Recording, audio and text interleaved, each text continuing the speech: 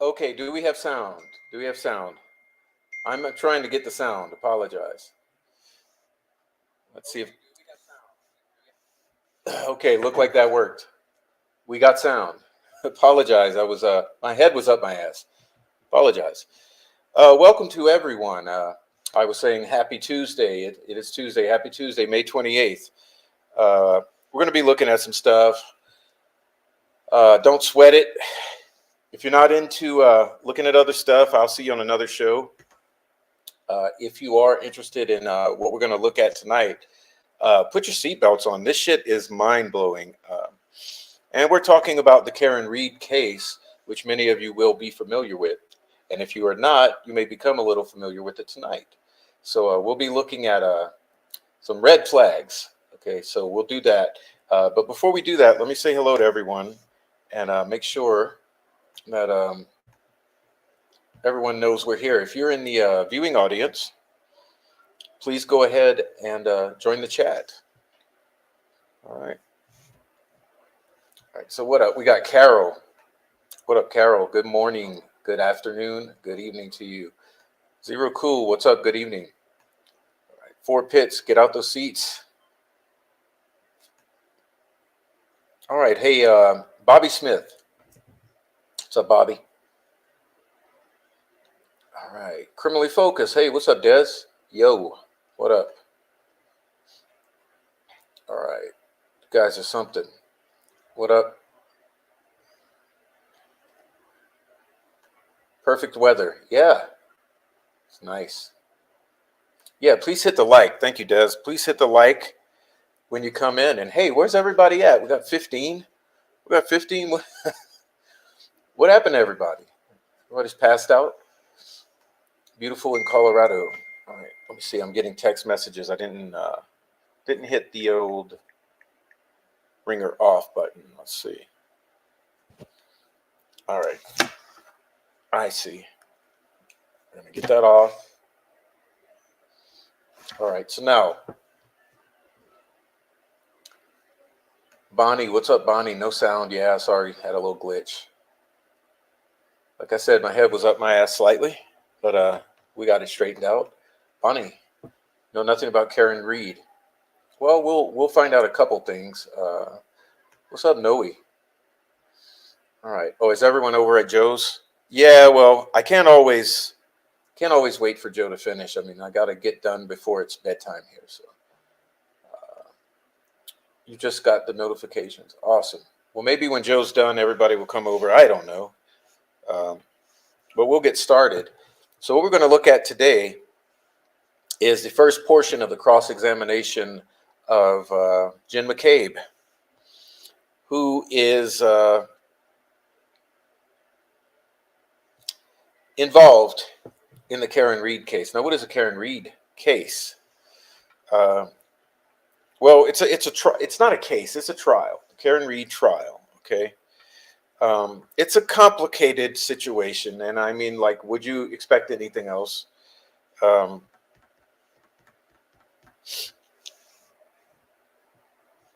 But it involves the death of a police officer.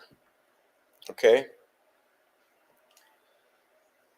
So let's see if I can give you a real quick lowdown on the Karen Reed. Let's see.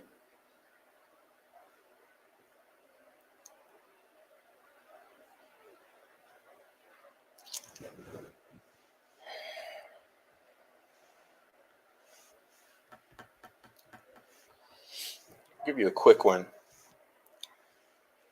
Okay, so basically this all takes place in Boston in January 29 of 2022.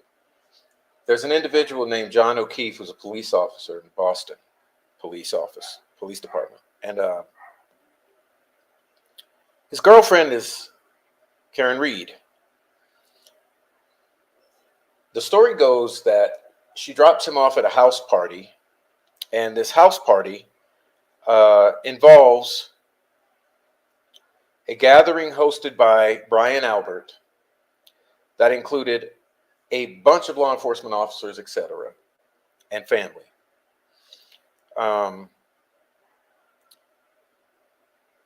So the story basically is Karen Reed drops him off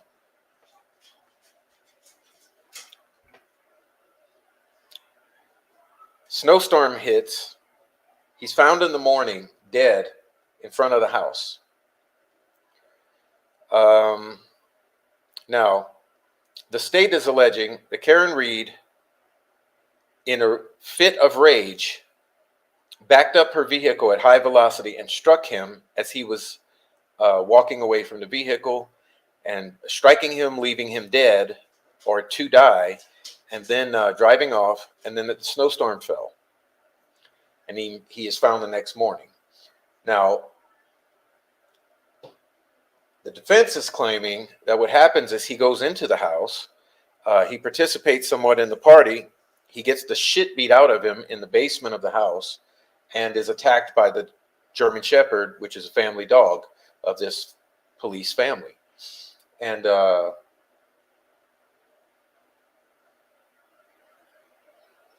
at this point in time, we're, think about today, 17, maybe 18 of the trial. Several days ago, we're going to watch tonight the cross-examination of Jen McCabe, who is one of the most horrible, terrible witnesses I've ever seen in a case, and is really throwing up red flags everywhere, and is basically one of the ones who's almost single-handedly destroying the prosecution's case from the inside out. Because what it appears is that there may be some validity to the defense's position in this case, in that there is a murder of an individual, and that body was dumped out there in the middle of the night, and that his body shows signs of dog attack and blunt force trauma, and that the whole thing is a cover-up by the police officers whose house he was at and their buddies in the city of Boston, and up on into the prosecution to set up this gentleman's girlfriend, Karen Reed, for the murder. Now, after spending some time reviewing the case, pretty much tracking it for almost about 2 months, and going back and watching everything from the past year or two, and then watching this past 2 weeks of trial, what it looks to me is like it's hard to tell. It's hard to tell. But there's a lot of terrible shit that the defense is presenting that is crumbling this alleged conspiracy. For instance, there's Apple data that shows that this John O'Keefe did indeed enter the house, did indeed climb 3 floors within the house. Okay. Up and down and up and down, and this is a 3-story house with a basement, so it has some concern there, you know. And the Apple data is usually somewhat accurate. There is also the what is it called? The Celebrite phone extraction data shows that there are very incriminating searches after the time this gentleman is dropped off, Mr. John O'Keefe, and before the time he is found dead in the morning, which would totally defeat the prosecution's timeline. For instance, that old Mr. Someone in the household, in particular, possibly Miss Jen McCabe, or her husband, Googled how long does it take a body to die in the cold, something like that. So there's this deleted searches to that effect, and of course she's denying everything, and then there appears to be some snideness on the side of her husband, and on the side of the doctor who inspected his body in the emergency room. So there's so much. It has all the earmarks of a what's the term? Has all the tells of huge conspiracy, of course, by people in power, and that might sound somewhat familiar to those of you who are interested in Delphi. Cover up by the police and the others in power, positions of power, all the hallmarks. Thank you, Brittany. I'm a moron tonight. It has all the hallmarks, not earmarks, all the hallmarks of a conspiracy and a cover up by the police department and the people in position of power. checks all the boxes, looks incredibly bad. And when you see how unhinged this woman is tonight on the defense cross-exam, you may agree. So let's get busy, okay? Because it's 3 hours. So yeah, please, get comfy. That's all I got to say. We'll check out some of this, and you'll be introduced to Jen McCabe, who was there with her husband. Appears to be acting extremely shifty, extremely deceptively, and extremely combatively with the defense cross-examination. So, hey, let's get started because this is going to take a while. We don't want to waste too much time.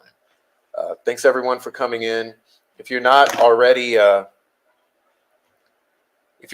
someone who is in the chat, participating with your fellow chat members, go ahead and join the chat. It's real good. Okay, join the chat. You guys chat amongst yourselves. I'll be sitting back watching this with you, and I will pause it from time to time. And tomorrow, possibly, or the next day, the very next show we'll pick up on part 2 of this. Okay, so let's get busy. This would be the front door, correct? Yes. And where's the mailbox? If you can point to it with the laser pointer.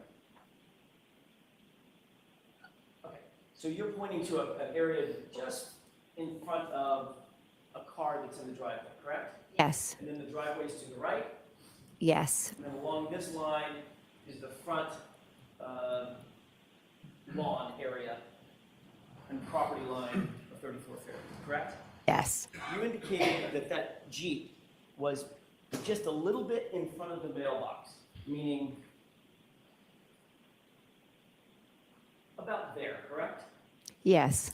And the rear end of that Jeep would be butting up against the driveway, Yes. or at least the line of the driveway, correct? Yes. That's quite a bit of detail about where that Jeep was. Would you agree?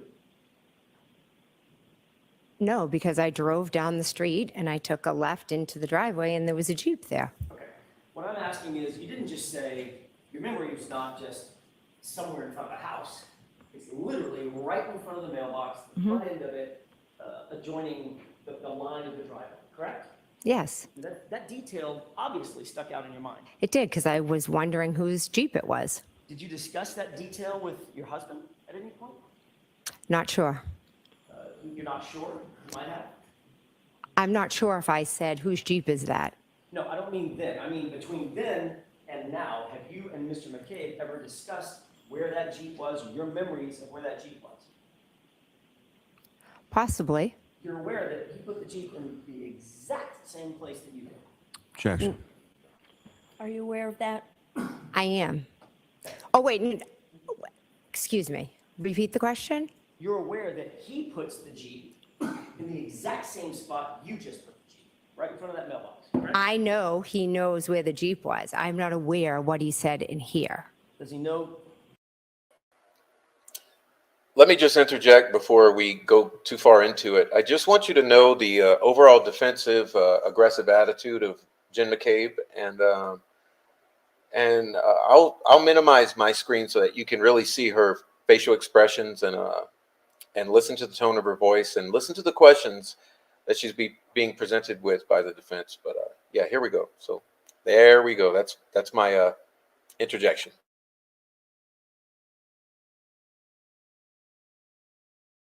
Where the Jeep was because you told him what to say about the Jeep? Absolutely not. It's because we drove together in the car and I asked. I possibly could have asked. One at a time, please, ma'am. I'm sorry. I didn't mean to step on your words. I thought you. That's okay. You can continue. Thank you. Appreciate that. I don't think we got your answer, though. Okay. Yeah, I think Madam Court Reporter was asking for your answer. Can you repeat your answer? To the question of did he know where the Jeep was? Whether or not you told him where the Jeep was. I did not need to tell Matt where the Jeep was. He knew because we were in the car together. But you two discussed it. When are you asking? At any time between January 29th and today. I'm sure we have, yes. You were also interviewed by Trooper Proctor on January 29th, 2022, correct? Yes.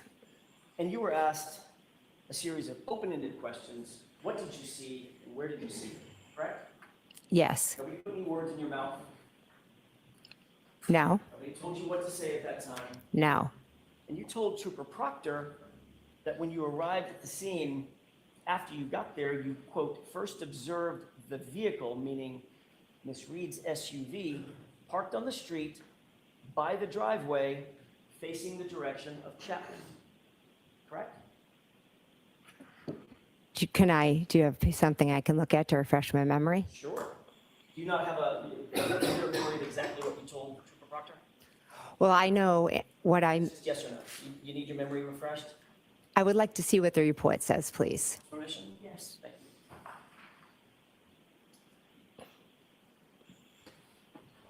you. I mean, the amount of hatred on this face is unbelievable. Unbelievable. Paragraph 3. This is the face page. You'll review that, especially the highlighted portion. Let me know after you've reviewed it. Just read it to yourself.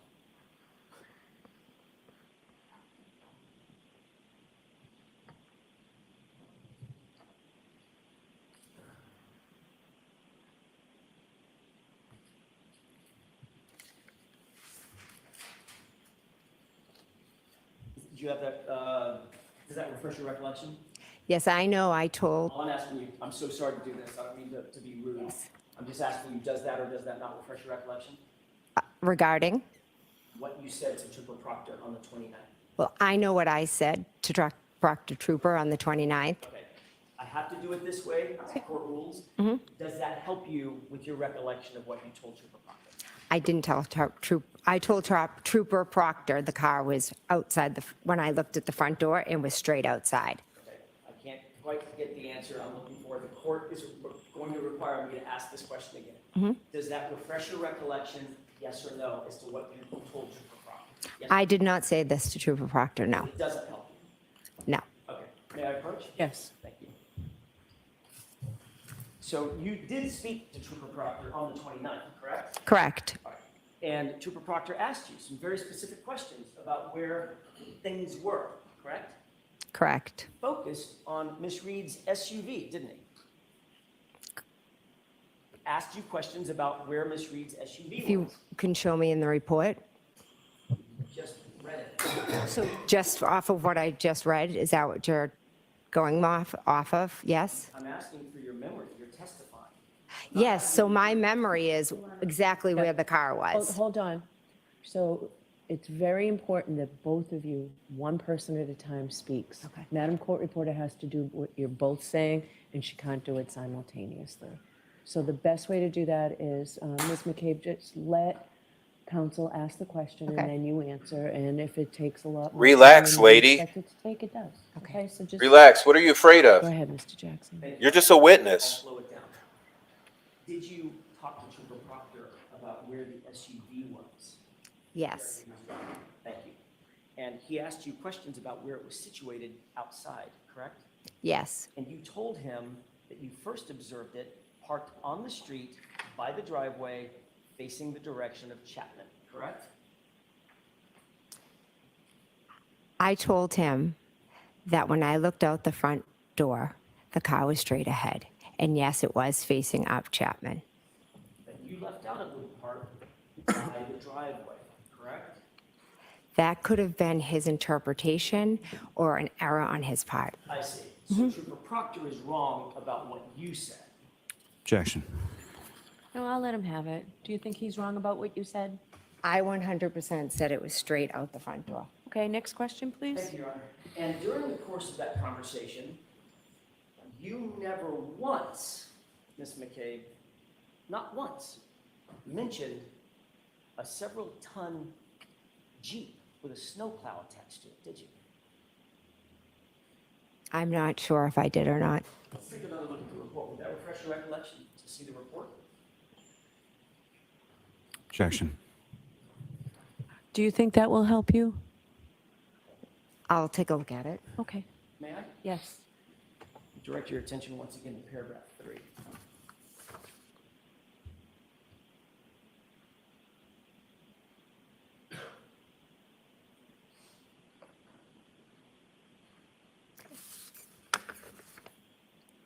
had an opportunity to review? I that? have, yeah. May I approach you on it? Yes. That looks like a report from Trooper Proctor of your interview, correct? Correct. That interview was taken on January 29th, correct? Correct. That interview was taken just a few hours, not days or weeks, hours after the events in question, correct? Correct. And you were asked what you saw, what you observed in front of 34 Fairview on that morning, correct? I'm sorry, the night before, correct? He asked specific questions about Miss Reed's vehicle. Okay. And when you said where you remember Miss Reed's vehicle being, you placed it in the exact spot where you're now saying there was a Jeep with a snowplow on it, correct? Incorrect. I never placed Miss Reed's car in the spot where Mr. Higgins' vehicle was. So as Trooper Proctor was taking notes about what you were saying, he just got it wrong. You'd have to ask Trooper Proctor. I will. And you never mentioned, according to that report, not one word about a Jeep, right? I may never have been asked about a Jeep. So if you weren't asked about a Jeep, you also weren't asked about a Nissan Altima. Mention that? No. Right. Because what he asked you was, what did you observe in front of the house? Ma'am, that's what he asked you, wasn't it? No. And you said, I observed her car by the mailbox. No. And you never mentioned the Jeep, did you? You are not portraying what the conversation was. Did you? So, I mean, I don't know how many of you have watched many court cases. I really don't, because I cannot even imagine a percentage of the viewership who might have watched prior court cases. But I will give you, like, my gut feeling here is I've watched a fair number, okay, and this witness here, I mean, she editorializes from the witness stand. It's amazing. And she's extremely combative. She gives the most hateful looks and snippy responses. And I mean, what are we like 5 minutes in? And you're starting to see it already. And remember, there's a good 10 more hours to go overall, I guess. But this, it's screaming of a cover-up, and it's screaming of someone who has something to hide and is in a rageful state fighting for their life. And as you get into this case a little more, you'll see all of the huge red flags. I mean, as we get into the various Google searches and the Apple data, I mean, that should really answer a lot of questions. But it's extremely complex network. You got to understand, several police officers and an ATF agent, I mean, all kind of big guys. Okay? Let's get started. Or did you not mention a Jeep sitting on that, right by that driveway, Trooper Proctor? Yes or no? It's not in the report. I don't recall if he asked me about a Jeep. Now, following the events of January 28th, 29th, you spoke extensively to Chris and Julie Albert, correct? What do you mean by extensively? Did you speak at all? Yes, we did. Between then and now, to Chris and Julie Albert? Do I speak to Chris and Julie Albert Have you spoken to them about these events between then and now? about this case? Is that what you're asking? Yes, Ms. McCabe, I'm asking about this case. Of course, I speak to them all the time about the vicious harassment we are all receiving. Okay, but that wasn't my question. My question was, did you talk to them about this case, Ms. McCabe? Making herself a Yes. I victim. realize you want to give additional answers and editorialize. I'm asking you very specific questions. Objection. Okay, so objection as to the form. We've talked about this at sidebar, Mr. Jackson. You've talked to them about the details of that night, correct? the 28th going into the morning of the 29th. Yes, You've talked to them about what happened at the bar, correct? we've spoke about how we were all at the bar and Karen and John came in. Is that yes or no? Yes, Okay. You've spoken to them about your memory of what happened at the house at 34 Fairview that night, correct? yes, You've spoken to them about who was at the bar, not just what happened, but who was there, correct? correct. You talked to them about the timing of the night, correct? I don't think specifically, no. When people came to the bar, when they left, when people got to Fairview, when they left Fairview, things of that nature. Well, they were at the bar, so they know who was there and when they left. I didn't ask if you know what they know. I'm asking if you've ever spoken to them about these issues. Yes or no? I can't be sure if we've spoken about the timeline. And you've talked to them about when they got there and when they left. I have no idea when they arrived at the waterfall. Once again, Ms. McCabe, that's not what my question was. Do you understand my question?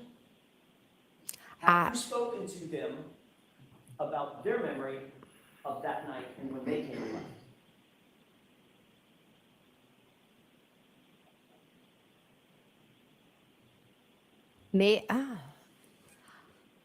They have not shared with me when they got there or when they left. In the 2 years or 2.5 years since this event, you've had. I mean, the extensive body language is just conversations with screaming. The body friends and language family is about screaming this here. circumstance, correct? That's Correct, fair to yes, say. You've told them your observations of your story, correct?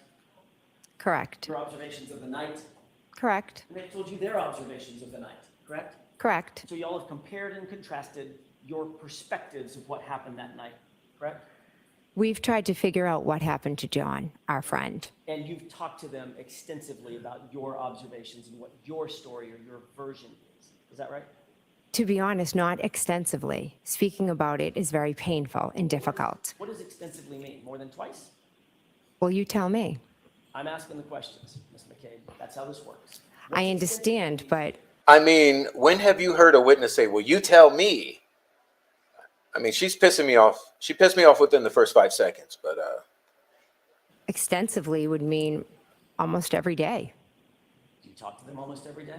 I do, but not about the case. Do subjects about this case come up every day? The harassment of the case does.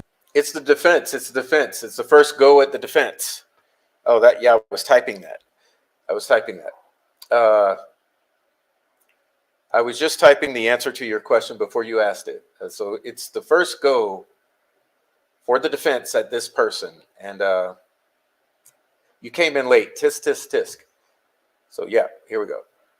Yes. What about the specific facts of the case? Ms. No, McCabe? it's the facts aren't spoken as much as the vicious harassment is spoken about. Understood. So you've told them your version of the events, correct? And they've told you their version of the events. Correct. And remind me, Chris and Julie Albert are, in fact, Colin's parents. Correct. At some point, you became aware that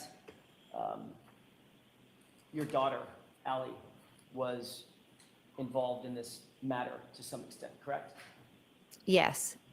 You became aware that there was an extraction of your phone that revealed some data about her whereabouts.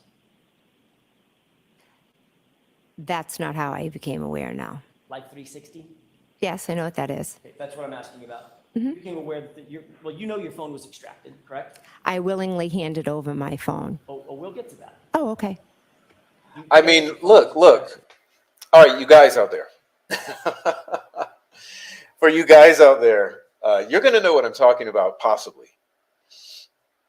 So, in your younger days, have you ever dated a girl like this who gives you that I want to kill you death stare type of look when you piss her off? I'm just saying, like, I get the worst vibes from this woman. I think she's the most horrible witness they could have chosen to put on the stand. She gives me that like evil ex-girlfriend vibe from when I was 17 years old or something. Like, she looks at you like, I want to kill you, but then smiles. So also notice she keeps looking over in that direction. I would say it's hard to point that way, She keeps looking that way towards the jury. So you'll notice that when she gets uncomfortable, she either snaps back or she looks right at the jury and gives them a fucking weird look. So, I mean, whew. Yes, I handed it over. And you know that your daughter's whereabouts were revealed based on data on that phone, correct?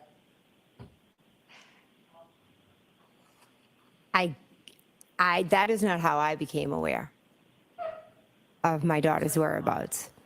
Also notice, I mean, I'm sorry to keep stopping it, but also notice her attempts to control the narrative that he is sort of pushing, you know. So as he sort of goes along this train of thought, she's constantly redirecting his narrative. So every time he goes down a certain line, she tries to recenter it towards her direction. It's very I don't know. This woman here, it's I can't believe we're going to have to watch 3 hours of this tonight. State grand jury, questioning by Mr. Lally, correct? Yes, You were asked about the Life 360. yes, You answered those questions very fluidly. yes, Yes, I know what Life 360 is. I use it all the time. It's an app, etc.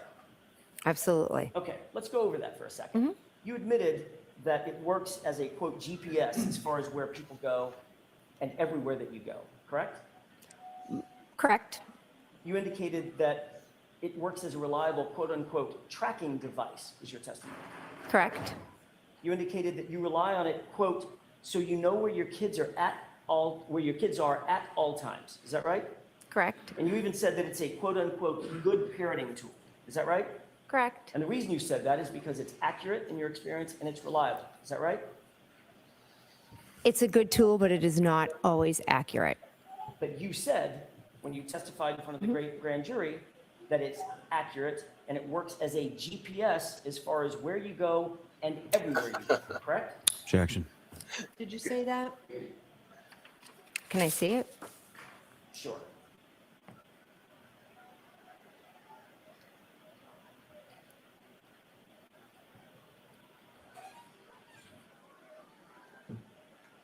I mean, this woman here, she is a piece of work.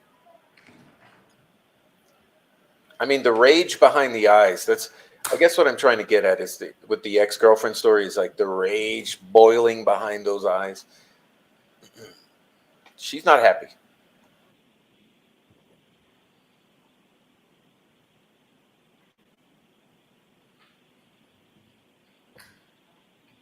May I approach you? Yes.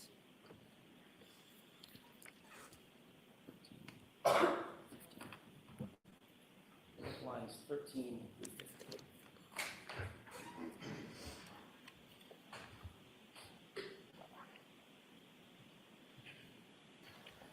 I mean, You said 13 through 15? this courtroom is packed. Look at how many people are jammed into this courtroom. Amber Heard vibes.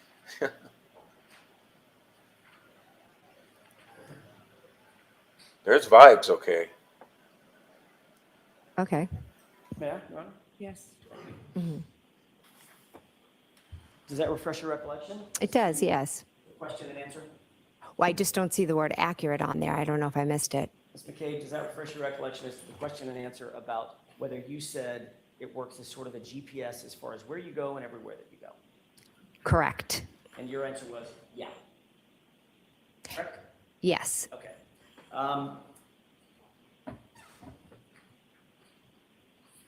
So where did Allie go after she supposedly dropped off Colin Albert? She went nowhere. Did you check her Life 360 app to verify that she went, quote, nowhere? At that point, I had no reason to check her. So the answer is no, you didn't. No. Okay. You see what I'm getting at? Do you see what I'm getting at here with? So the answer was no. But she tried to provide a different answer, which is she went nowhere.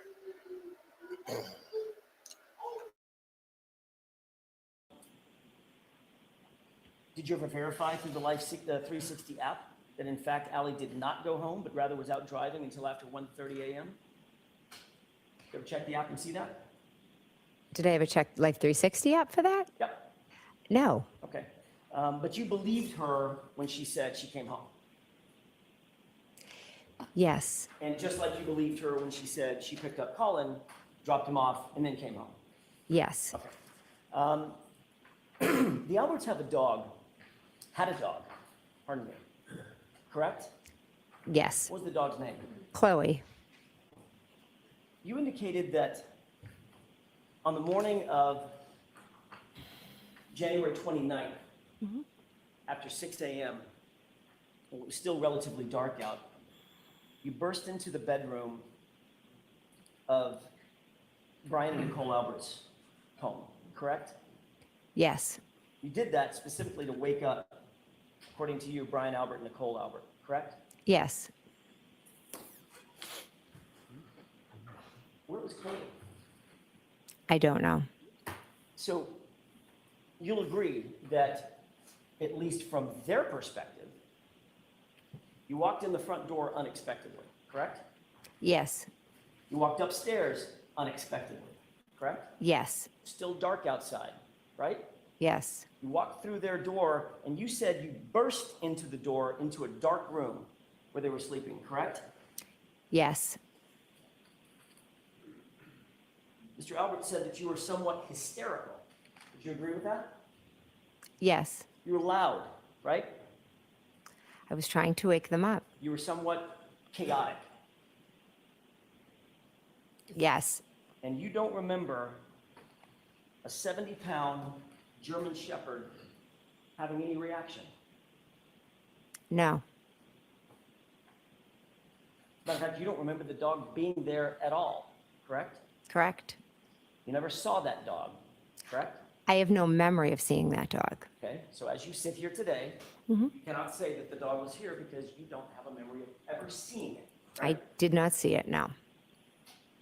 And remind me once again, when you were leaving that night, that early morning before, who was the last person to leave? Was it Caitlin?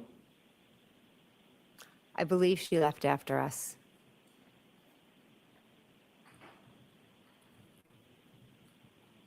We've talked about this, and I want to get into a little bit more detail about it.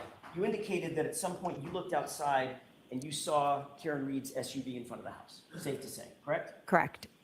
About what time was that you first saw it?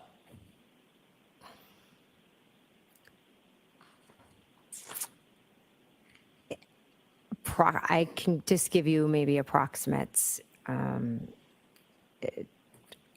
I know I texted when I saw them, so whatever time that was. All right, let's see if we can narrow that down just a little bit. You also indicated that you saw Ryan Nagel's vehicle outside.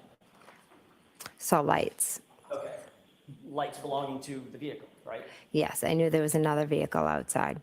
And where was that in relation to Miss Reed's vehicle? It was behind it. I didn't pay much attention to it. Okay, and where was the Jeep in relation to Ryan Nagel's vehicle and Karen Reed's SUV? I remember seeing Karen Reed's SUV straight, and then I saw the lights of Ryan Nagel. I did not pay attention to where it was. I was just looking at Miss Reed's vehicle. Was Ryan Nagel's vehicle and those lights that you remember, were they in front of the Jeep or behind the Jeep? I am not certain. Haven't you testified previously that you remember the Jeep being between Ryan Nagel's vehicle and the SUV?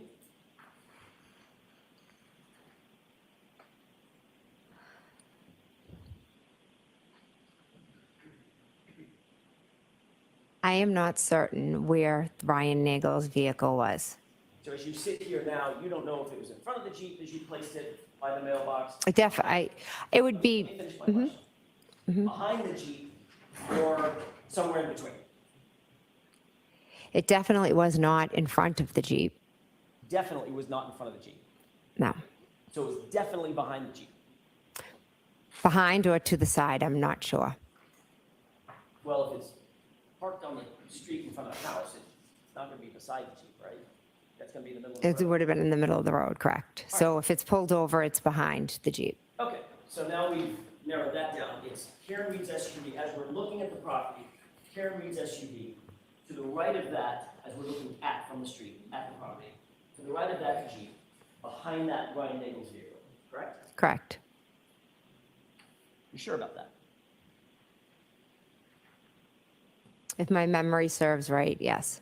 If your memory serves you. Okay. So you were asked about the arrival of Mr. Nagel's car at the state grand jury. Do you recall that? I believe so. That was in April 26th, 2022. Just Okay. for your memory. Okay. Does that sound about right? I Yep. don't expect you to Yes. surprise that day. Yes. You were asked, what time did you see Ryan Nagel's vehicle arrive at the location? And you indicated that it was 12:23. You remember that? Do you have it? I do.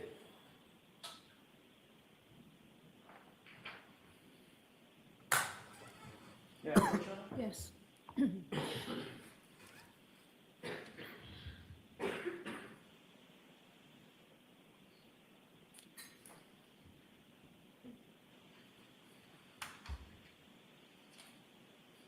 take a look at lines 21 on the highlighted portion.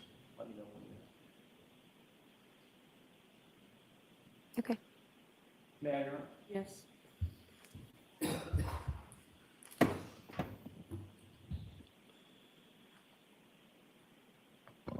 You were asked, do we know what time the brother came? Meaning Ryan Nagel, Okay. correct? Correct. And the question from Mr. Lally was, that was from a grand juror, the question from Mr. Lally was, I have a question. Here. Why can't we do this for Delphi again? Why can't we do this for Delphi again? if you know, correct? Correct. And your answer was, I believe he was out front at 12:23. Is that right?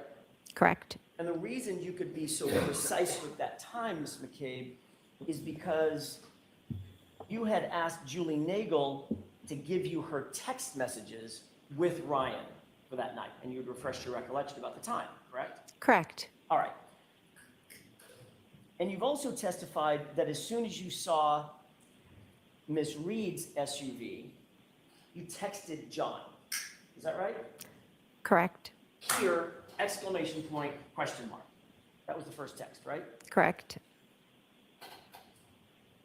But your text to John was at 12:27. You recall that? Yes.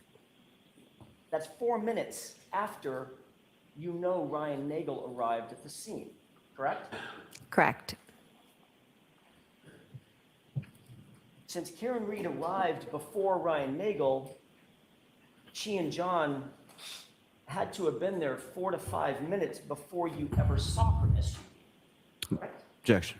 I'll let him have it. Is that right? Ryan Nagel texted his sister at 12:23 here. And then he texted again that he was going to leave. Then Julie Nagel went outside Ms. and McCabe, that's not my question. I'm explaining what happened in the 4 minutes. You can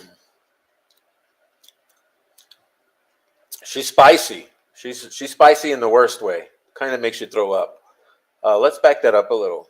See how she manipulated this one. All right. John was at 12:27. You recall that? Yes. That's 4 minutes after you know Ryan Nagel arrived at the scene, correct? Correct. Since Karen Reed arrived before Ryan Nagel, she and John had to have been there 4 to 5 minutes before you ever saw her SUV, correct? Objection. I'll let him have it. Is that right? Ryan Nagel texted his sister at 12:23 here. And then he texted again that he was going to leave. Then Julie Nagel went outside Ms. and McCabe, that's not my question. I'm explaining what happened in the 4 minutes. You can explain at another question. My question is very specific. Given the fact that Karen Reed, by definition, arrived at the location before Ryan Nagel, and Ryan Nagel arrived at 12:23, that means, and you didn't notice the SUV until 12:27, that means her car was there for at least 4 minutes before you ever noticed it, correct? Objection. Is that correct? Can you answer that question? Correct.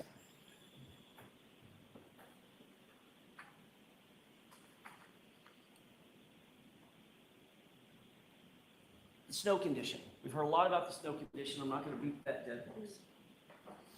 But it's safe to say that you would agree with me that it was a light dusting of snow, correct? And I should be specific about the time. It was a light dusting of snow at or around 12 to 12:30, 12:45, something like that. It was starting to accumulate. Okay. And accumulate means stick to the ground, not just fall and melt, right? Yes. So it was starting to turn like a very thin blanket of white. Yes. You indicate that, or you indicated on Friday that you saw some sort of tire tracks.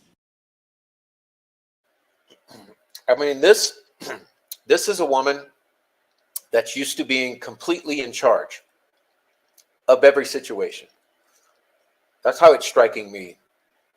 This is a woman who's used to being in complete control. She don't like that she ain't in control in this courtroom. She cannot stand it. She wants to kill him. Is that right? On Friday? I don't believe. I thought in your testimony to Mr. Lally on Friday, you indicated that you saw some tire tracks. I could be wrong. Yes, I don't remember that. Okay, well, let me ask you, did you see any tire tracks? At one point, yes. Okay, when was that point? I'm not sure. Was it before Ms. Reed's vehicle got there? Was it after? Let's use that as a barometer first. I believe it was after Miss Reed's vehicle was there because that's why I was drawn to look outside. And what did those tire tracks look like? How would you describe them? Almost like as a wave went like this. So Like a half J? to my recollection, it was almost like started if Miss Reed's vehicle's here, let's pretend, it was kind of like that. Like a bit of a wave. So if you started on coming towards her, it'd be more of a wave, Okay. like this in the road. What it sounds like is perhaps, I don't want to put words in your mouth, but perhaps what you're describing is tracks in the middle of the road. If someone is pulling off parallel, they would pull to the right and then stop. And those are the tracks that you saw? That's the wave that you saw? It wasn't up to her car. It doesn't look like your description. Okay, fair enough, I'm just trying here. So if it didn't go up to her car, those tracks belong to somebody else. Well, when I saw her car, it had already moved up. Well, wait a minute, you already said that when you saw her car, it was directly in front of you.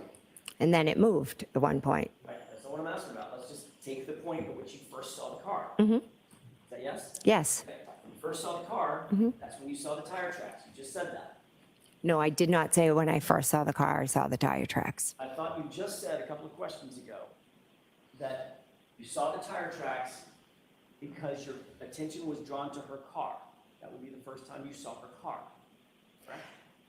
I'm saying I saw the tire tracks because I was looking out at her car. I never said when I saw the tire tracks or where her car was when I saw the tire tracks. Well, I thought you just said, as I asked, when did you see the tire tracks?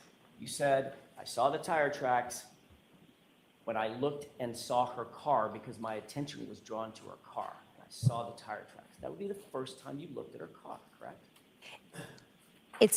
Doesn't have to be the first time I looked at her car. I looked out multiple times. Did you see the tire tracks the second time? Well, I'm not exactly sure. Did you see them the third time? Again, I'm not sure. Okay, so it could have been the first time. Could have been.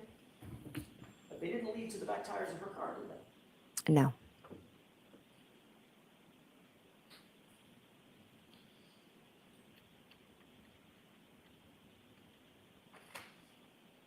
Let me have just a moment, Your Honor. Yes.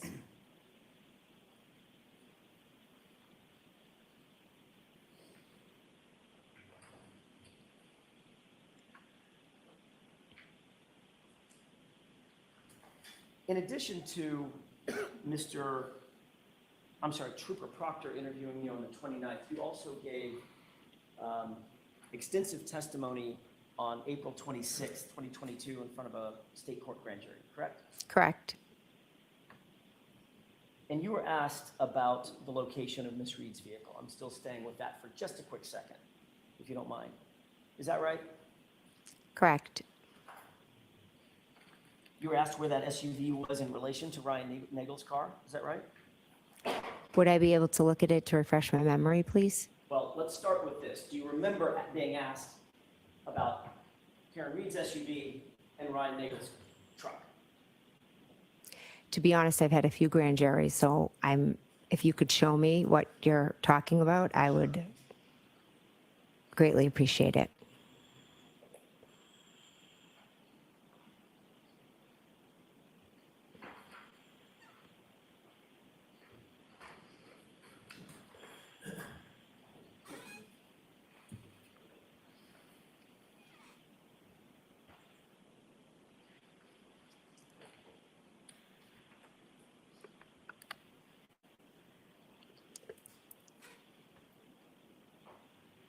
Let me have just a moment, Your Honor. Yes.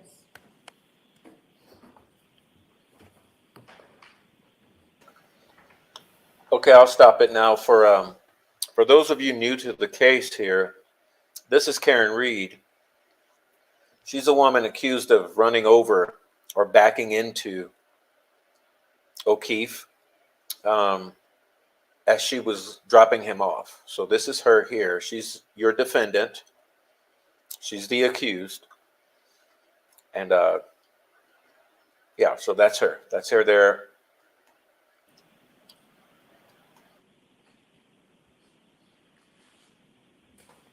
May I approach? Yes.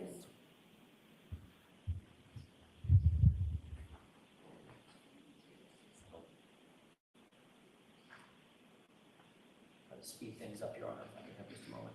Okay, take your time.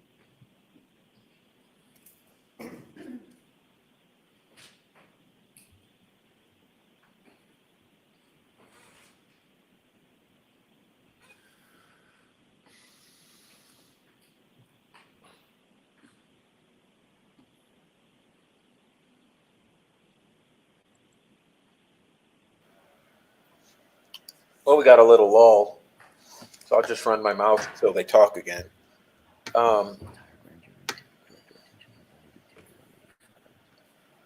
I approach? Yes. Thank you. Thank you. That's the entirety of your state court grand jury. Okay. I'm going to direct your attention to pages 182 to 187. You can probably scan those pretty quickly and just let me know after you scan those. Okay. Those pages, I should say.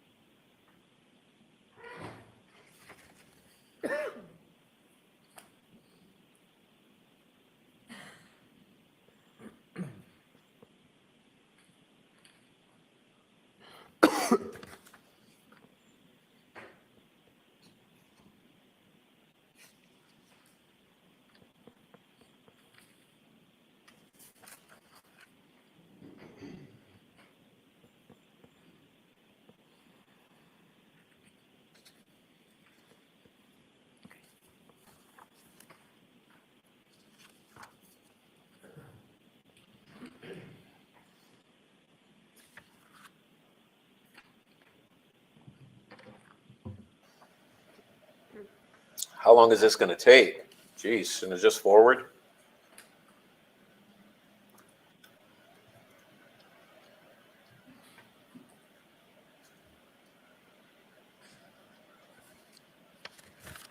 But look at how packed this courtroom is here. May I, Your Honor? Yes. Thank you. Thank you. Did you have an opportunity to glance at those pages? I did, yes. As you glance at those pages, my question is a relatively simple one, but I wanted you to have an opportunity. At no point, when you were describing the vehicles that were out front, in front of 34 Fairview on that night, at no point, under oath, in front of that grand jury, did you ever mention a Jeep? Did you? I was not asked about any other vehicles out front. So when you were talking about the vehicles that you saw in front in some painstaking detail, talking about the black SUV and Ryan Nagel's truck, you just left out the Jeep because nobody asked you about it. I didn't read anything in that about Ryan Nagel's vehicle. Did you miss it? I must have. Okay. Is it in there? Yeah, it is. Okay, You were, what, in fact, asked about Ryan Nagel's Jeep, weren't you? if you want to show me. Well, I don't want to sit here and, did you I- review your I transcript? just read it all. I didn't see it. Do you get a pattern of what she's doing? I mean, like I said, even though we're only 20 minutes in, the pattern of what she's doing is she's constantly asking to see the receipt before she answers the question about the receipt. So, hey, are you allowed to do that? Yeah, yeah. But I mean, if you're telling the truth here, if you were 100% honestly telling the truth, how many times would you have to do that? Couldn't you just spit out your answer? I mean, I don't know. I don't know anything here, but I'm just saying that it's sort of it's starting to seem to be a pattern here that every time she's asked a direct question about something important, she's asking to see it. She wants to see the receipt and verify what's already been said or what's already documented before she gives her answer. That's what it looks like to me. And it's just me. Hey, I'm just some guy on the internet. Ms. McCabe, Objection. you can't interrupt when I'm talking. Okay. I will do the same for the okay? As you reviewed those pages, you were asked about the cars that you saw in front, did you not? I was asked about Miss Reed's vehicle. Okay. And at no point did you mention a Jeep being behind Miss Reed's vehicle, as you testified today, correct? The questions were all about Miss Reed's vehicle. At no point, my question is this, it's yes or no. You did or you didn't. Did you mention ever in that grand jury that there was a Jeep behind Miss Reed's vehicle? Yes or no? I'm not sure. I'd have to read it all. As you sit here, do you recall mentioning the Jeep? I was asked about Miss Reed's vehicle, and those are the questions I answered. I can't, you need to keep your Okay, voice up, please. sorry. Let's try this again. As you sit here, do you recall mentioning the Jeep, ma'am? I would have to reread the transcript. You don't have to reread the transcript to answer that question. Do you recall mentioning? I mean, dude, do you understand what I'm saying? Like, he's pointing it out. He's like, yo, answer the question. You don't have to read the transcript to answer this fucking question. I mean, this is probably going to be what exonerates Karen Reed, this particular witness, and her husband. The Jeep? If you don't, you don't. I may not have been asked about the Jeep, so I did not mention the Jeep. Fair enough. Did you and Mr. Higgins, between then and now, between the date of the incident and now, have you ever had a conversation with Mr. Higgins about where his Jeep was parked? No. Have you ever had a conversation with Mr. Higgins about anything having to do with this case? I do not believe so. Did anyone, leaving Mr. Higgins aside, did anyone tell you anything about Mr. Higgins' Jeep and what he testified to? No. Were you ever asked by anybody to mention a Jeep being behind Ms. Reed's SUV in this trial? Can you repeat the question, Were please? you ever asked by anybody to make sure you mention a Jeep being parked behind Miss Reed's SUV in this trial? Not that I recall, no. After you arrived and you noticed this SUV outside, you started paying somewhat close attention to it, did you not? I went to the front door and looked out the window at the vehicle, yes. As a matter of fact, you texted as soon as you saw the vehicle, that 12:27 here, correct? Correct. And then a few minutes later, at 12:31, you texted, pull behind me to John. Is that right? Correct. And then at 12:40, you texted hello, correct? Correct. And at 12:42, you texted, where are you? Correct. And at 12:45, you texted hello, correct? Correct. So that's 5 text messages, and each time you texted him, you were walking to the door and looking out at the vehicle as you're texting, correct? I know for the first 2 I was.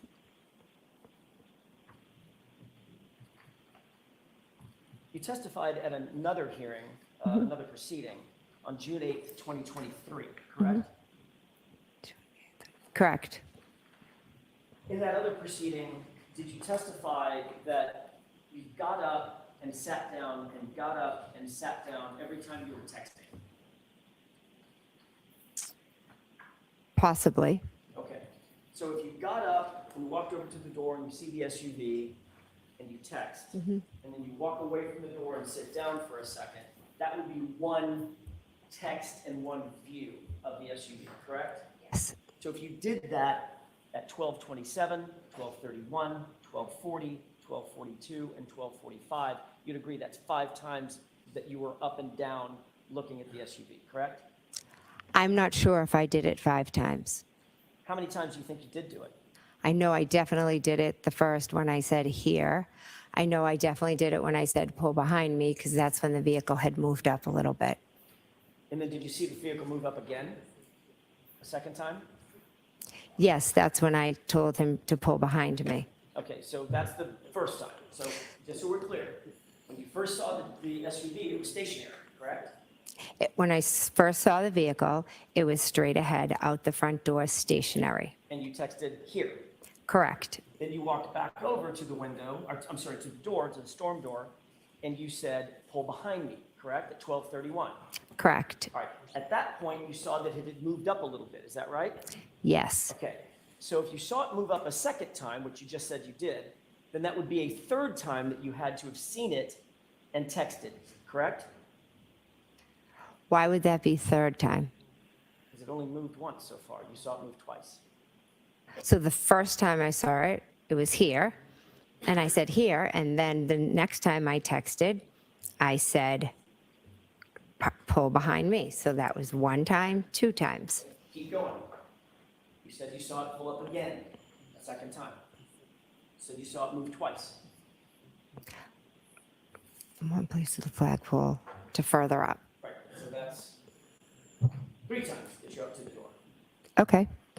Is that yes? I'm telling you, my memory is twice to the door. Mr. McCabe, it's not a trick question. You just testified that you saw the car move twice. By definition, that has to be you looked at it 3 times. Stationary, move once, move twice. Maybe I used the wrong wording. Maybe.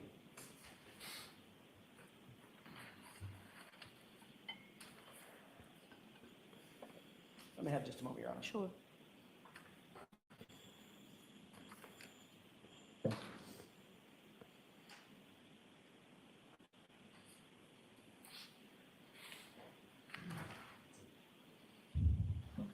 Be nice, Frenchie. Be nice. Be nice.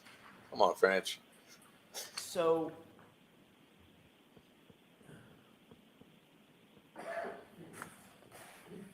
when you testified in front of this other proceeding,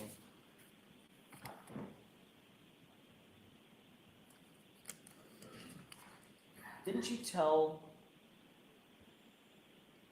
testify that you walked up and sat back down 5 different times, watching that car and texting every single time? Would you be able to show me that? It's gonna take a minute. We have one here on the show. Thank you.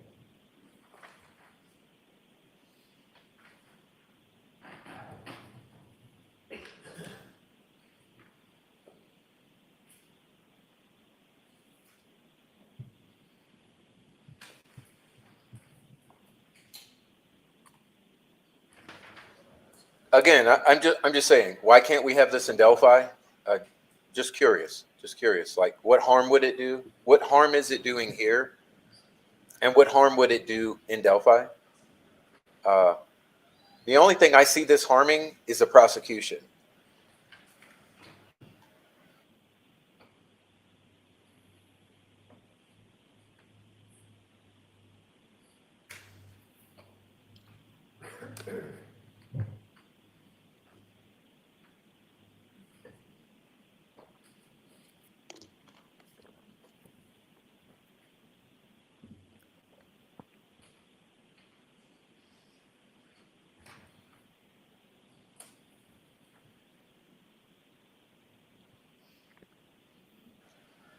Hey, Anna Paula, welcome in, Anna Paula and Louise, and Frenchie, and Fur Baby Daddy, and everyone who's just coming in. Welcome on in.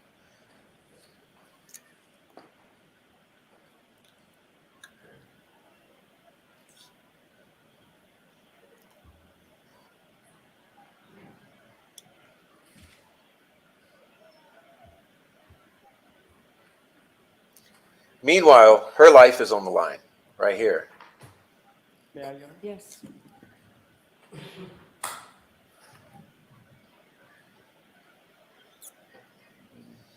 Oh, thank you. So it ended. I figured. Thanks for coming in, you guys. Take a look at those 4 pages. For the record, that's pages 780 to 784. Okay. Bait stamped. After you've had a chance to review that, just look up and let me know.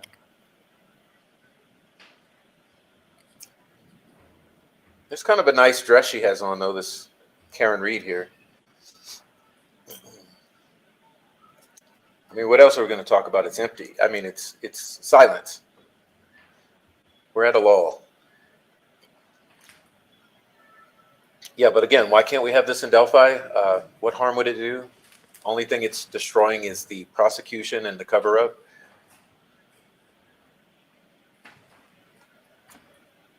She shouldn't have testified, or that should be something addressed. Well, she's the worst person they could have possibly put on the stand. She's the absolute worst person they could have put on the stand, and they chose to do it, and it was a stupid move. So you're seeing what you're seeing, and not only you, but the whole world. Remember, this is several days ago. There's already been an extreme response to this witness, and it's not positive. And like I said, her husband is equally appalling. She's checking receipts again.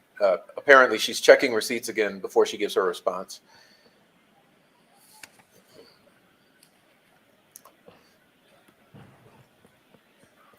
Yeah, wait until you see the Celebrite data and the Apple Health data. Wait until you see that.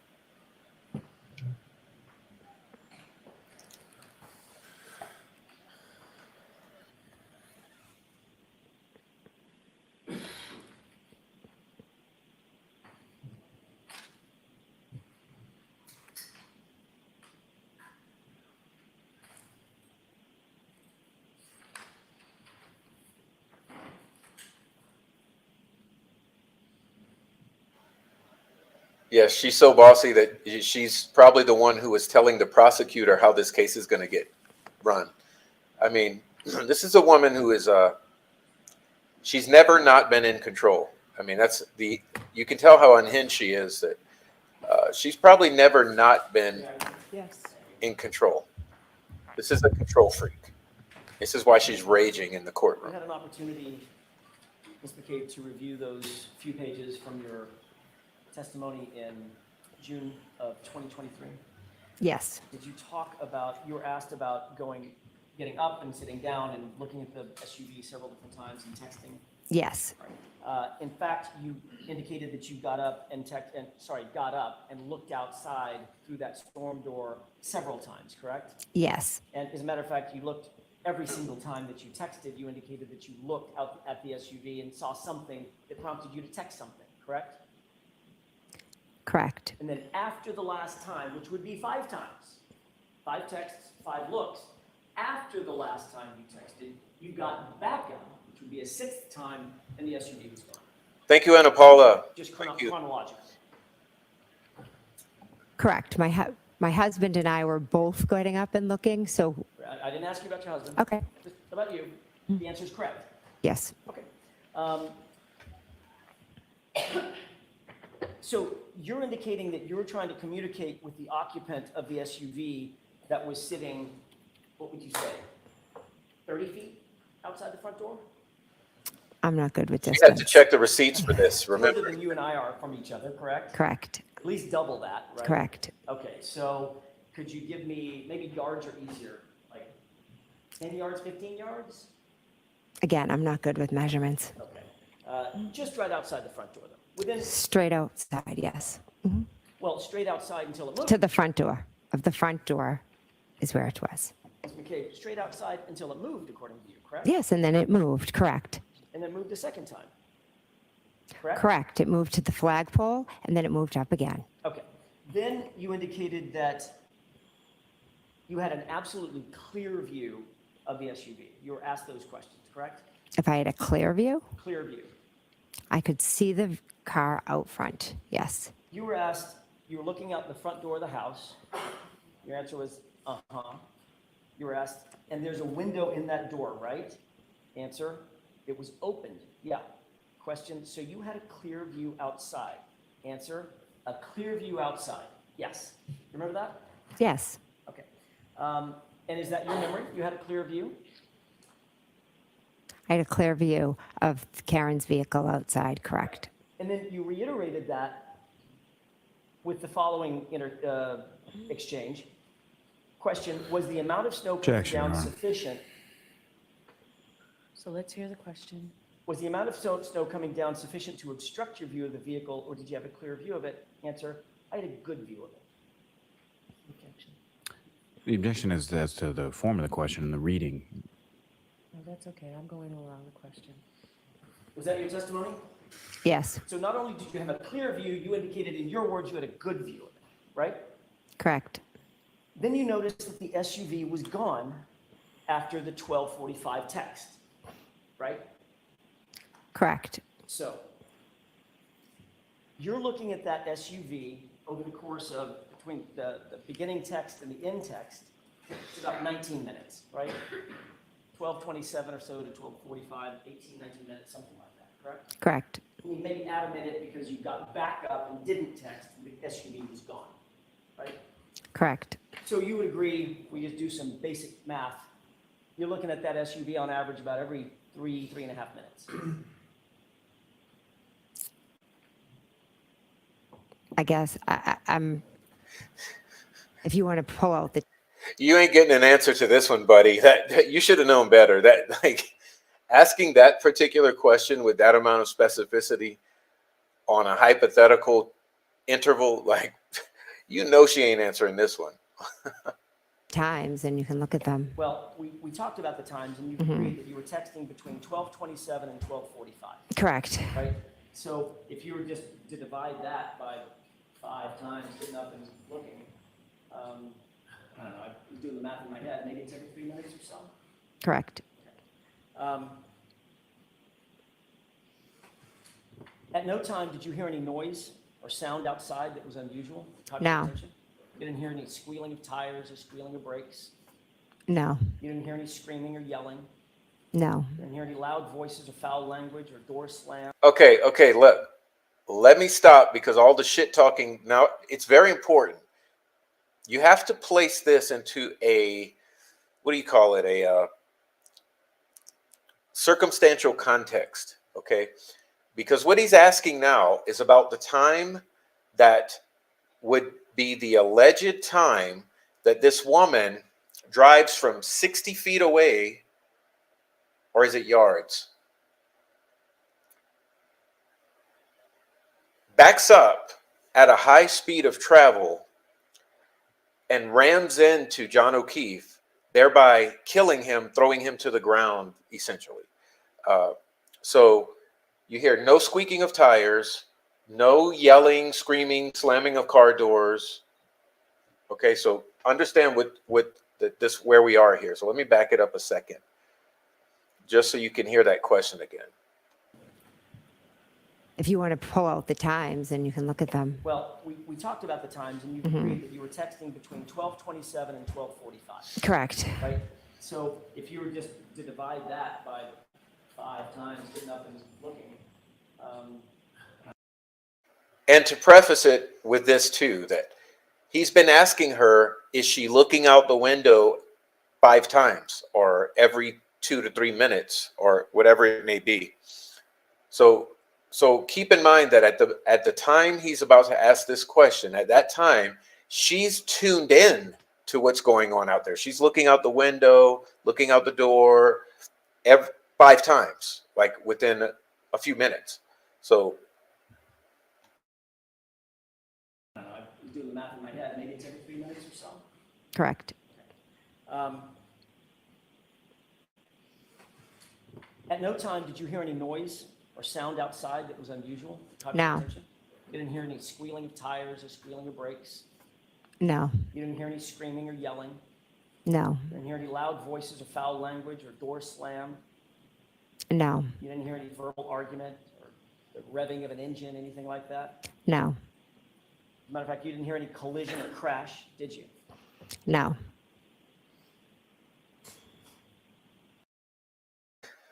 hey, yo, look at her facial expression when she got hit with that devastating question. Okay, watch. Let's back that up 10 seconds. Okay. Wow, she knew that she was fucked with this question. Okay. At no time did you hear any noise or sound outside that was unusual? Caught your No. attention? You didn't hear any squealing of tires or squealing of brakes? No. You didn't hear any screaming or yelling? No. You didn't hear any loud voices or foul language or door slam? No. You didn't hear any verbal argument or the revving of an engine, anything like that? No. As a matter of fact, you didn't hear any collision or crash, did you? No. She knew that was a bad The one. entire time that you looked out at that vehicle with that clear and that good view, you didn't see anything out of the ordinary, did you? No. And you would agree with me, as you looked at the SUV, you're looking over the lawn to the SUV out at the street, correct? Correct. There was no obstruction between you and the SUV. You've already testified to that, is that right? Correct. And you could see everything in your field of view. Correct.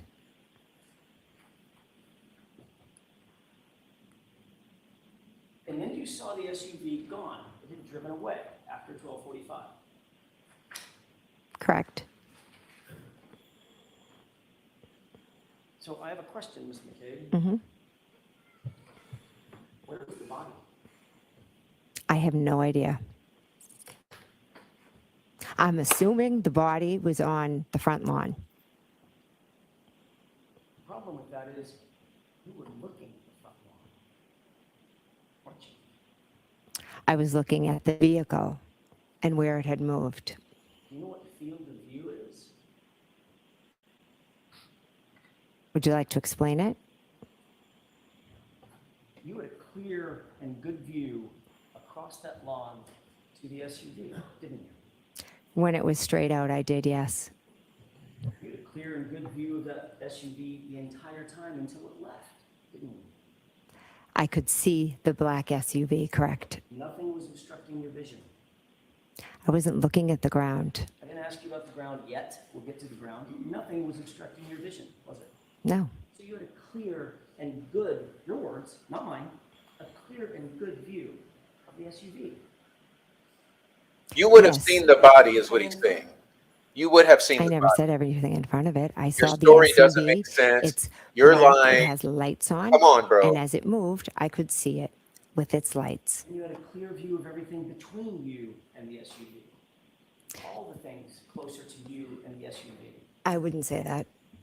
So your view was obstructed on what was between you and the SUV, but not obstructed on the SUV? That's not what I was saying. No, of course not, because if you had a clear field of view to the SUV, you could see everything in front of it as well, meaning between you and the SUV as well. If I'm looking straight out at an SUV, I'm not looking down at the ground. Let me ask you a question about that. You're focusing right now on my face Yes. as you're answering these questions. You think you'd see, I don't know. He's about to blast that gaslight. So listen, you're standing in a doorway. You're looking out the front door.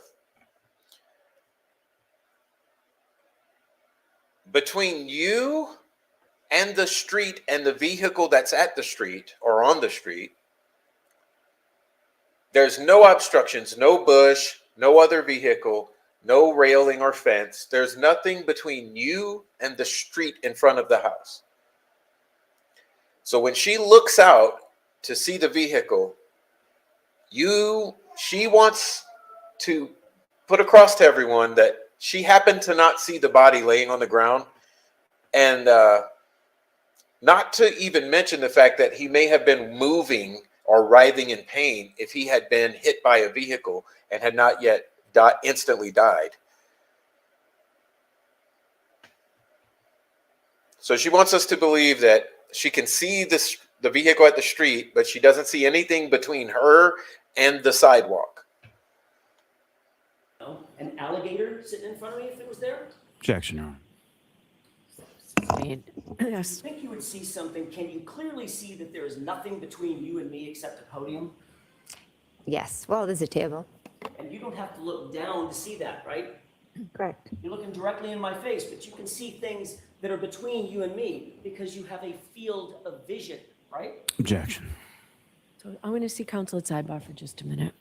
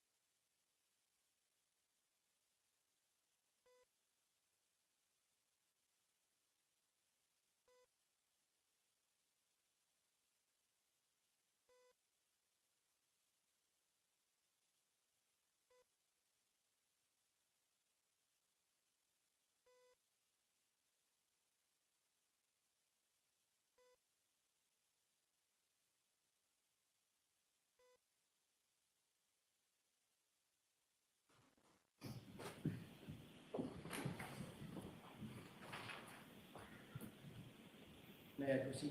Yes.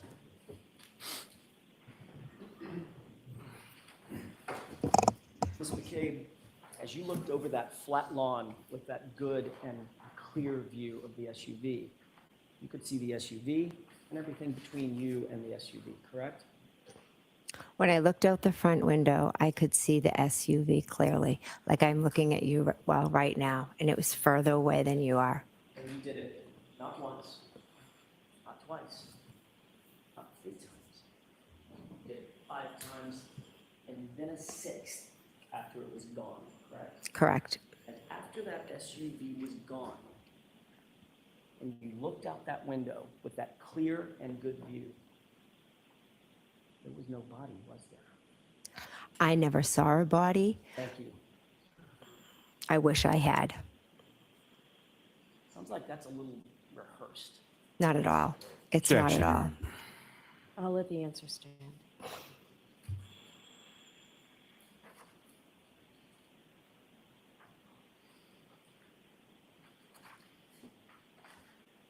You left the location about 1:45, is that right? Yes. You didn't see anything out of the ordinary as you got in, was it your car or Mr. McCabe's car? It was my car. When you got in that SUV of yours, you didn't see anything out of the ordinary outside, correct? I wasn't looking outside. Okay. I know that that is the answer that you want to give to every question. My question is yes or no. Did you see anything out of the ordinary? No. Thank you.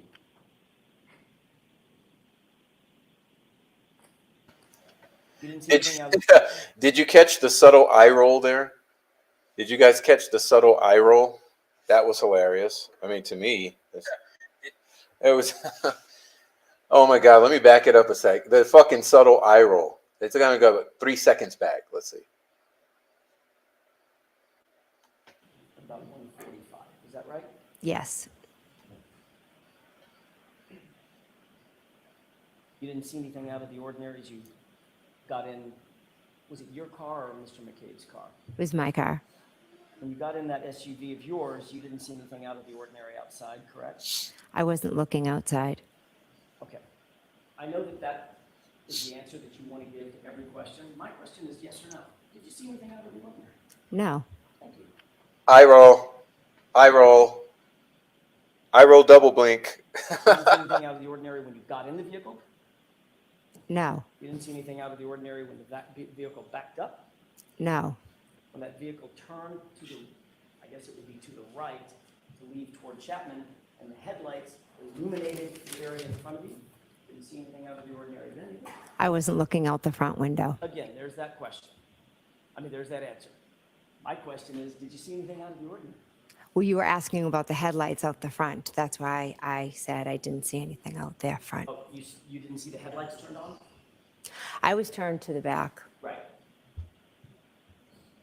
Did you see that the headlights came on in the car? Yes, in the driveway, the headlights came on. Right. And you're seated in the front passenger seat, correct? Correct. So according to you, you got in the car and immediately twisted yourself, looking directly to the rear and never turned back around and never looked outside the windows. Correct. Got it. Is that normal for you? Yeah, I'm a very chatty person, so I turned to talk to the girls. So you made sure that you didn't look out the window. Nope, that's not it at all.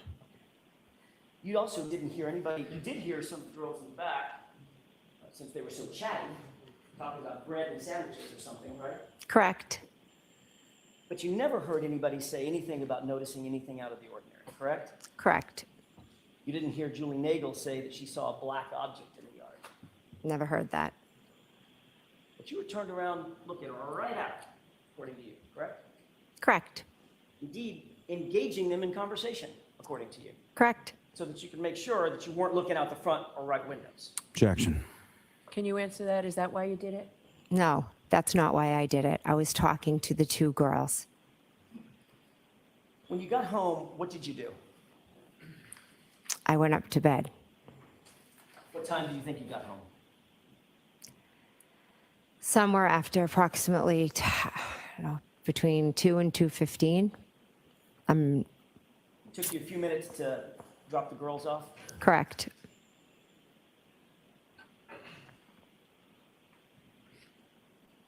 When you got home, you got on your phone, correct? Yes. Before you got on your phone, you went upstairs to your bedroom. Yes. Did you use any applications? Well, let me ask it this way first. Did you make any phone calls, just using your phone, any phone calls after you got home, either downstairs or upstairs? I do not believe so. Did you use any applications to communicate with anybody through Wi-Fi? Do you know what I mean by that? Like FaceTime audio or? Oh my God, here we're gonna go with some obfuscation. Text message? No, actually, and you may not use these, but I'm asking, did you use any kind of third-party app? Apps, Use apps, Wi-Fi, apps, lady. VoIP? Did you use an app Other than just a phone? other than texting? No. Okay. Sounds like you don't even know what that is. I don't even know what you're talking about. A fucking app. Did you play on your phone, but not So it's safe to say make a that you text didn't message? use or you don't use any multimedia to communicate. You don't use FaceTime or Snapchat or Signal or anything like that. I've used FaceTime. With my children, yes. Not for phone calls. No. Like FaceTime audio is a way that you can make a call. No? I've FaceTimed with my kids at school, but I'm just letting you guys know that it is 2024, and apparently she does not know how to use smartphones. You know, like the iPhone or any other phone that she might possess, and any other phone that she may have possessed in 2022, because apparently she's about 15, 20 years behind the times here in her use of technology, or even understanding that it exists, because she doesn't know what Wi-Fi means, or using her phone in any other manner other than phone call or text message. Just so we all are on the same page here. That's videos. oh, okay, so yeah, I guess not. You didn't do that night either. Not that I recall. Did you, now I'm going to get back to your question. Did you text anybody? I did, yes. Who did you text? I texted my sisters, and I texted my husband and a friend in a group chat. Um, Oh, but she knows what a group chat is. but yes? I guess it's Yes. text Your message, so husband was it's okay. home? Yes. Okay.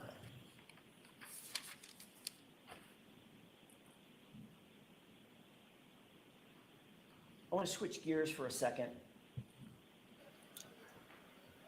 That's mean. That's mean for a baby daddy. That's a mean statement. You be nice. We have a nice channel. We're nice, good people on this channel. My chat better be nice.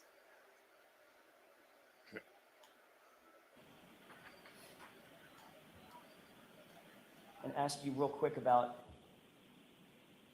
later that morning when you went to John O'Keefe's house. You mentioned on Friday that you went into his house and began to look around for him when you first got there with Carrie Roberts and my client, Karen Reed, correct? Yes. You indicated that you looked in his bedroom and saw that the bed was made, correct? Yes. You indicated that you looked around other parts of the house looking for him, searching for him. Notice how quickly she can answer the innocuous questions. You know, when it comes to something doesn't matter. Yes, no, yes, no, immediate. Is that right? Yes. You obviously saw the blankets and pillows on the couch downstairs in the living room, correct? I peeked over at the couch. And you're aware that Karen Reed stayed on the couch that night to wait for John to come home. I'm not aware of that, no.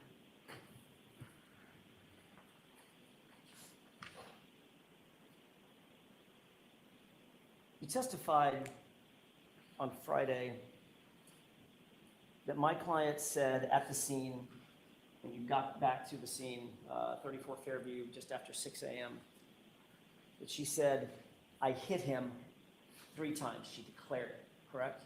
Correct. Not once, not twice, 3 times. I hit him, I hit him, I hit him, correct? Correct. You have a very specific memory of that event, do you not? I do. Obviously, that's an incredibly impactful thing for you to remember. Is that right? It was an impactful statement, yes. And you remember it today as well as you remembered it the day she did it. Yes.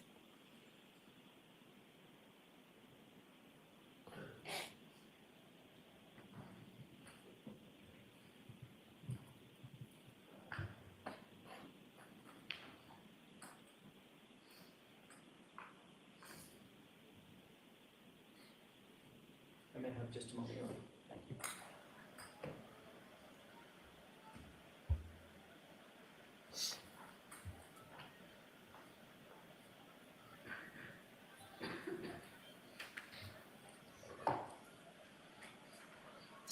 I mean, you know, this woman would have the latest iPhone May I? Yes. with all the hot apps, all the customized emojis.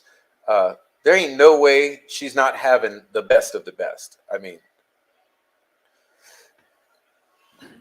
It's just the entirety. I'm going to hand you a document. Before I ask you about that specific document, did you review anything before you testified in preparation for your testimony today or Friday? Yes, Did you review your grand jury testimony? I did, yes. Oh, she checked the receipts. I guarantee you she checked the receipts. Come on, bro. Thanks for getting it in the record, though. Understood. You did review your grand jury testimony, correct? Yes, So the document in front of you, you recognize it? yes, That is in fact a true and correct copy of your grand jury testimony on, that you gave on April 26th, 2022, is that right? correct. Correct. She's been coached. She's been coached highly. Like, You'll agree that your testimony in that case, in that hearing, rather, April of 2022, that was just a few months after the events in question, right? Yes, You were under oath at the time that you gave that testimony, yes, and you were subject to the penalty of perjury when you were answering those questions, correct? yes. Ms. McCabe, I'd like you to turn to the page, since you've reviewed this, turn to the page of that document where you ever said in your testimony that my client said, I hit him, I hit him, I hit him. Was I asked what she said? I get to ask the questions. Well, I'd like you to direct me where to look. I want you to look at the entire grand jury testimony if you need to, and turn to the page where you ever said that my client said, I hit him, I hit him, I hit him. I'm not sure if it's in this document, but I can tell you today with 100% clarity, she said, I hit him, I hit him, I hit him on that morning. So it's not in that document, is it? I'm not sure if I could take the time, and do you want me to read over 200 pages? May I approach? Yes. No, I don't want to take the time.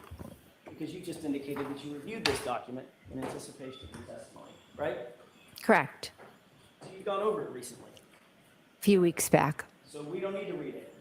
You know that you never testified to that in the grand jury in April of 2022, don't you? I don't know that as a fact. I would have to reread 222 pages, or however long it is. You think you might have missed it when you reviewed your testimony in anticipation for, I'm sorry, when you reviewed your transcript in anticipation for your testimony? Objection. I'll allow it. I read it a few weeks ago, It's probably the most powerful part of your testimony, ma'am. and I will never forget it. Objection. Okay, so that's stricken. Would you agree? Do you think that's a powerful part of your testimony? Objection. I'll allow that. It is, yes. Did you see it in the transcript? I cannot recall. It's over 200 pages. I roll. I roll again. Yeah, approach on. Yes. Permanent bitch face is what this woman has.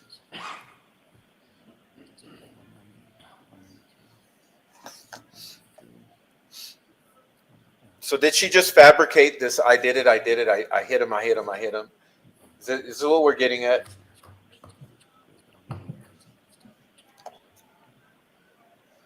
Some gravy. She had to put some gravy on it. Out of your grand jury testimony.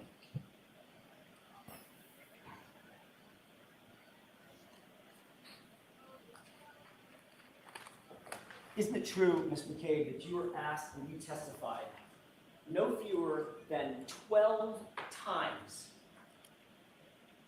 what my client said, either at the scene or on the way to the scene?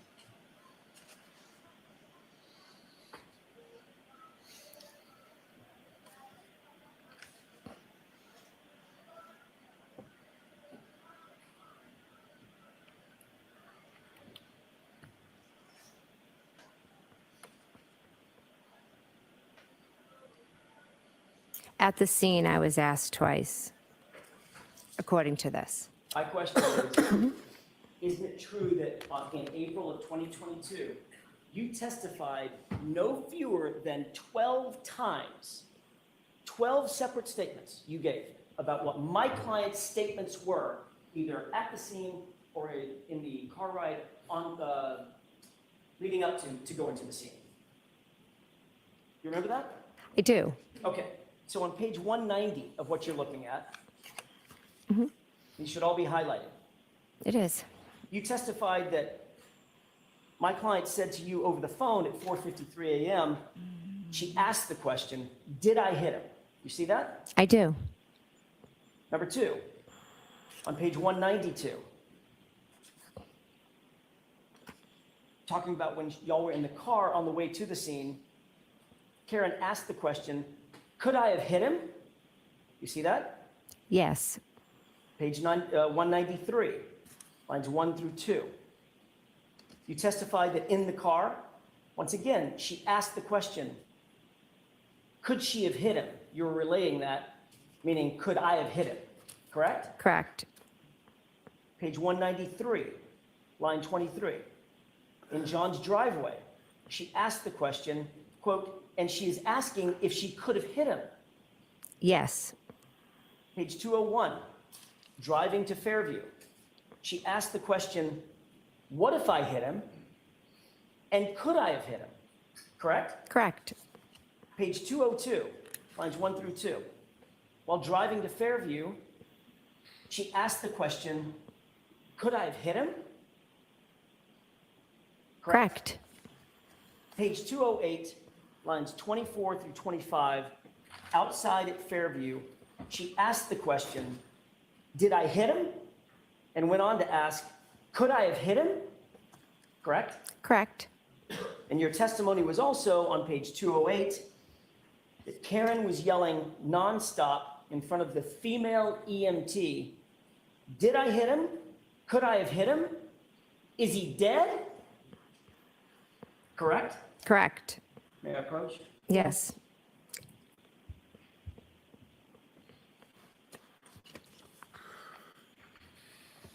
That's 12 times that you reiterated under oath, under penalty of perjury, in April of 2022, what my client's statements were either at the scene or leading up to getting to the scene, correct? Correct. Every single one of those, 12 separate times, you indicated that she asked a question, something like, could I have hit him or did I hit him, correct? Correct. Not one time in that testimony did you say she declared, I hit him, I hit him, I hit him. Did you? Boom. The questions that were asked, That's bad, lady. when she said, I hit him, I hit him, I hit him, that was at the scene in response to an officer asking questions. What I just read was us when she first called me, or when we were driving in the car, or when we were at John's house. So I was answering the question that I was asked.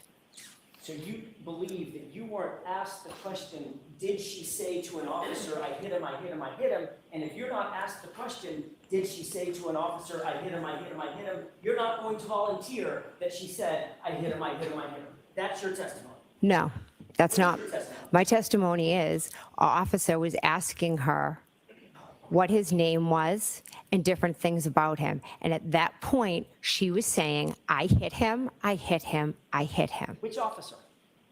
I do not recall. Well, you recall the I hit him. You just told me that was the most impactful thing in the morning. It was shocking. So what officer did she say this to, supposedly? I was more focused on her and her hysteria than which officer was asking the question. So you have no idea who the officer was even, correct? I'm not sure which officer was asking her. It could have been an EMT. Someone said, what is his name? Does he have medical conditions? How old is he? But you were asked that question, ma'am. On page 208, you were asked what she said in front of the female EMT who was asking her questions. And her answer was, your answer was, she said, did I hit him? Could I have hit him? Is he dead? Is that right? That is correct. That But might have been a good time to offer up that she confessed, I hit him, I hit him, I hit him, right? Objection. Sustained as to that form. Ms. McCabe, the truth of the matter is you've manufactured this new story for this jury because you think it helps you out. absolutely not. Boom. I mean, that sure is what it looks like. You called 911 at 6:04 a.m. Is that right? Yes. Your Honor, with the court's permission, Exhibit 36 has already been marked and entered.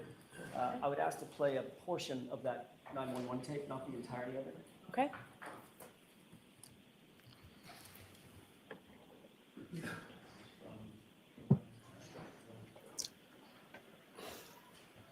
I mean, this whole situation is so sad. It's so fucking sad. Like,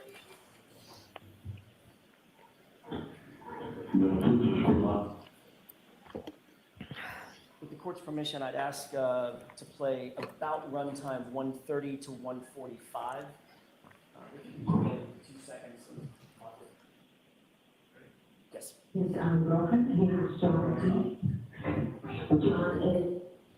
Do you recognize the voice on that tape? Yes, that's mine. Appear to be a true and accurate, at least that portion, a true and accurate reporting of the 911 call that you made that morning? It was a very brief clip. I'd have to hear more. Go ahead and play, starting at runtime 130 to about runtime 145. 46 years old. 46, how long has he been outside? I don't know. I don't know. He got out of the car and Stop. Was that you? Yes, that was. Is that the 911 call? Yes, it was. And what did you just say? I said, I don't know. He got out of the car. He got out of the car, Mhm. is what you said, correct? Yes, And this was at 6:03 in the morning, correct? correct. This is before you ever talked to Brian Albert, Correct. before you ever talked to your sister Nicole Albert, Correct. before you ever talked to Chris Albert, Correct.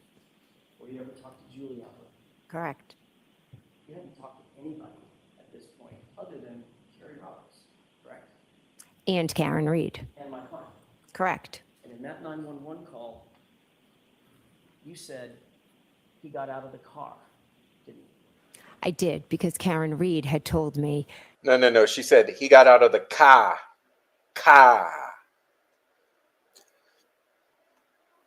that she had left him there.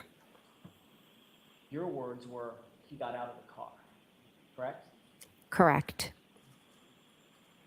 Did you make any other calls other than to 911? I called my sister. What time was that? I believe it was after the 911, but I'm not sure. You claim that your sister didn't answer, is that right? She did not answer. But you do know that your phone extraction shows that that was an answered call at 6:07? If that's what it shows, but I can tell you she did not answer the phone. And you are as sure about that as you are, my client said, I hit him 3 times, right? I certainly am, yes. Perfect. You also called her at 6:08. I might have called her twice, yes. I mean, what kind of fucking evil woman is this? What kind of evil is this? Look at this. Watch the look on her face. If that's what it shows, but I can tell you she did not answer the phone. And you are as sure about that. See if as I you can are, pause it. My client said, I hit him 3 times, right? I certainly. Ew. Can I get it? No, I missed it. Okay, let's try it. Let's try it again. If that's what it shows, but I can tell you she did not answer the phone. And you are as sure about that as you are, my client said, I hit him 3 times, right?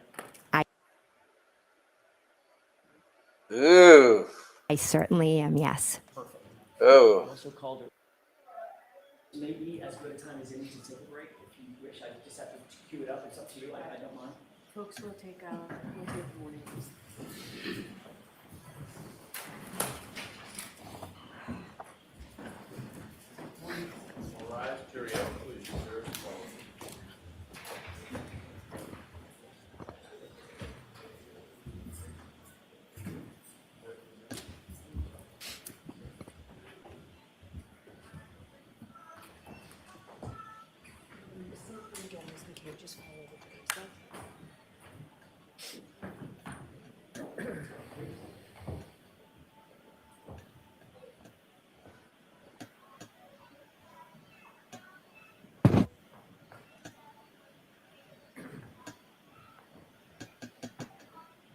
May be seated.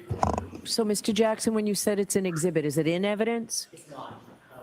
Okay. I'm going to ask to mark it. It's a digital recording of a 4-minute voicemail on John O'Keefe's phone. It does include the 911 call. I don't want to play the entirety of the 911 call, but I do want to play the entirety of this particular 4-minute voicemail. Okay, do you know what it is, Mr. Lally? I do. Okay, so is there an agreement that it's coming in? There's no objection to it. Okay, all right. Thank you. I just needed to know if it would make sense for me to review it if there was an objection. Thank you. All rise for the court, please.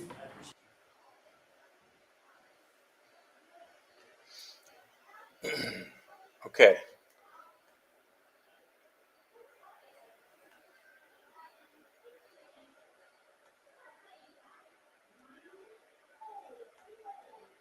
Longer.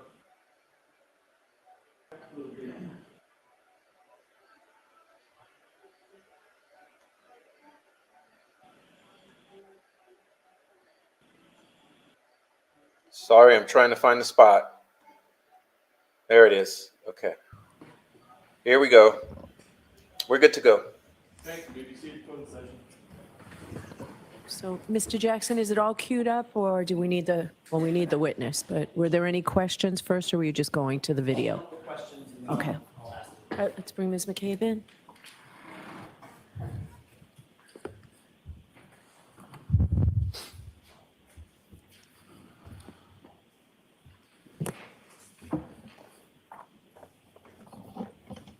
Okay, whenever you're ready, Mr. Jackson. Thank you, Your Honor.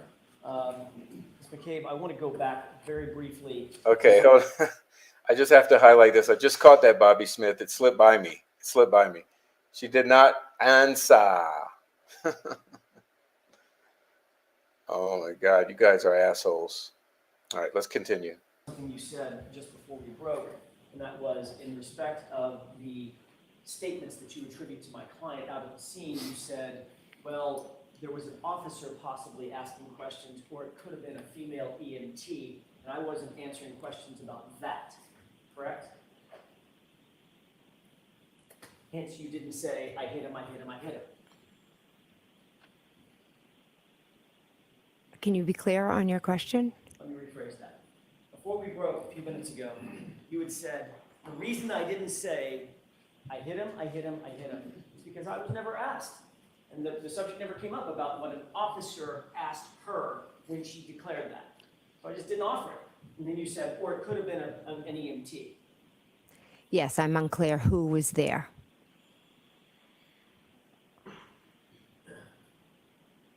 Isn't it true that at the grand jury, the question that was posed to you, and this is counsel page 208, of the grand jury. The question that was posed to you is, quote, so what happens next with yourself, Ms. Roberts, and Ms. Reed? And your answer was, so there are different, police officers getting statements from us. At one point, I'm standing with Ms. Reed, and she's saying, did I hit him? Could I have hit him?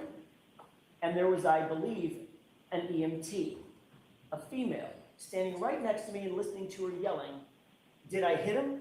Could I have hit him? Is he dead? Is he dead? Is he dead? It was pretty much nonstop. Remember that testimony? I do. So in point of fact, you were answering the direct question about what happened in front of the police officer and the EMT, correct? There were multiple police officers and multiple EMTs present. So now this is another police officer and a different EMT. I'm not saying that. Okay. But nowhere in this did you say that she declared the words, I hate him. Correct? We'll agree on that. Correct. Your Honor, I have an item I would like to have marked as next in order. Okay. Question. May I approach? Yes.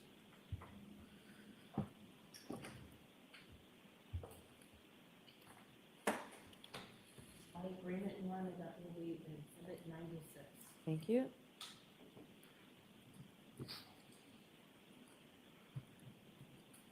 With the court permission, I would like to play a portion of this and then stop it Okay. and ask the witness a couple of questions about it. Okay? It's audio only.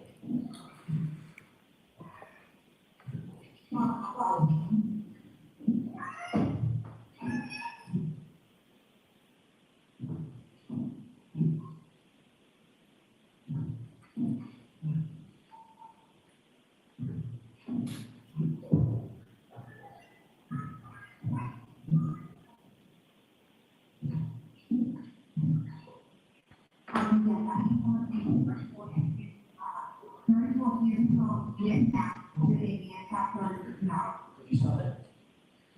Ms. McCabe, I've paused the audio tape just to ask you a couple of foundational questions. Do you recognize what's on that audio tape? Yes, that is my voice. Okay. You recognize you starting a 911 call, correct? Correct. Similar to the call we just listened to a few minutes ago, which was the actual 911 call, correct? What's the difference between the two of them? I'm about to explain it. It's a confusing question, and I apologize. This appears to be a open voicemail overhearing your 911 call. Do you recognize that? Now that you explain it, okay. You hear a rhythmic boom, boom, boom, boom. The windshield wipers. Okay, so that was my next question. That would have been an open voicemail that was recording inside the cab of the SUV that you were seated in, correct? Correct. Overhearing you call 911 and overhearing whatever else was going on, ambient noise at the scene, correct? Correct. Does that sound like a true and correct copy of at least the portion of the 911 call that you heard? I have to listen to it again, but Well, why don't we continue listening to it and see if you recognize it? okay. With your permission? Yes. It's about, by the way, it's about 4 minutes in total, Your Honor. Okay.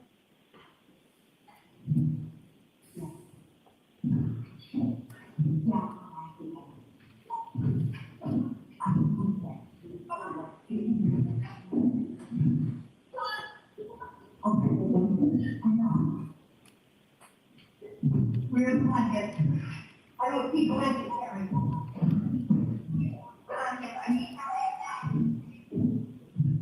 Could you pause it?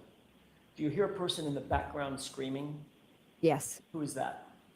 Miss Reed. I'll go ahead and play this.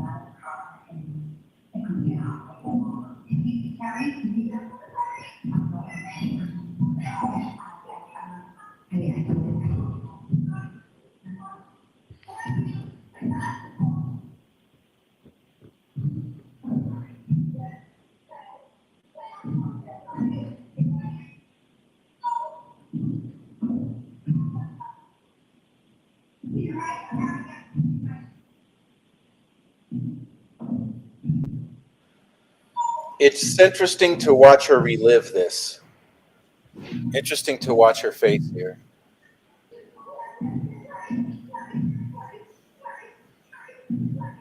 Yeah, it hurts, don't it?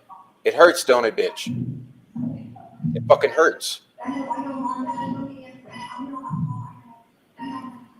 Yeah, that's reality.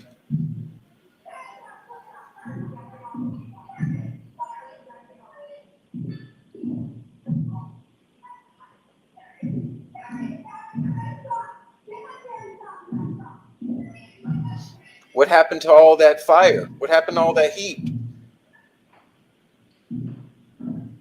Where'd that energy go?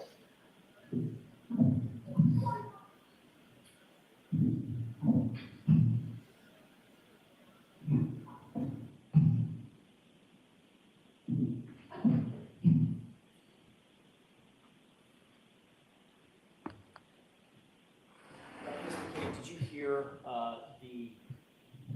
the audio recording that we just marked into evidence?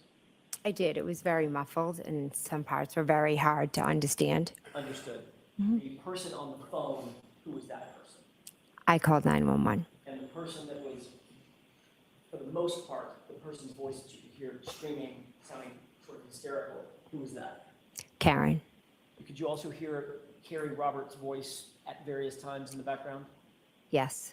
And she was, for lack of a better word, trying to calm Karen down? Yes. Matter of fact, at some point telling her to just shut up, you're not helping, Yes, exactly. because she was so hysterical and so upset. Erratic. I want to play the rest of this. It appears that this recording is longer than your 911 call. You would agree with that? Well, I'd have to see. Well, the 911 call's already ended, correct? I'm not sure how long was the 911 call. Okay, this is about 3.5 minutes into a 4-minute recording. My only question is, would you agree that the 911 call is subsumed within this full 4-minute recording? I couldn't make that from that muffled. You couldn't tell? When I couldn't tell. So if you have my phone record, you could, I'm assuming, tell when the 911 call ended, because I know the 911 call was long because there were multiple, they had transferred me multiple times. Right. My question to you is, I'd like you to listen very, very closely, and I know that it is a muffled recording by definition. I'm not going to do that.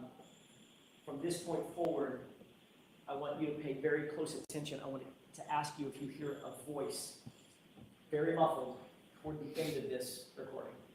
We can play it with your permission. Yes.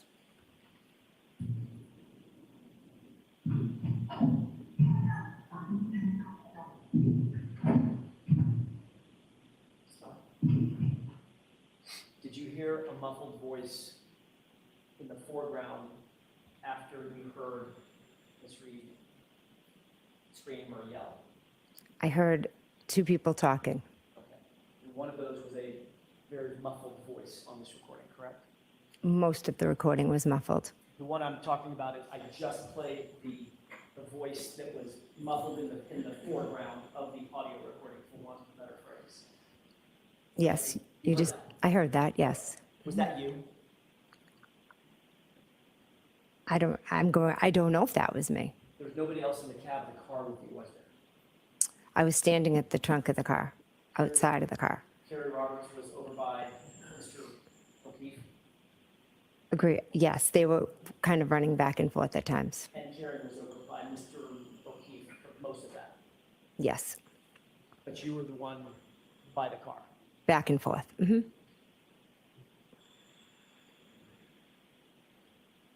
called Nicole, your sister. By the way, did we finish playing this just for, okay, thank you.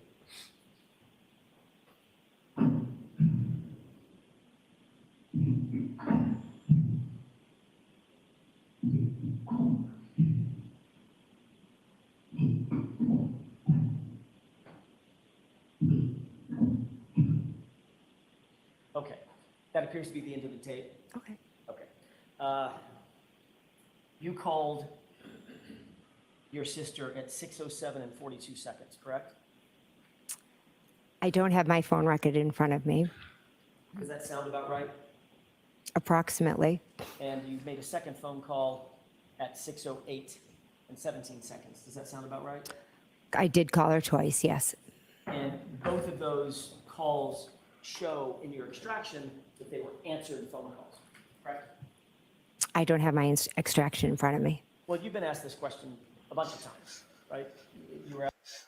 Oh my God, it's another case. She doesn't have the receipts, so she's not going to answer that question because she don't have the receipts to check first.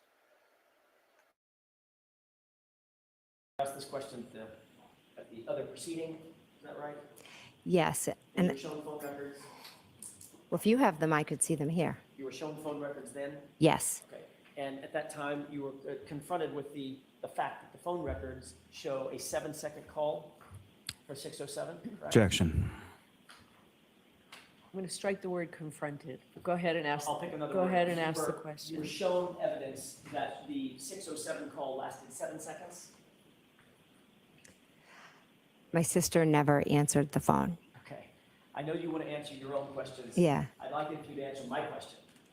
Were you shown records that showed the call lasted 7 seconds?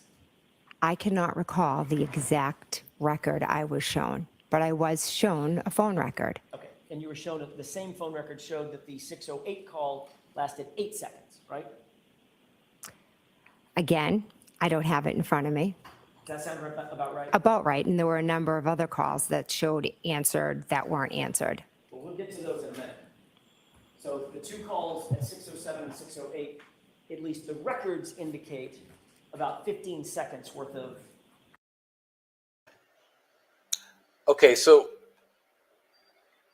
what I'm getting here is that, see, she makes 2 separate 7-second calls, more or less. So if there was an absolute necessity to communicate something to someone on the other end that was very succinct, is it possible that she could have said, hey, blah, blah, blah, blah, blah, blah, blah, hang up, and then later call back, oh, and blah, blah, blah, blah, blah, blah, okay, and hang up?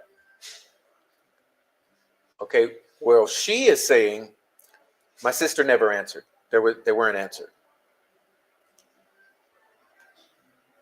Open line time, talk time, 7 seconds, 8 seconds, right? You have the record in front of you. I don't. I'm just asking if you were confronted, there's that word again, if you were shown records that established that based on your own phone extraction, your phone records, that the 607 call was a 7-second call, the 608 call was an 8-second call, right? I was shown records, but I don't know exactly what they were, how long the call said, because she never answered the phone regardless. You also Regardless. made another phone call at 6:23, did you not? To Brian Albert? If you could share my phone record, it would be very helpful. Do you recall it? I know I called my sister and I called my brother-in-law in the house. I do not know the exact times. That's all I'm asking. You made a phone call to Brian Albert as well, right? I believe so. That was around 6:23. It was a few minutes after you had called Nicole twice, right? Correct. And that call was not answered. None of them were answered. Okay. But the record showed that that call was not answered, as opposed to Nicole's 2 calls, right? Right. Okay.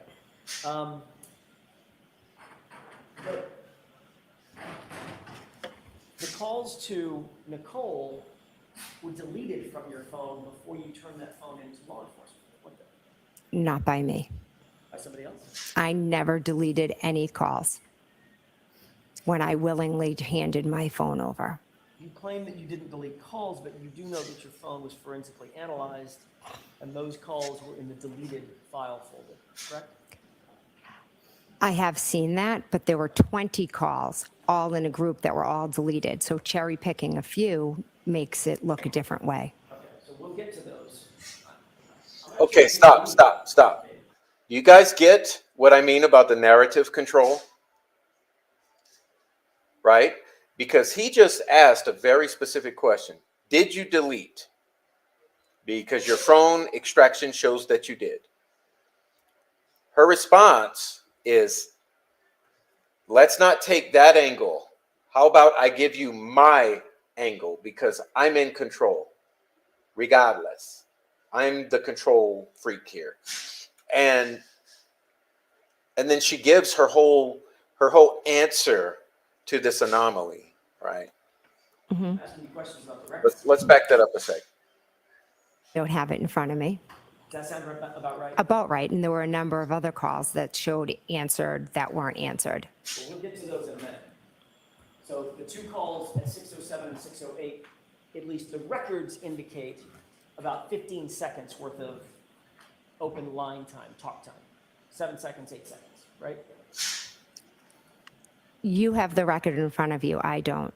I'm just asking if you were confronted, there's that word again, if you were shown records that established that based on your own phone extraction, your phone records, that the 607 call was a 7-second call, the 608 call was an 8-second call, right? I was shown records, but I don't know exactly what they were, how long the call said, because she never answered the phone regardless. Regardless, okay. Made Again, sticking with her narrative that even though each of those calls was 7 to 8 seconds, where there was ample opportunity to communicate some pertinent sentence or two, she never answered the phone, regardless. a phone call at 6:23, did you not? To Brian Albert? If you could share my phone record, it would be very helpful. Do you recall it? I know I called my sister and I called my brother-in-law in the house. I do not know the exact times. That's all I'm asking. You made a phone call to Brian Albert as well, right? I believe so. That was around 6:23. It was a few minutes after you had called Nicole twice, right? Correct. And that call was not answered. None of them were answered. Okay. But the record showed that that call was not answered, as opposed to Nicole's two calls, right? Right. Okay. Um,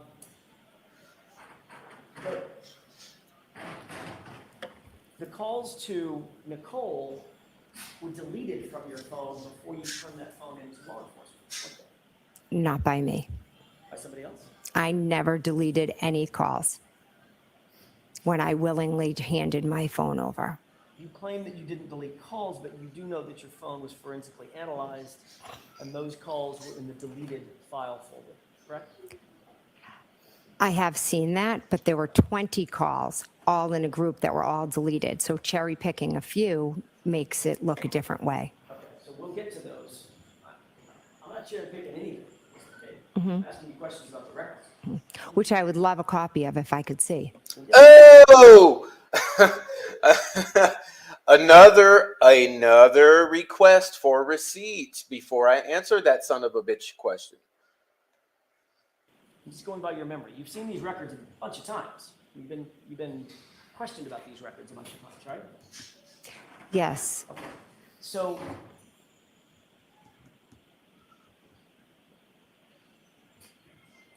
we know that you called at 6:07, 6:08, or thereabouts, and about 6:23. 2 to Nicole, 1 to Brian, correct?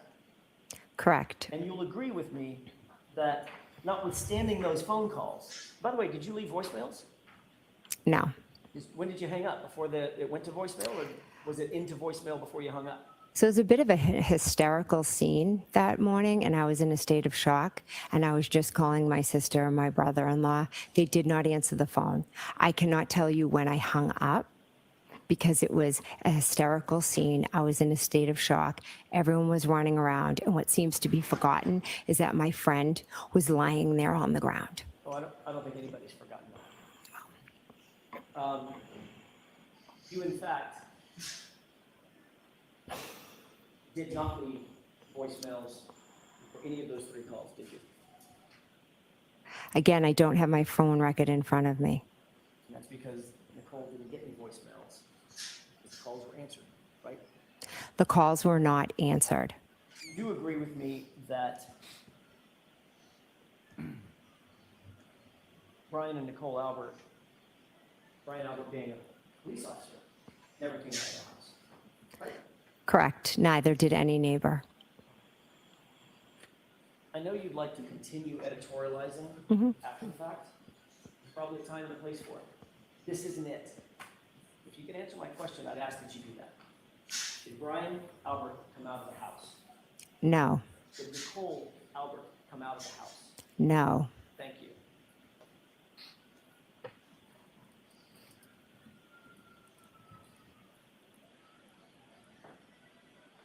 How many of the initial police officers from Canton Police Department who responded to the scene were you friends with? I would say I am friendly with Mike Lank. He was 5 years older than me. I knew him growing up. If I saw him around town, I would say, "Hey, how are you?" Pretty much that's the extent. Anybody else other than Mike Lank that you were friends with? Not that I am friends with. I knew of Officer Sean Good, but I wouldn't say I was friends with him. I just knew who he was. And you also knew that Officer Lank was very good friends with the Albert family. Good friends, yes. You knew that Mike Lank and Chris Albert had a long-standing friendship, correct? Correct. You had just indicated you also knew Officer Good, is that right? Didn't know him. I said I knew of him. Okay. With regard to names like Seraph, Mulaney, not so much. Sarif has a sister that's the same age as my sister, but I had never, to my knowledge, met Sarif. And of all the officers who responded to the scene, the two who actually went inside the Albert home to talk to Brian Albert and others was, in fact, Mike Lank and Officer Good. I don't remember Officer Good in the house. I only remember Officer Lank. The reason you know that, the reason you have a memory of what was happening inside the house is because you were allowed to actually go into that home, correct? Correct. And you went into that home before any of the officers went into the home. Is that right? Correct. You were allowed to have private conversations with Brian Albert? I woke Brian Albert up. Were you allowed to have private conversations with Brian Albert? Yes. And you were allowed to have private conversations with your sister, Nicole? Yes. And that was before the police ever went in to do any formal interviews of you, Brian, or Nicole, correct? Correct. Did you discuss in these private conversations how you three were going to answer any questions for the police when you were asked? No. Did you talk about what you were going to say in any respect? We were in shock. There was Yes or no. No. Did you talk about what Brian and Nicole were going to say in their interviews with the police? No. Did Brian Albert give you any advice as a police detective what you should do or say when you were interviewed? No. Did he give you any advice as a police detective what you should do with your cell phone? No. Ooh. Did he tell you? See, ladies and gentlemen, this is where it gets really spicy. Because you have a household full of law enforcement officers who, if they wished to cover up something bad that happened in that house, would have had expertise to get the ball rolling in the right direction.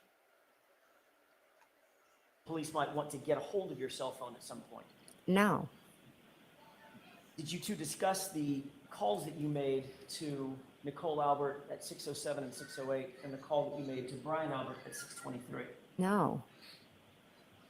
Did you ever discuss the idea of potentially deleting any of those calls that were made in that early morning? Absolutely not. Could you tell us if you did? Yes, because I'm an honest and truthful person. Oh, that gave me the shivers. Oh, God, hit gross. That struck a nerve. Ooh. Oh, it gave me chills. Don't say that, lady. Which officers were outside? I don't recall. Did you tell him that Officer Lank, specifically, friend of the Alberts, was outside? I don't recall. And then your husband, Matt McCabe, arrived at the scene, correct? Correct. He was allowed to come in the house as well, right? I believe Officer Lank was in the house before Matt came into the house. And a little bit later that morning, Julie Albert came over, correct? Correct. And by the way, Officer Lank, after just a few minutes, then left the house, correct? Correct. Leaving all the witnesses inside together. Correct. And I can't remember if I asked this question or just thought it out loud. Did Julie Albert come over? She did.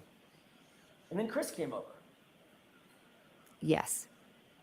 Even Brian Higgins came over. Correct. These are all friends and family of yours, correct? Not Brian Higgins. I had only met a handful of times. But you consider him a friend. A friend of Brian Albert's is how I would reference him. Fair enough. So these are friends and family of Brian Albert. Correct. And everyone was permitted to discuss the circumstances of the evening before, going into the early morning hours, with each other with no police there, correct? I sat with my family in shock and horror. Were you allowed to discuss the circumstances of the night before going into the early morning hours amongst yourselves without any police presence? Yes or no? There was no reason for us to be allowed or not allowed. We did nothing wrong. Understand my question? Did you get it? Yes, I understand your question. Can you answer it yes or no? Were you allowed, that group of folks, were you allowed to discuss the case without a police presence? Yes, Okay.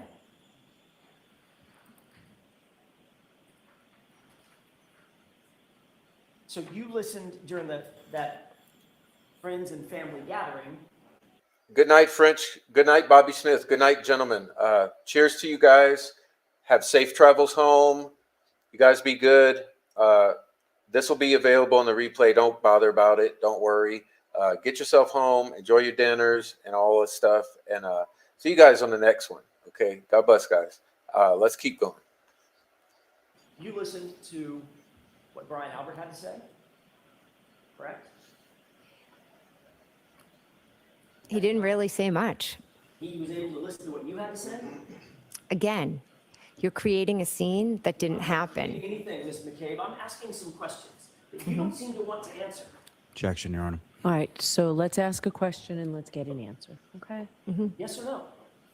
Was Brian Albert there within earshot when you discussed your version of what had happened? I didn't discuss much. I sat there in shock and horror, so I spoke very little, to be honest with you. But what little you did speak, he could hear.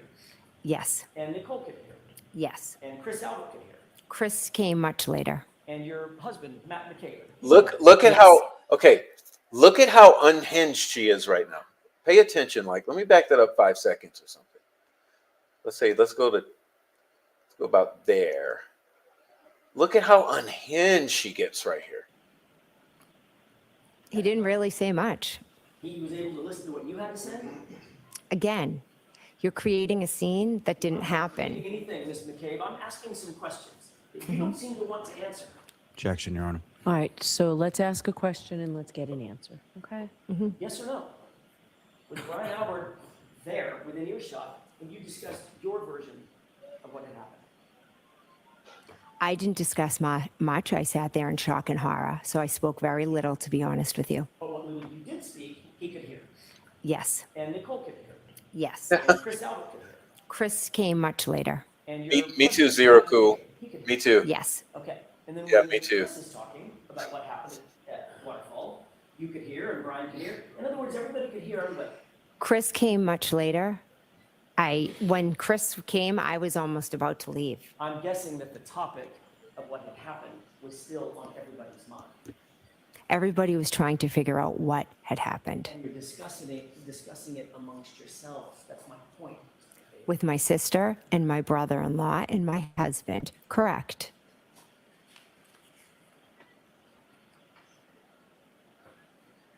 Before you left, you said you were about to leave. Before you left, another Albert came over to the house, correct? I don't recall seeing him. Who's him? Kevin Albert, How'd you know I was talking about Kevin Albert? because you said another Albert came over, and I was 6 brothers. told later it was Kevin. I see. So you believe that Kevin was not there when you were still there? I was in a state of shock. He may have walked I'm in. asking, do you remember? I don't remember it, no. He could have been.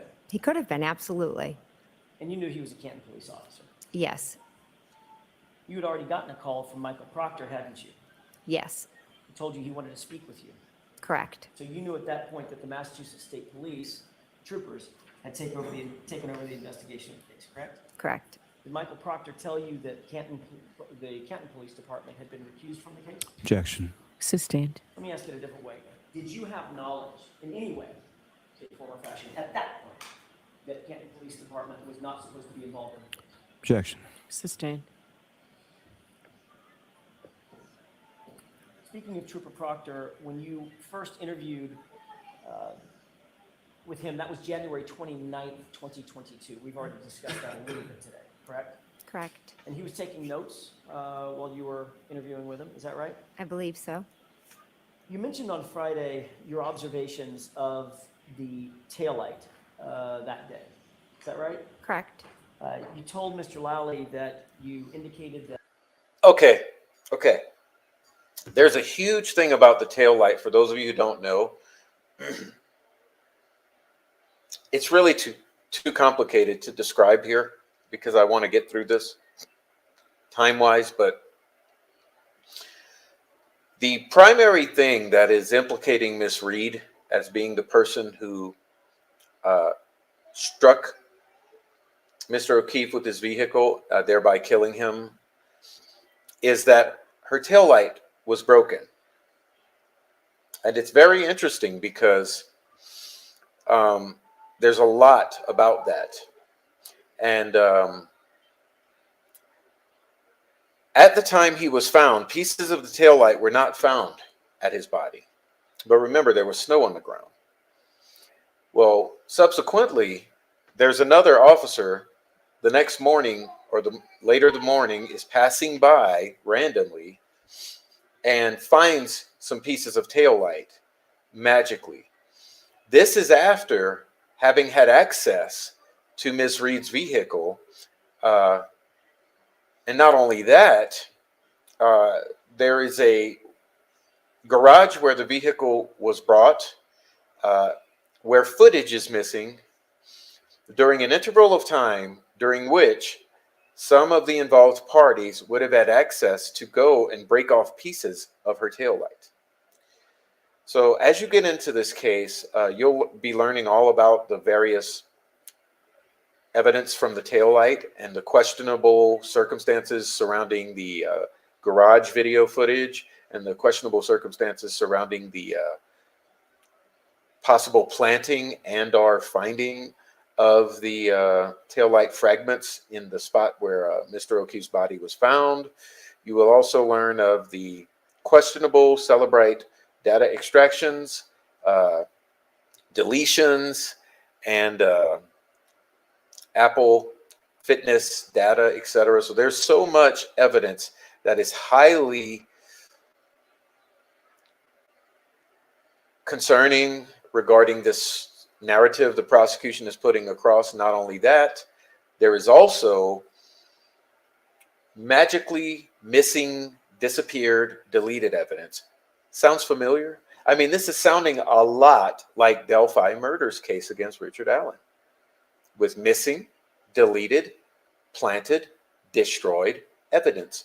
And the timeline falls apart, the evidence falls apart, and this witness right here in particular is falling apart. And it's a complicated case, and it's very concerning. It's part of the reason I have chosen to take a look at this case is there are many eerie similarities to what we are picking up on with the Delphi murders case against Richard Allen. So let me stop talking and let you watch some more of this.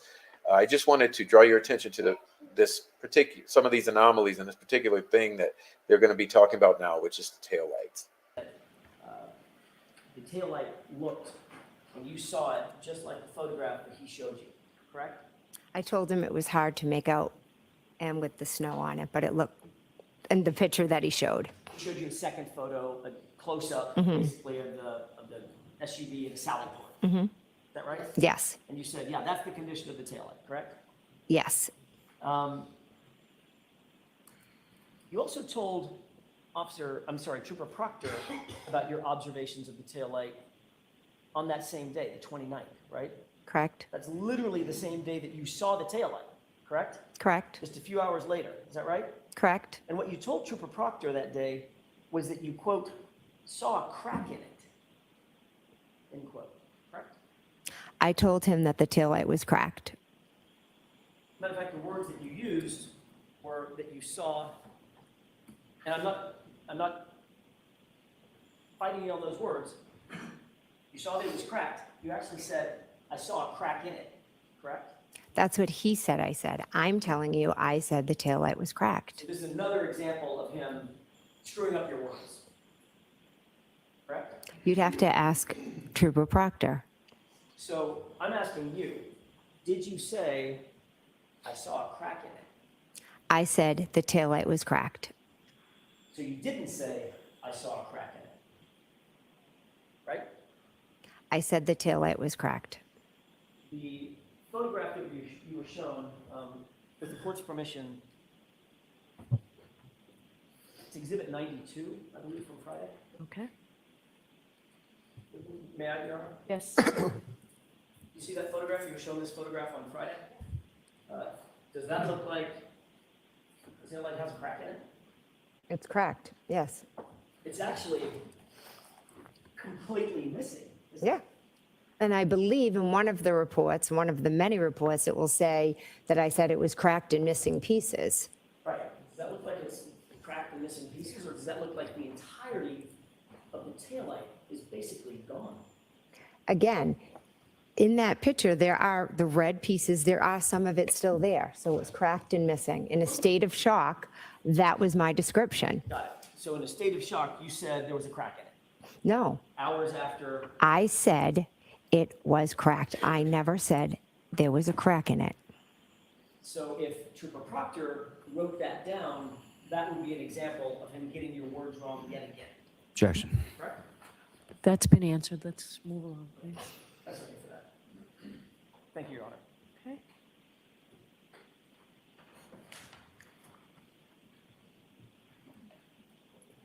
I want to get back to January 29th, that interview with Trooper Proctor.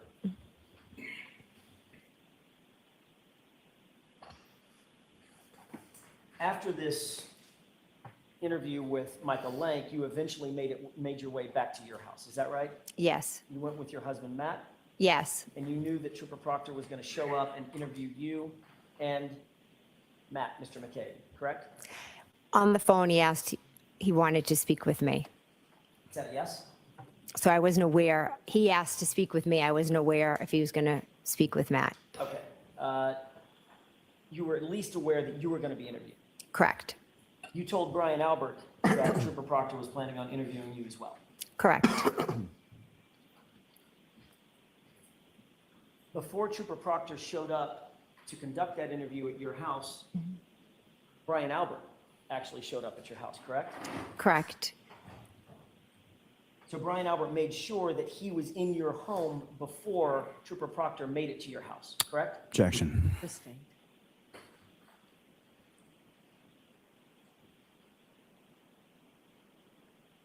Brian Albert was in your home before Trooper Proctor was in your home.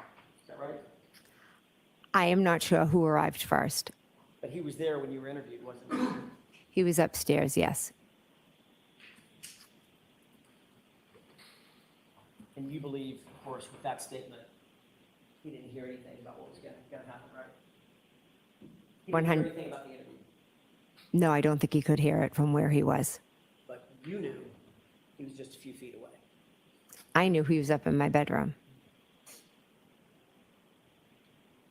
We've talked a little bit about your call records, and I want to pivot for a second and ask you about those call records. This is Exhibit 90.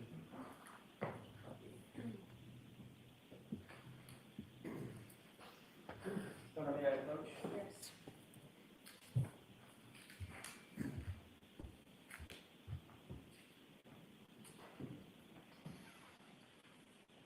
Thank you.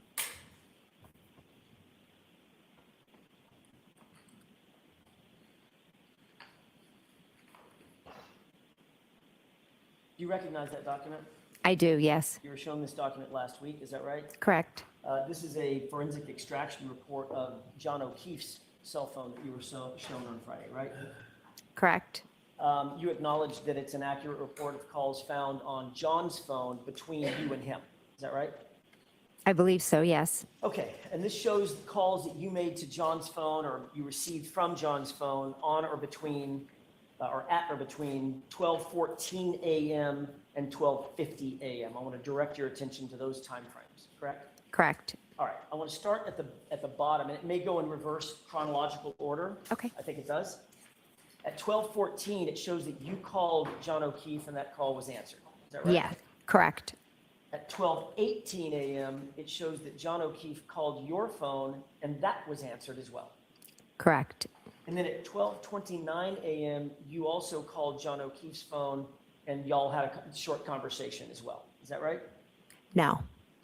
That, the record shows, I think it shows, pardon me. Unknown, correct? In terms of whether it was missed or answered? Excuse me, can you repeat that? Sure, the 12:29, I want to concentrate on the 12:29 a.m. call. Okay. That one, in the Celebrite extraction, it shows in terms of whether the call was answered or not, the status is unknown, correct? It's on the last page, Yeah, second row from the top. 1229. Unknown, yes. Unknown. However, you've already acknowledged that y'all did have a short conversation on that 229 No, call, correct? we didn't speak at 229. We spoke at 1214 and we spoke at 1218. We never spoke at 1229. So you're indicating that the 1229 call was either missed or otherwise? Went to voicemail, something? The 1229, yes. Okay. I want to show you a document. Well, let me ask it this way. According to this, there were 6 more calls between your phone and John O'Keefe's phone. Correct. Count it, correct? 1, 2, 3, 5, 6. Correct. Correct. I've been coached to say correct.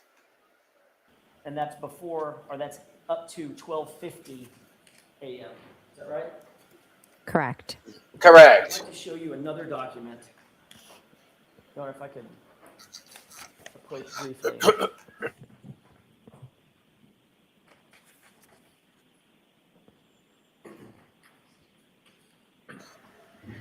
This is making me hateful. I mean, I'm sorry, guys, but it's hard to be nice.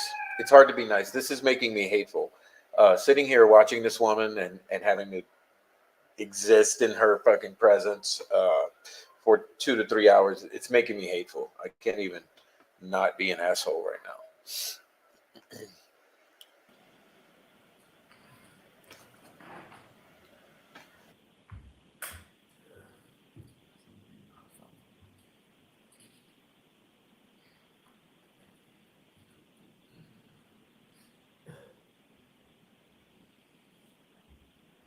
May I? Yes. Thank you. I'll take, so we don't get them mixed up, I'll take exhibit 90 back. Okay, thank you.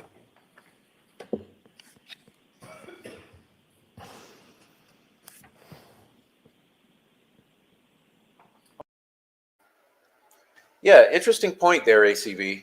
I want to touch on that because I understand exactly what you're saying. In that, in this case, what they've done is this entire contingent of officers and family has gone after the girlfriend of John O'Keefe, which is Miss Karen Reed. They've all pointed right at her, and also it appears that they could have also planted the evidence of the broken taillight pieces to specifically make it look like she is the one.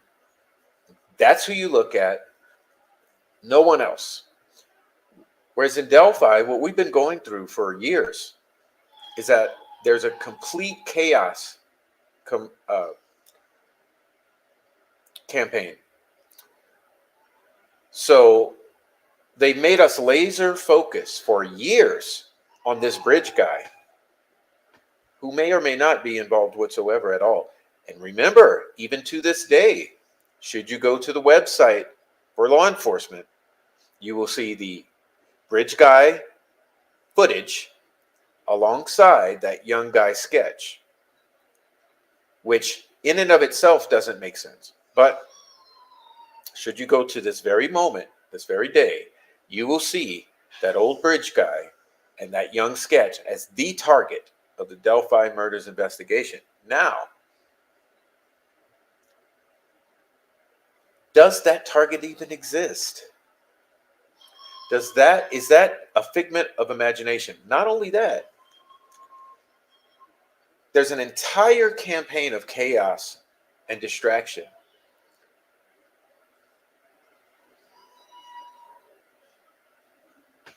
It's what I would term a disinformation campaign, to make you look everywhere else other than where people naturally want to look, which in the case of Delphi, you obviously should understand at this point that it's the family. But with this case here, they're pointing at Karen Reed and saying, don't look at us who were in that house that night. But as you get into this case and learn more and more about the evidence the defense is bringing up, it is obvious that something isn't right. Okay. Tonight, we're closely studying this one particular individual, but understand, many of these individuals are presenting the same symptoms. There's been a whole lot of muddying the waters, pointing the fingers, shifting the blame, hiding of things. And it's I want to show you one more document that you weren't shown on. throwing up red flags. Do you recognize this one? No.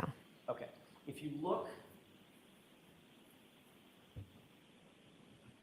where it indicates on the left column, I'm just putting my thumb here, the Okay. left column, the MSISDN user, there's a number that ends there.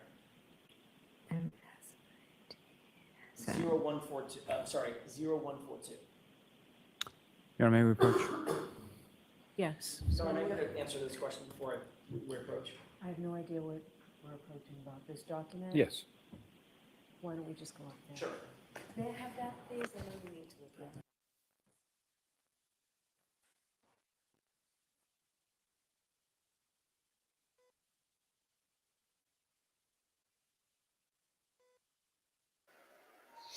All right, this is interesting here that this must be a little hot item that they are here. They want to fight over this one. Oh, picking the nose, brother.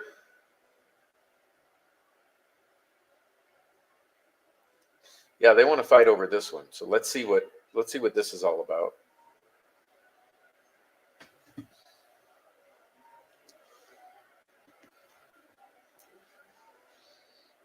Are you guys tired yet? I'm tired. I'm ready to shut this down. Come on, guys. Let's finish this up.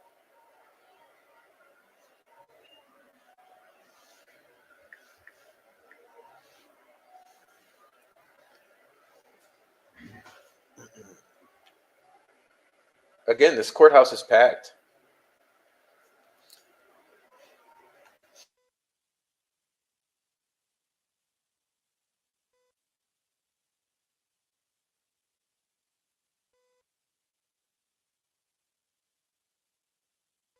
I mean, while we have this time, I just want to say that the community as a whole is very much supporting the defense here and the accused, Miss Reed.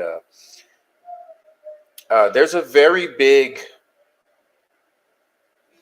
movement in the community to back this lady, and a lot of questioning of the police or the allegations of cover-up and conspiracy here. So it's interesting. It's interesting to see the community behind this woman like they are. And it almost appears that the only ones who are siding against her are the buddy cops and the related family. You know, kind of like the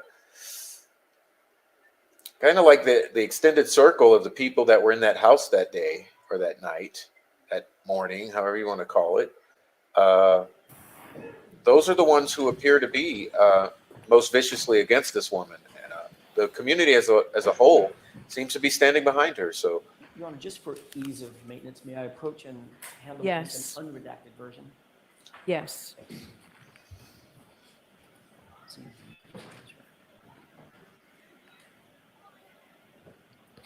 Thank you. You're welcome. If you look on the left column, Ms. McCabe, Yes. you'll see something that says Apple ID. Yes. Look to the right of it. Do you recognize that unredacted portion? I don't want you to read it out or anything. You recognize that? Yes. Whose Apple ID is that? That's mine. Okay, if you look, 6 lines below that, there's a full phone number. Again, don't read the phone number out. Just tell me if you recognize it. I do. Whose is that? That's mine. Okay. May I approach, Your Honor? Yes. I'll take the unredacted copy back, Okay. so we don't get it mixed up. Does this appear to be Cellbrite extraction of your phone records, your Apple ID? Yes. Okay. And you recognize, without telling me what it is, you recognize that phone number as your phone number back at the time and the Apple ID back at the time, Yes. associated with the phone that you then turned in to law enforcement, correct? Correct. Okay.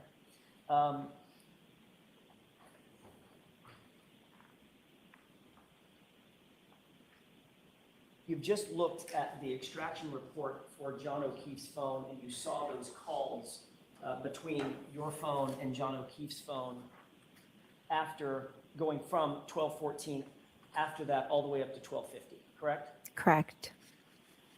Take a look at the last couple of pages, page 3 and 4 of your own cell phone extraction report. And tell me if you see a single call listed between you and John O'Keefe for January 29th between 12:14 and 12:50.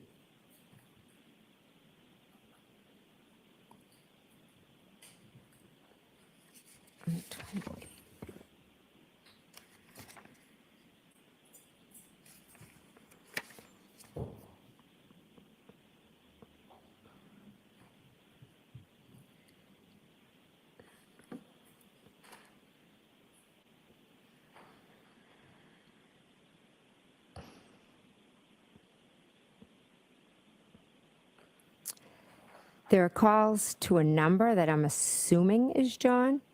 What I'm time? just not sure. I see a call. Wait a minute.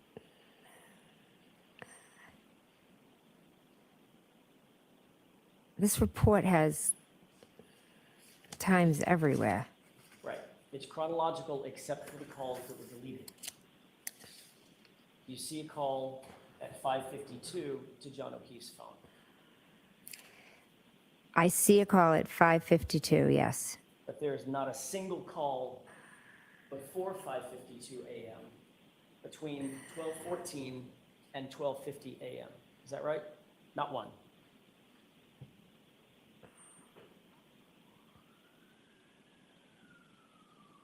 It's very hard to, this report jumps time-wise.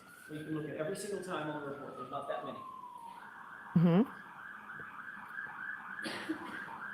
I'm just trying to say that it goes from 7:21 to 5:52 to 7:33 to 7:49. There's no order, they're out of order. I understand that, Ms. McCabe, but if you look at every one of the entries, there's not a single entry for 12:14, 12:18, or any of the subsequent 12:29, any of the subsequent phone calls that are all shown on John O'Keefe's phone extraction. Would you agree with that?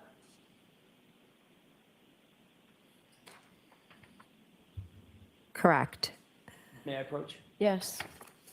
Thank you.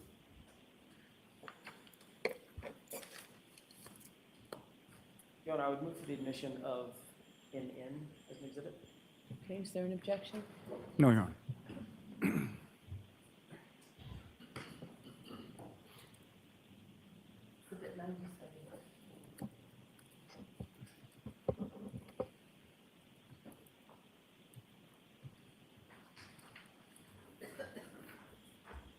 May I inquire, Your Honor? Yes. Fact of the matter is, according to those Cellbrite records and that extraction from your own phone, every one of the calls that you made to John O'Keefe's phone between 12:29 and, I'm sorry, between 12:14 and 12:50 a.m. was deleted and unrecovered, correct? I didn't understand that report, and I'm not an expert. When you compare the two, you saw a bunch of calls on John O'Keefe's phone, right? You know, he couldn't have deleted them. He passed away, right? Correct. You saw your cell phone extraction, which is the handshake for John O'Keefe's phone. And all your calls are missing, right? Objection. Can you answer that question?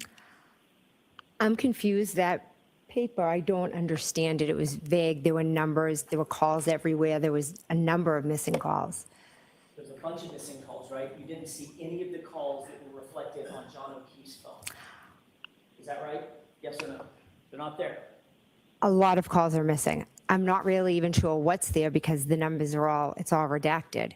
So you were not seeing any redacted calls, Ms. The page you just had in front of me was redacted.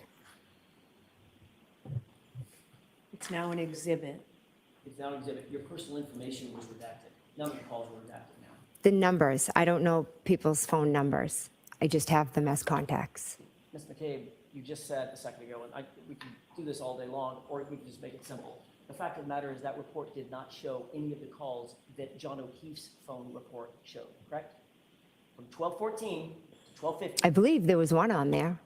5:52. That's the next morning, ma'am, right? Were there other calls in that time period on the Celebrate? You just said there weren't. You just looked at them. I've told you that that Celebrate report was extremely hard to read. Right. Fact is, there are no calls on your own phone extraction between you and John O'Keefe between 12:14 and 12:50.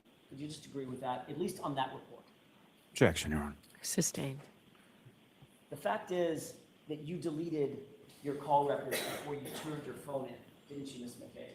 That's what that report shows. Absolutely not. You sanitized your phone because you didn't want the police to know who you had been calling or the fact that you had been calling John O'Keefe's phone incessantly, correct? Incorrect. I willingly turned over my phone. After you deleted your phone call logs, correct? Absolutely not. What date did you turn your phone over?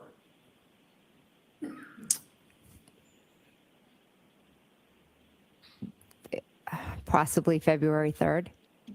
How many days after this incident was that? 4, 5. So you had plenty of time to talk to that friends and family group and ultimately decide to delete your phone calls, correct? Objection. Sustained. Did you ever have any group chats with family members who are witnesses in this case? Yes.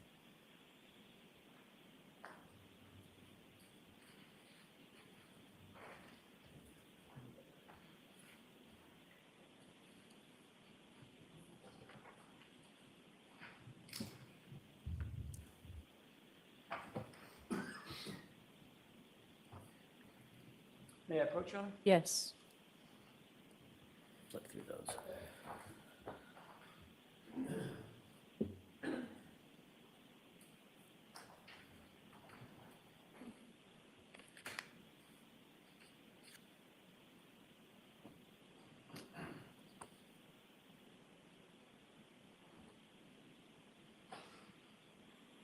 While Mr. Lally is looking through that packet, can I just ask to make sure the record is clear? Did you delete any of your calls before you turned your phone into law enforcement?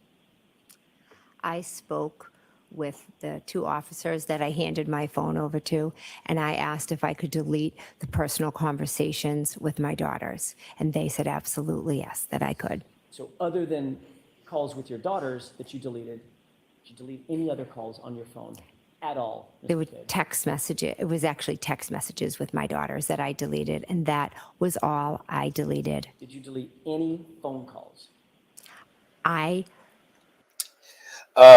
Excuse me, ma'am. Excuse me, ma'am. Celebrate says otherwise, and it don't make mistakes. Sorry, continue. Do not recall deleting any phone calls at all. I would have no reason to delete anything. So that's very different than I didn't delete any phone calls. I do not remember deleting phone calls, means you might have. Good point. Good point. You see, she left herself that window. So she corrected course because she went from outright denial. And then she said, oh shit, he might have something. I better correct course and say that I recall. And he's calling her out on it. Boy, he's good. This guy's good. Day-to-day life, people delete things, but I do not recall deleting any. I didn't know what happened. I don't know what happened. Did you delete any of the calls to John O'Keefe? No, Did you delete any of your calls with Nicole Albert? no, Did you delete any of your calls with Brian Albert? no, With Chris Albert? no, With Julie Albert? no, Colin Albert? no, With any of the witnesses in this case, did you delete any calls before you turned that phone over? no, no. May I please, John? Yes.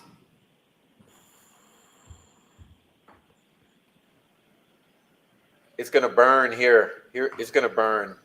It's going to burn. I'm handing you a packet of documents.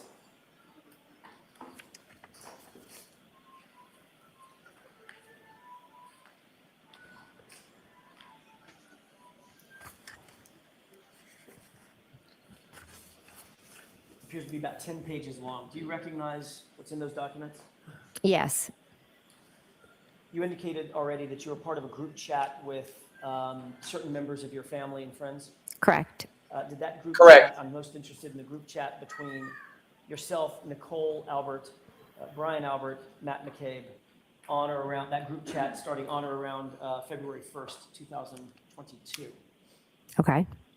Does that look like a true and accurate reflection of the text messages between, or certain of the text messages between and among that group? Yes, the ones I've seen, yes. On February Can you just 1st tell me what page you're on? I'm sorry. Of course, Your Honor. The Bates stamp number? 2148. Okay, is where thank I'm you. going to start. Thank you. And they should go relatively chronologically, Your Honor, page by Okay. page. On February 1st, 2022, around 2:15 in the afternoon on this group chat, did you receive a message from your husband on the group? This is on page 2148. And it should be the middle bubble. The middle and the bottom bubble. Quote, Julie said channel 4 is in DE. You see that? Yes, And the response from Matt McCabe is eating, I assume, quote, ask Chris to ask some questions. Tell them the guy never went in the house, end quote. You see that? yes. Ooh. Oh, you guys. This group of people here, let me just say, fuck every single one of them. This group of people is disgusting. I mean, when you get into all the other testimonies and the evidence presented, this group of people, there's a special place in hell for them. That's all I got to say. This group of people. You look at the next page, the top, 149. There's a one-word answer from Brian Albert. What is that answer? Exactly. Yo. I know there's only 10 of you in the chat, right? Or 3. Question. If we're having some little side discussion about some shit that just went down and I say, yo, I never gave you that 8-ball. I never gave you that 8-ball. And your response is, exactly.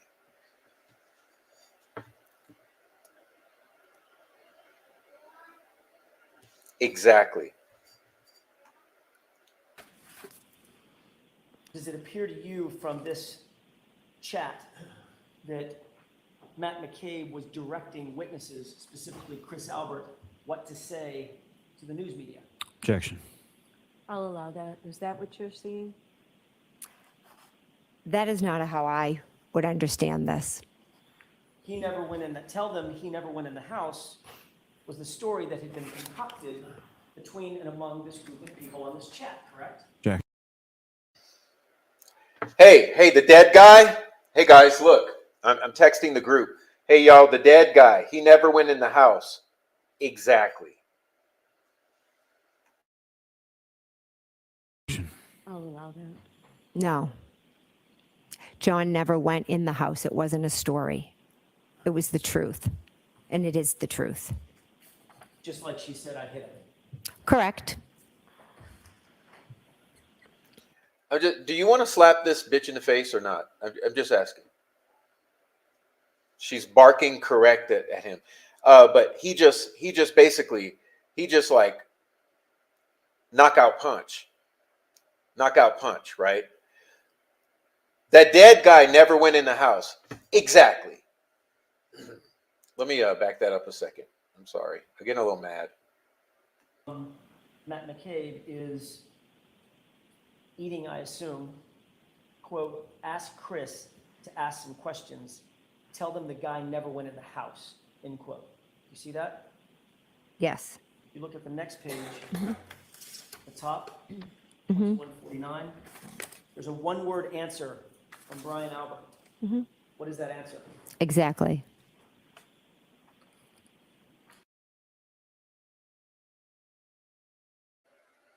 Okay, I got to come back because I'm sorry to keep stopping it, but there's times when I just don't want you to miss what I'm feeling. Notice how defiant she gets. She knows that word exactly is the nail in the coffin for this back and forth conversation. The dead guy never came in the house. Exactly. She knows it's bad. So in defiance, what happens? The chin goes up. Defiance. Look at her, eyes closed, chin up. So I'm sorry, I'm not going to stop it again. I'll shut up now. But he just said, you're in a group text. The dead guy never comes in the house. Exactly, chin up. Now she's going to bark at him. She knows it's bad.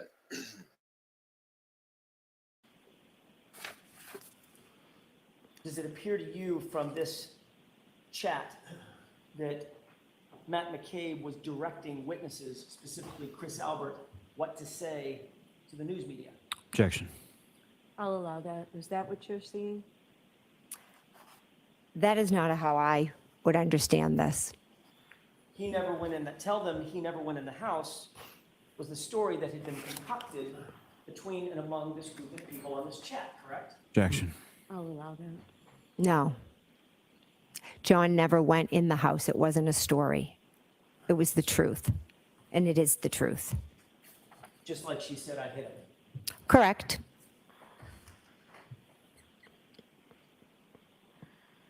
So according to this chat, at least, at the very base level, this is one witness telling another witness to give certain information to the media that could be useful to the group, correct?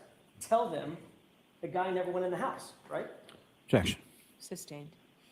Matt McCabe was directing Chris Albert. Chris Albert wasn't even at the house, was he?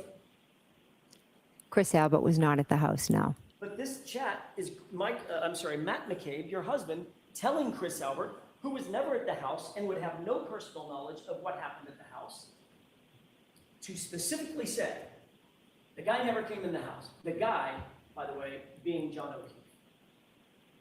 Right? That's what he wrote.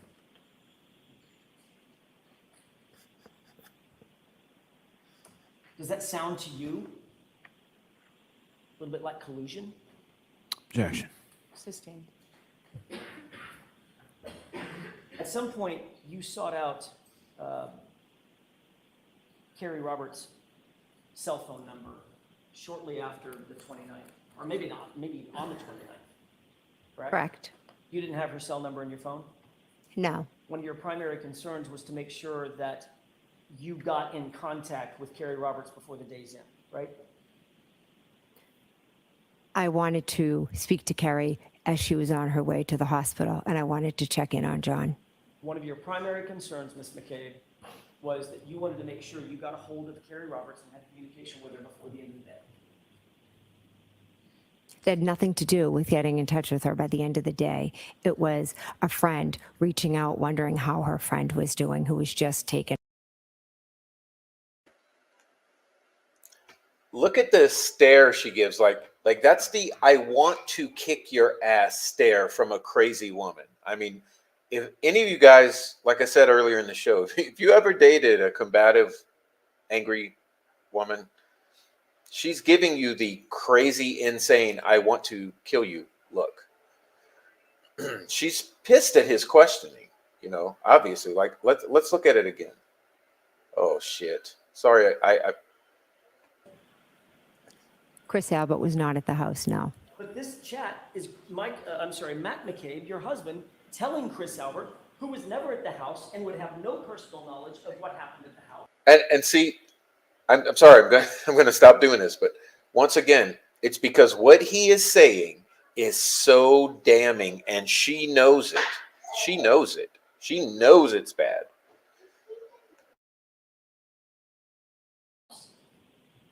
To specifically say, the guy never came in the house. The guy, by the way, being John O'Keefe. Right? That's what he wrote.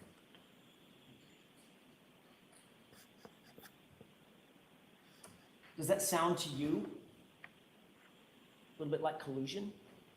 Objection. Sustained.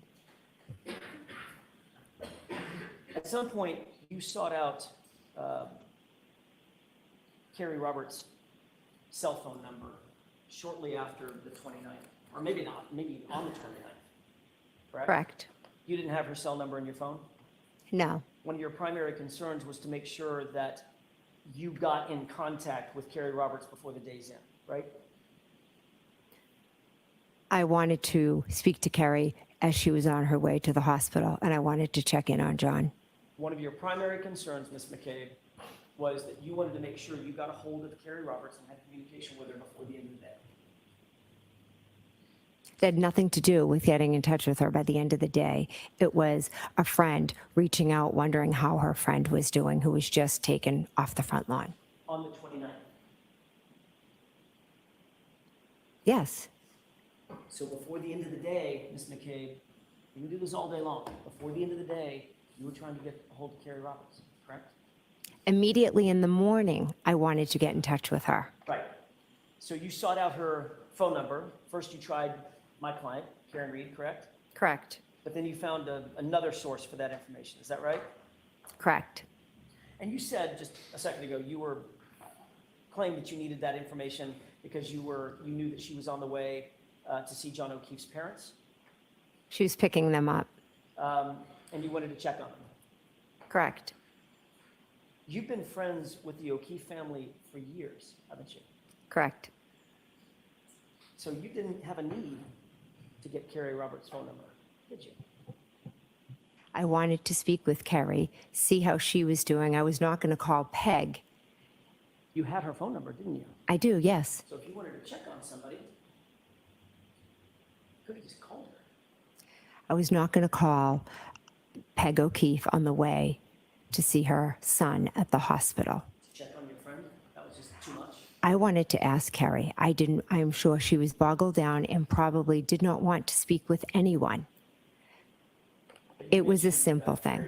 I made sure I got Carrie Roberts' number so I could check in and see how John was doing. Also, we had just been through an extremely traumatic event together. There's nothing evil here. Carrie Roberts' number, Ms. McCabe, is because you wanted to make sure that you controlled her story as she left your site, correct? Absolutely not. Did you take any steps whatsoever to influence Carrie Roberts' statements? No. Because that would be collusion, wouldn't it? Objection.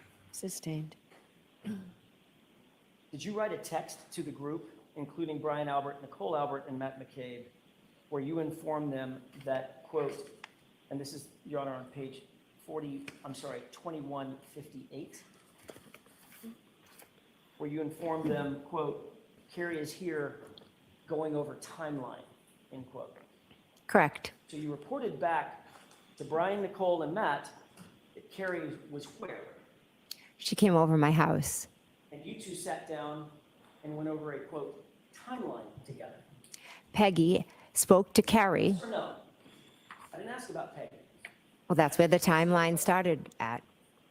Did you ask Carrie, or did Carrie show up at your house and quote unquote go over a timeline?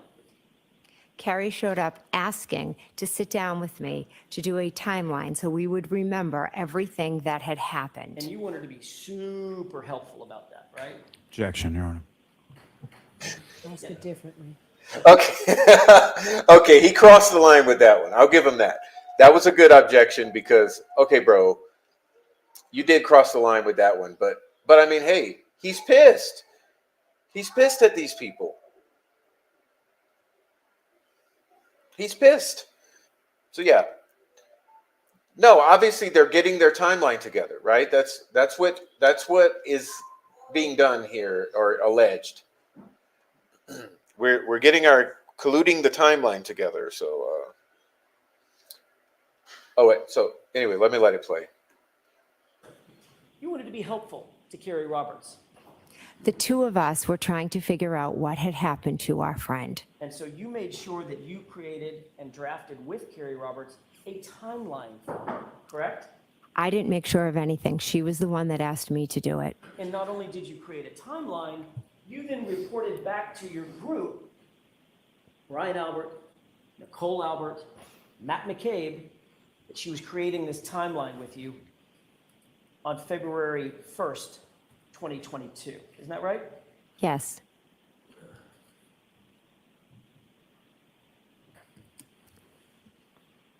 After you created or drafted this timeline with Carrie, she actually sat for an interview with the police, did she not? That's not in the chats. I'm just asking.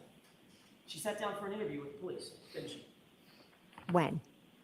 You tell me. It's my question. I'm not sure of when you're talking about. Okay, let's start over. Yes.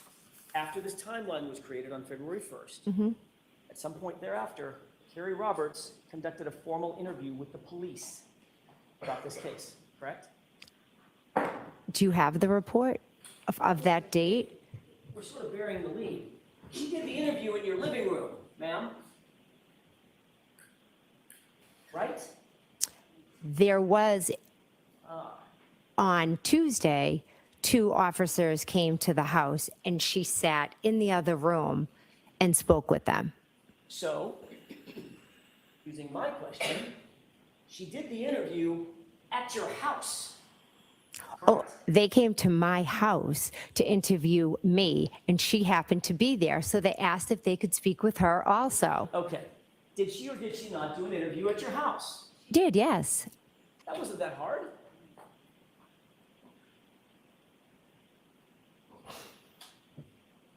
You were present for that interview, weren't you? This woman right here has to be the most unlikable witness of the year, possibly decade. Still yet to be determined. But geez, lady. I was eating dinner. You were present for the interview, Ms. McCabe, I was in the house, yes. and you listened to that interview, didn't you? No, I did not. You made sure you gave Carrie Roberts everything she needed for that interview, correct? Quote, everything she might need for that interview, didn't you? And where is this that you're quoting I was from? asking you. Oh, I'm sorry. When you quoted, I thought it was in here. I apologize. We'll get to it in a second. Did you tell her everything that you wanted her to say? No, I did not. Did you in any way attempt to influence her testimony before she gave that interview in your living room? Absolutely not. Carrie is her own person. But then you did report her progress to the Albert and McCabe group in that group chat, didn't you? Can you show me where, please? Sure. Let me check the receipts. Let me check the receipts, please, before I incriminate myself or any of my friends. Let me check the receipts. I'll get back to you in a moment, please. hold on. This is about the 15th time I've had to check receipts. Just make sure that I get this shit straight. In a group text with Brian Albert, Nicole Albert, Matt McCabe, you wrote, and this is on page 2159, quote, and we handed Carrie, sorry, and handed phone to Carrie. You remember that? I see that, yes.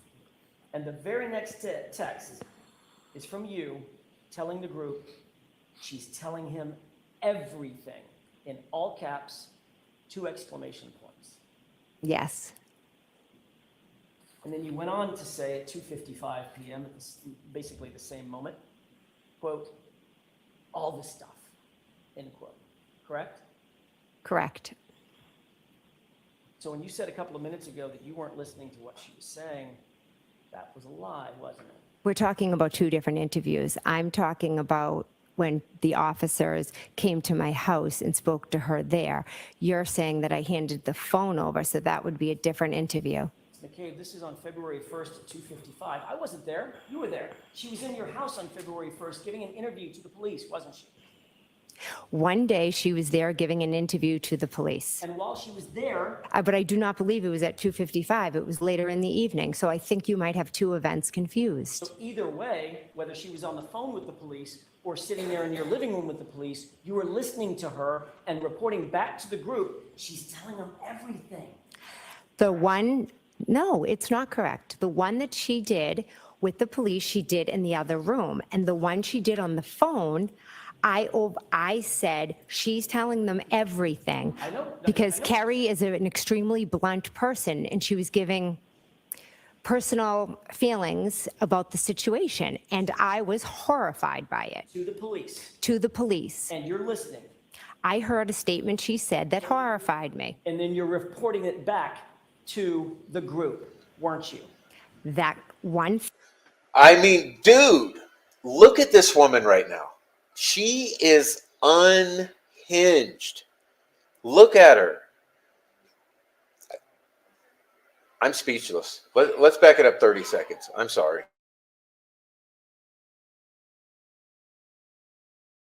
He's telling him everything in all caps, 2 exclamation points. Yes.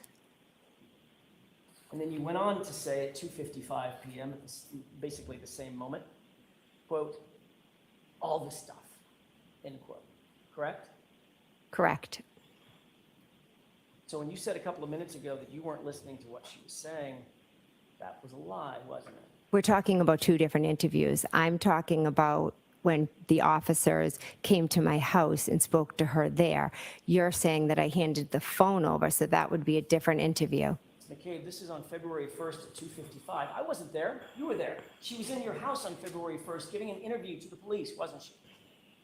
One day she was there giving an interview to the police. And while she was there, But I do not believe it was at 2:55. It was later in the evening. So I think you might have 2 events confused. so either way, whether she was on the phone with the police or sitting there in your living room with the police, you were listening to her and reporting back to the group, she's telling them everything.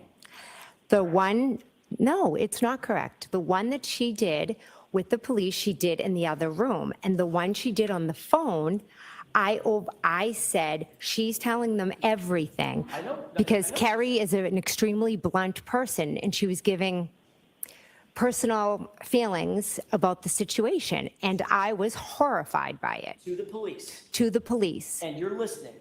I heard a statement she said that horrified me. And then you're reporting it back to the group, weren't you?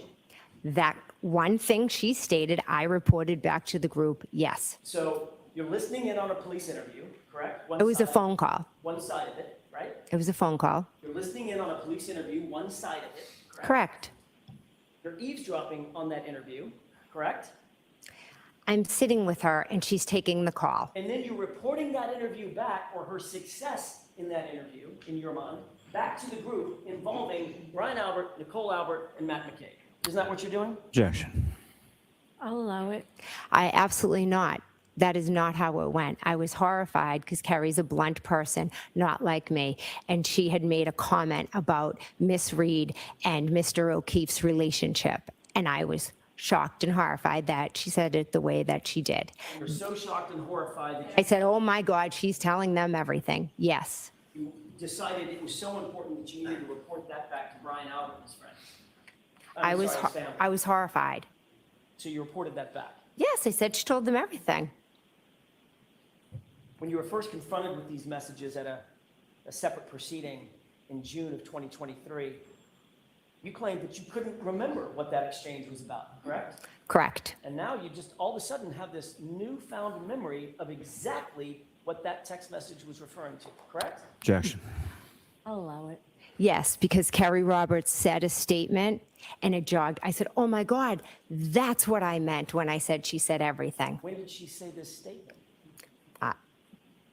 Probably in the fall. She has made this statement a few times twisted- in reference to twisted Karen. Spaghetti of manipulative statements this woman's saying drives me insane. Oh, no, we're not. It's just an opinion she has of Miss Reed. And all of a sudden that became your, quote, everything, all this stuff. It didn't just become it. I forgot that I had written it. And one day Kerry made the statement, and I'm sure it happens to everyone. You forget something and then you're like, oh my God, that's what it was. Now, I'm not sure that happens to everyone. Objection. Sustained. Let me ask you a different question. When you were asked under oath a year ago, when things were fresher in your mind, you were asked specifically what you were referring to, and your answer was, I have no idea, correct? Correct. Because you didn't want to tell them that you had coordinated your statement with Kerry Roberts. Isn't that right? No, that is not right. I did not remember what it was. Went on to be asked specifically, do you know who you were referring to? And you said, maybe Kerry, maybe. I'm talking to Kerry. And the question was, but you don't recall this text? And your answer was, I don't remember. That's what you testified to a year ago, correct? Correct. But now you're talking about some memory of a disparaging comment that Kerry Roberts has about my client. And that's the everything in your mind. Yes, the things that she was saying. Quite obviously, what you were referring to in that text in real time, Ms. McCabe, was that Kerry Roberts was telling the police, quote, everything that you had laid out for her in this timeline meeting you had with her, correct? Objection. So it's sustained as to that form. You can ask that question in a proper way. The everything you referred to in that text in real time was what you had worked out with Kerry in that timeline meeting, wasn't it? That was the everything you were referring to, correct? Incorrect. We never worked together to come up with a story. We have the facts, and the everything was a comment about your client. You went on in your group chat with Brian Albert, Nicole Albert, and Matt McCabe to give running updates. Exactly, Kayla. I have to stop it just to address this. Like, bottom line, I love how you're getting to the point here. This case should have never gone to trial. Never. It's a crock of shit. It's obvious what's happening, in my humble opinion. And, wow. Is this gonna, do you guys think this is gonna blow up in their face? In their faces? Because remember, there's been a constant murmuring that there's a federal investigation into this as well. About whether or not Kerry Roberts was actually following the script, correct? Incorrect. There was no script. 167. Matt McCabe texted the group, Brian, comma, sitting separate, end quote, correct? Yes. Sounds like Matt McCabe is reporting back to Brian Albert, following your instructions, we're sitting separate. Objection. Sustained.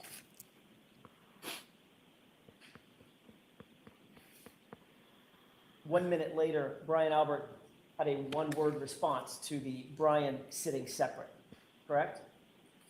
Yes. What was that one-word response? Okay. So it sounded like he was giving his approval for where people were situated in that meeting, correct? Objection. Sustained. At page 2168, 5:15. It's very hard to just look at two texts and try to understand what the context is. Ms. McCabe, if you don't understand a question that I have, just let me know, but otherwise, let me ask a question. on page 2168, at 5:15, you wrote the group, quote, "You listening?" Correct? Yes,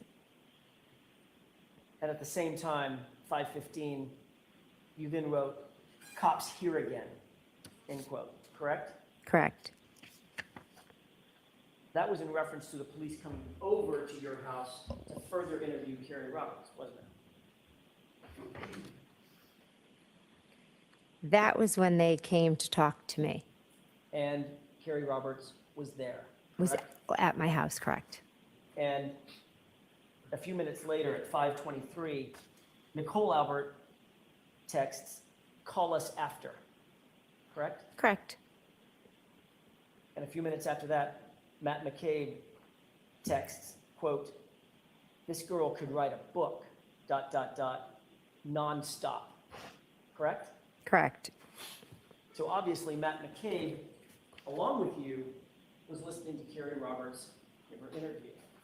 We were sitting in the kitchen eating dinner with our children, and Carrie Roberts was in a different room, but she was going on and on and on, How do you as know? she does, because they were in the other room. And you could listen. I could hear voices. You could hear her interview with the police. Did not hear her interview. I could hear them talking, but I was sitting at a table with my children eating dinner, getting ready to go to a basketball game. You then responded to Matt McCabe, "I love it."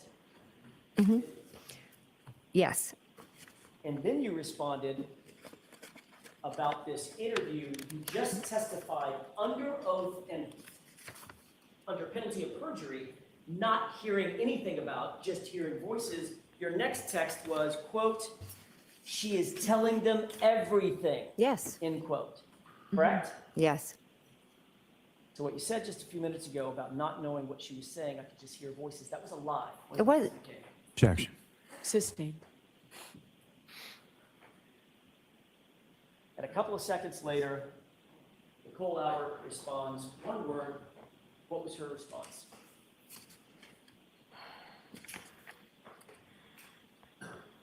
Good.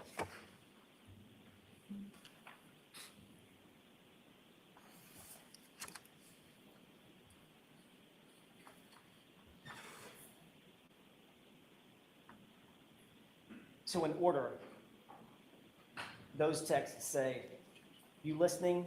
You say, "You listening?" Objection, Your Honor. The objection sustained. At the end of the day, you were eavesdropping on an interview that Carrie Roberts was having with law enforcement in their official capacity, weren't you? No, I was sitting eating dinner, and some of the things, obviously, I overheard, but I was not eavesdropping. I'm saying there's a possibility, if I'm sitting in this room eating dinner and someone's in another room talking, you can hear bits and pieces. Was I eavesdropping? No. Is there some big cover-up story? No. Well, why, Ms. McCabe, does your testimony keep evolving? A second ago, I mean, this woman is unhinged. I mean, did you just see it again? You see how every time he hits on that nerve, she loses it. Let's back it up 30 seconds and watch her lose it again. Because I think it's important to see what we're seeing. And this is all my opinion only.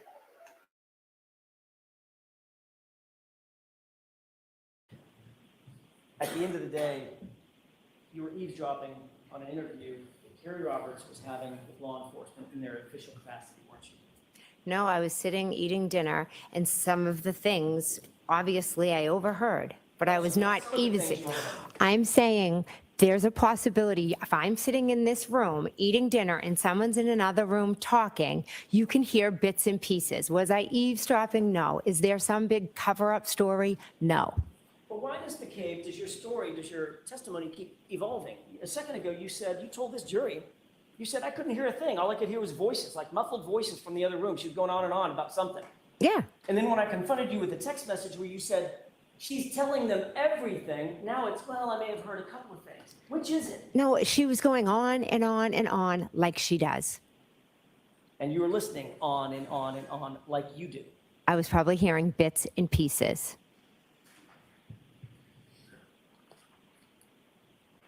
Why was it so important to report back to the group that you were happy that Carrie Roberts was saying, quote, everything? Objection. I'll allow it.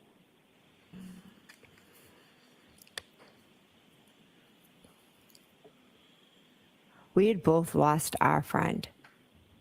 Carrie Roberts was in shock, as was I in shock. The two of us had all this information that just kept coming back to us and back to us. And it's terrifying when you go through an experience and you're in shock. And Carrie was remembering things, I was remembering things.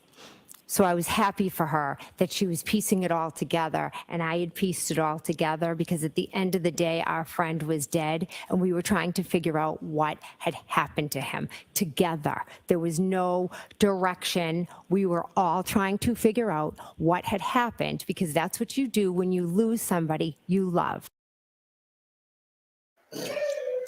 Look at this woman's eyes. Look at her face. No, lady. When you lose someone you love, you tell the truth about what happened to honor their memory and the loss of their life. You don't come together to save your own asses and make up a huge fucking lie and try to blame an innocent woman or man. Were you happy for her, or were you happy for you and Brian and Matt and Nicole? For me and for her, because we were going through this together. There was no conversation. You got the story out that you're trying to get out through Carrie Roberts. Right? Objection. I'll allow that. There is no story. Sorry to keep stopping it. I just want to reiterate. Remember how I was saying earlier that every time he asks a particular question that's bad in the direction for her, she steers it to get to her narrative? Notice how here he's asking questions and he's pursuing a certain questions, and you'll notice that her responses, she goes above and beyond into a whole other thing. Like, he's not there saying it's correct that you conspired blah blah blah in this particular moment, blah blah blah. Yet when he's asking other questions, she keeps coming back with, there was no collusion to cover up. There was no conspiracy to cover up the murder. She keeps telling, it's confession through projection. She keeps coming back and telling her narrative. There is no cover up. There is no collusion. There is no problem. You know, she's shoving it in our faces. He's not even asking that. I want to back it up 5 seconds just so you can. I cut her off. Let me get that. There's facts and truth on this side. There's no story.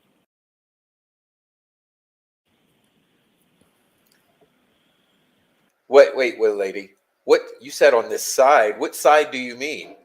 Do you mean those who want justice for the murder of John O'Keefe, or do you mean us who are covering it up and blaming this lady? We had both lost our friend. Carrie Roberts was in shock, as was I in shock. The two of us had all this information that just kept coming back to us and back to us. And it's terrifying when you go through an experience and you're in shock. And Carrie was remembering things, I was remembering things. So I was happy for her that she was piecing it all together, and I had pieced it all together because at the end of the day, our friend was dead, and we were trying to figure out what had happened to him together. There was no direction. We were all trying to figure out what had happened, because that's what you do when you lose somebody you love. Unhinged. For her? Unhinged. Or were you happy for you and Brian and Matt for me and for her because we were going through this together. There was no conversation. Got the story out that you're trying to get out from Carrie Roberts. Right? Objection. I'll allow that. There is no story. There's facts and truth on this side. There's no story. The story that you've created is not the truth. Did I create, I hit him, or did you? That's fact. A fact that conveniently you didn't mention in your report. I mean, ladies and gentlemen, when have you seen an unhinged witness like this? When? When have you seen someone so unhinged and combative? She has something to lose. Okay, does this look like someone who has nothing to lose? Or does this look like someone who has something to lose? It's a lank, grand jury, right? That kind of fact. Objection. Is that right?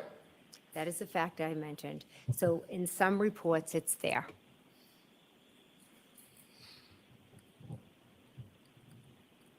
The fact is, you wanted to keep very close tabs on Carrie Roberts, didn't you? No. On January 29th, if you look on page 2223, did you text the group, quote, Carrie talked to cops and kept it simple, end quote. Yes. Okay, it's becoming a habit for you to keep tabs on Carrie Roberts, isn't it? in these Objection. Sustained.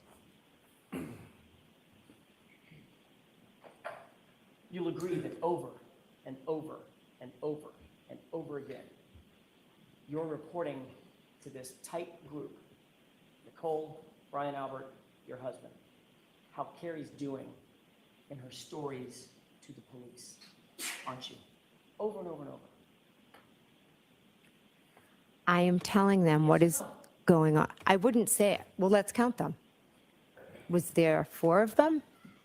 You're saying over and over and over and over. It's a bit extreme. I see. So you take issue with the way that I phrased over and over and over.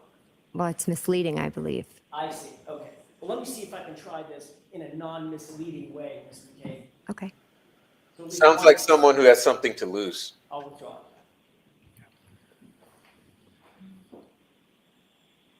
You consistently reported back to the group how Carrie Roberts was doing with the police, didn't you? I would update them after Kerry saw and spoke to the police. Again, we were all trying to figure out what had happened to John. There's yet another text from Brian's wife, Nicole, on January 29th, and this is on page 2226.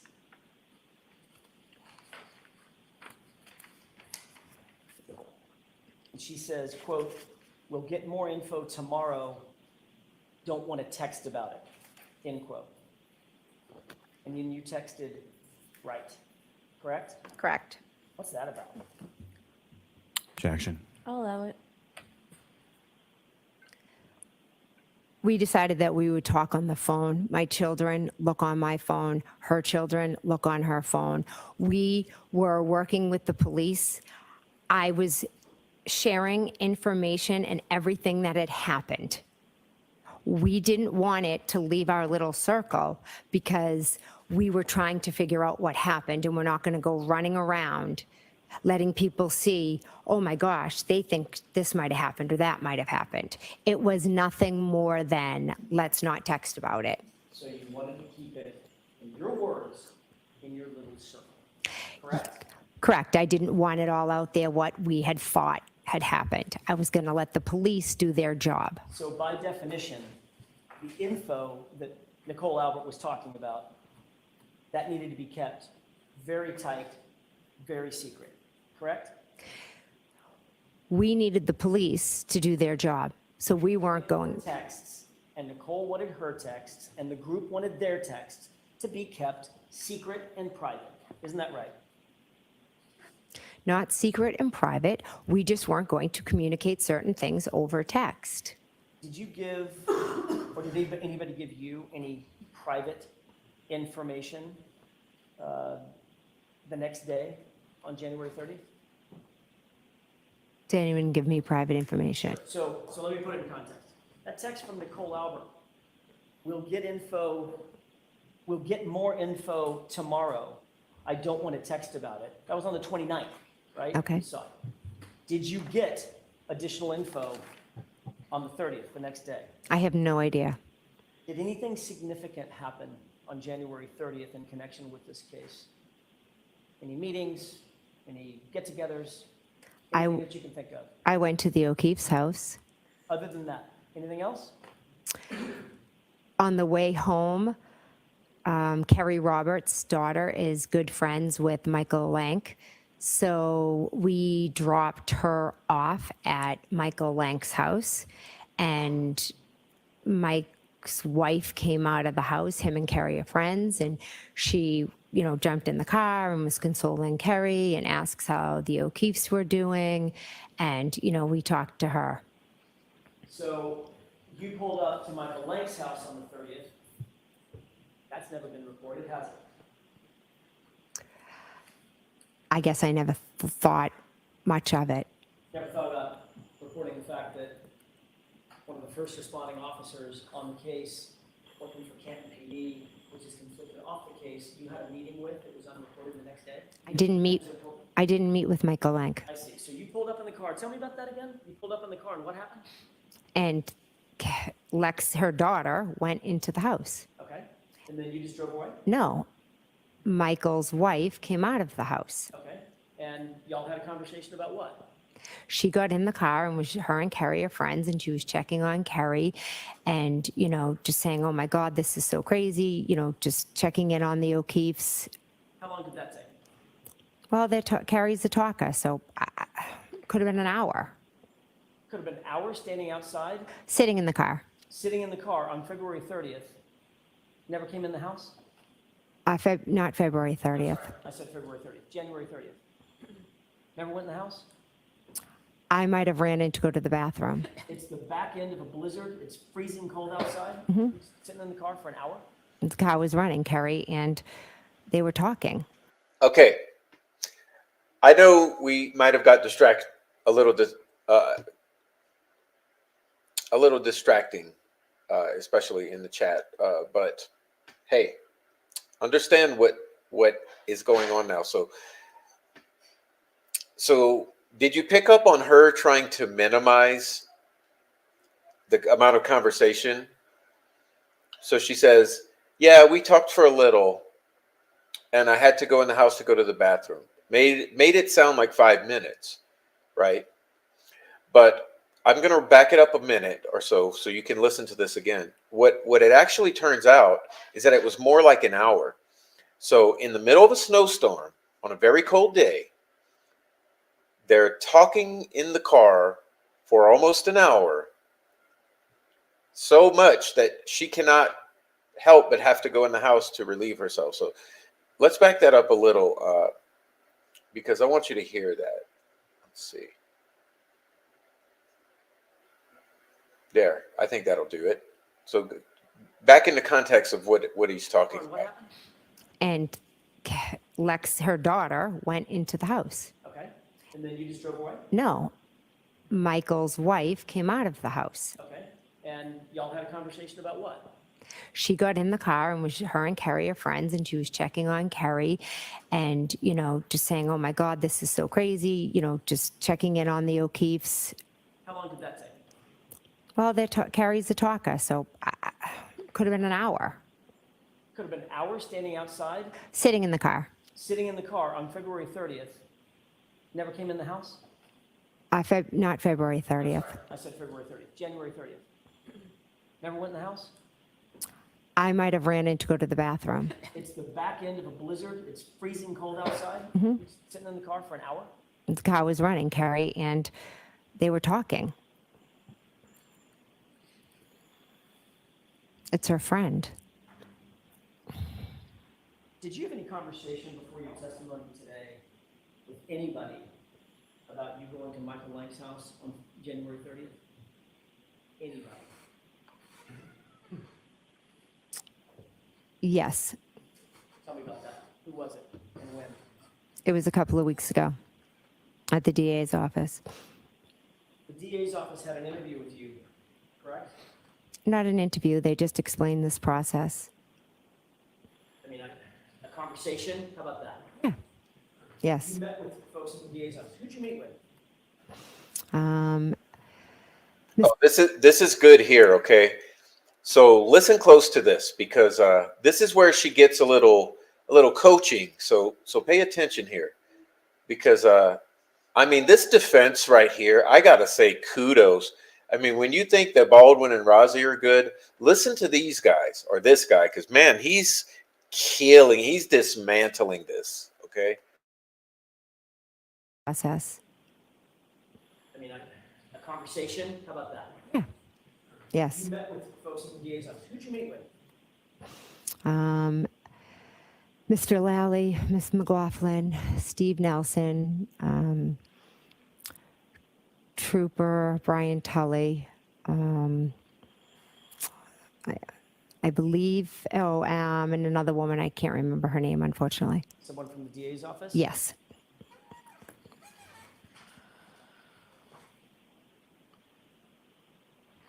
Beelan?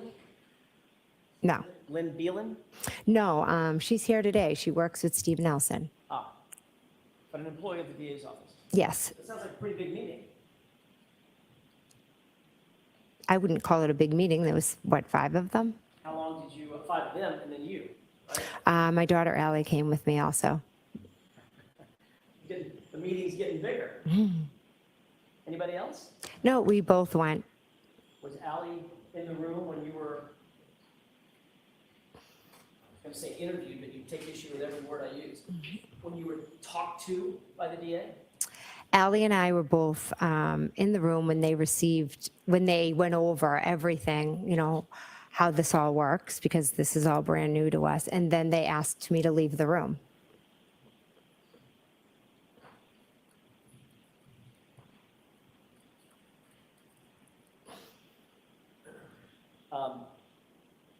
You were about to say, and I lost the end of that sentence, when they received what? I didn't mean the word received. Did you receive anything? No, I looked at my grand jury notes. Now, at this meeting, was anybody taking notes? No. You have a bunch of lawyers and DAs, and nobody has a notepad in front of them? Like notes? I believe Mr. Lally had a number of folders on the table. You taking notes in those? I do not believe anyone was taking notes. It was a casual meeting to explain this process. Was that meeting recorded in any way that you're aware of? No. How long did the meeting last? Allie and I were probably in the room, I don't know, approximately 20 minutes. Then I left and they spoke with her. And then I went back in and they spoke with me. How long did they speak with you? Honestly, maybe half hour. And during that half hour to an hour, did they go over with you what they expected your testimony to be? They never spoke about what they expected my testimony to be. They just showed me some pictures that might be shown. I listened to the 911. What pictures? Just of the house and how I'd be asked to, show. Okay, we're going to put a picture of the house and you'll have a laser. Mr. McCabe, when we started this conversation, it was because you said, in answer to my question, was anything ever brought up to you about this meeting at Lank's house? Mm-hmm. You said yes. Mm-hmm. So obviously they did talk to you about your testimony. It wasn't just about the process, correct? I asked what discovery had been turned in regard to me. So you wanted to prepare to make sure that you knew what you might be asked on cross-examination, correct? I wanted to know what was coming, yes. And you knew that one of the things was coming after this meet. Well, let me ask it a different way. During this meeting, did Mr. Lally tell you one of the things that's going to be coming is you had an off-the-books meeting at Lank's house for 45 minutes? Did he tell you that? No, that's not how I was told. Did he tell you that the defense had uncovered a report that established that you were actually at Michael Lank's house for 45 minutes that had never been reported to the defense or the prosecution before the phone extraction had been done. Did he tell you that? I was asked, oh, were you at Michael Lank's on the 30th? So you've had a lot of time to come up with a story about why you were at Michael Lank's, correct? Objection. I'll allow it. I didn't need time to make up a story because I have the truth of why we went. And the truth, according to you, is you Did you catch her look at the jury? Looks at jury, looks at jury, looks at jury. pulled up at Michael Lank's house. The first responding officer and friends of the Alberts had a meeting with him the next day that was never reported to anybody for any purpose. I Just met with his wife out in the car while the car was running for 45 minutes to an hour. That's your story. It's not a story, it's the truth. Carrie dropped her daughter off. The wife came out. Carrie is a talker. They started talking. A tragedy had happened the day before. It is interesting, would you not agree, that the day before you had this off-the-books meeting at Michael Lank's house. Nicole Albert says, we'll get more info tomorrow, meaning the very day you show up at Lank's house. Again, I never spoke with Mike Lank at his house. It was not an off-the-books meeting. It was Carrie dropping her daughter at one of her good friends' house, whose husband happens to be a Canton cop.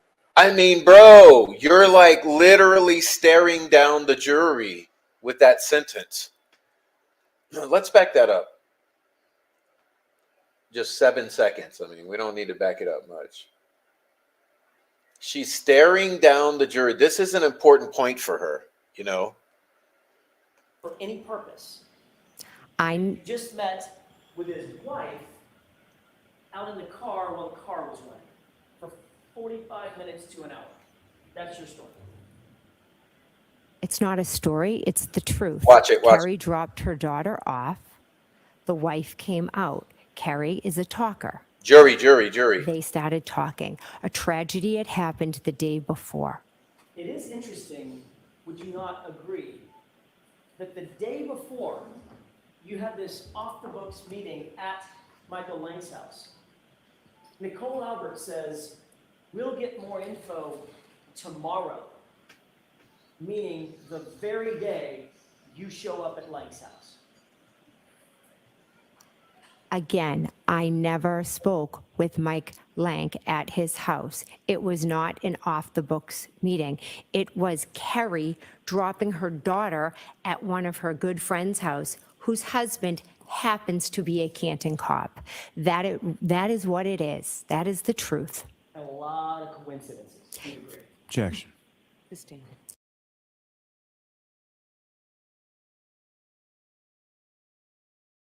Spoke with Mike. Okay, I can't take it.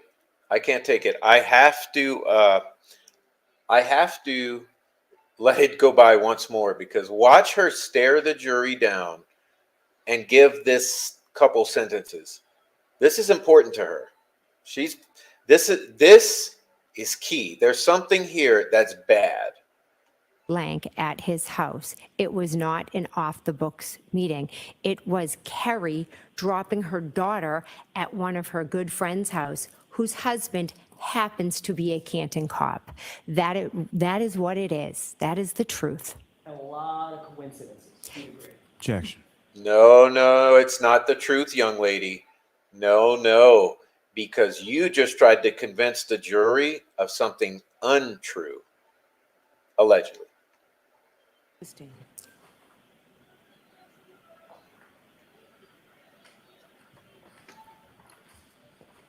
Yeah, that's 12 year old. Yes.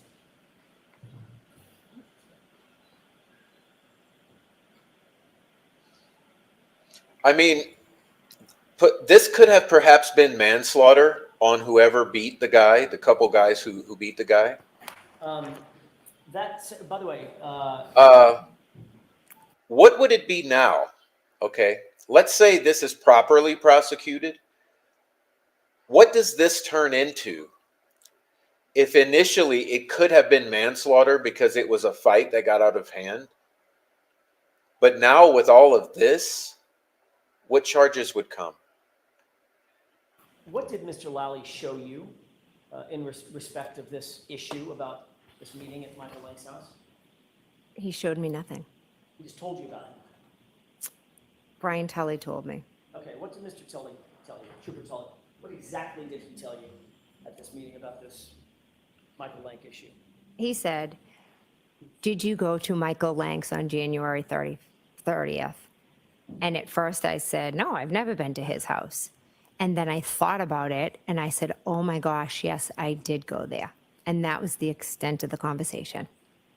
You said, yeah, I did go there, and he didn't ask a follow-up, like, what the heck were you doing at Michael Lake's house the day after this issue? Objection. Incident? I'll allow it. He didn't ask a follow-up like that? I do not believe he did. So Trooper Tully, had you come down for an interview, he confronted you with a fact that had never been disclosed before, to wit, you showed up at Michael Lank's house, and when you said, yeah, oh yeah, hang on, I think your words were, oh my gosh, yeah, I think I did go there. And he didn't ask a follow-up question? He was there. Yes or no? You're spinning all of this. Ma'am, Oh, ooh, this woman here is a hot mess. Did you see that? You're spinning all of this. Confession by projection much? You're spinning all of this? Jesus, lady, you're an unhinged woman. Like, you do not ever belong in a courtroom. I do a lot of things. Yeah. I don't spin. There's a judge here to make sure that I don't spin. I'm asking you a question. It's very direct. I do not believe he asked me a follow-up question. So that was the end of that conversation about Michael Lang, correct? Correct. Mr. Lally didn't have any follow-up questions. I don't believe Mr. Lally was in the room. Who else? I thought you said Mr. Lally, Mr. McLaughlin. I thought They you were. They might not have been in the room at that time. I see. So Mr. Lally just happened to, just saunter out? It was a different time. So Mr. Lally was in and out of the conversation? Mr. Lally was not there when this conversation happened Well, why is that? because I met with Brian Tully and he was not there. Was Brian Tully taking notes? No, He's a state trooper interviewing a witness, and He was- notebook in front of him? Objection. Sustained. The same report that has you at Michael Lang's house also has you picking up Nicole Albert going by 34 Fairview just before you went to Michael Lang's house. You aware of that? we did not pick up Nicole Albert. So you went by 34 Fairview, then diverted, and right after you went by 34 Fairview, went directly over to Michael Lang's house. What was the reason that you stopped by 34 Fairview first? We didn't stop by. Maybe Carrie slowed down, but we did not stop by 34. So you did a drive-by 34 Fairview for giggles? Why? No, that's how we get to Michael Lank's house. If the report shows that you actually stopped at 34 Fairview and then went to Michael Lang's house, would we have another oh my gosh moment? Nope, no oh my gosh moment. We did not pick up Nicole Albert. Did anybody else go with you over to Michael Lang's house? No, it was Carrie, myself, and her daughter. Your Honor, I mean, this, I gotta say, bro, this woman is a terrible liar. She is a terrible liar. I mean, how has she survived this long with the people in her life behaving in this way? You know, it's always so interesting to me how people make it this far behaving like this.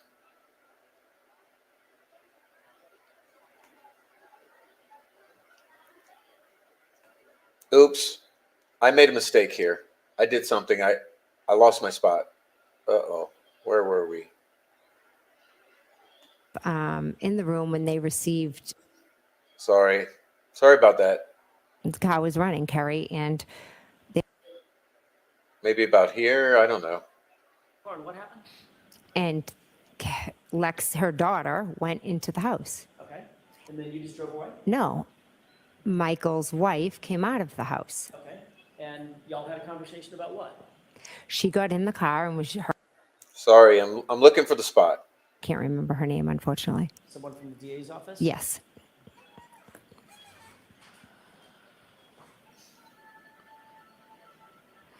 Beelan? No. Lynn Beelan?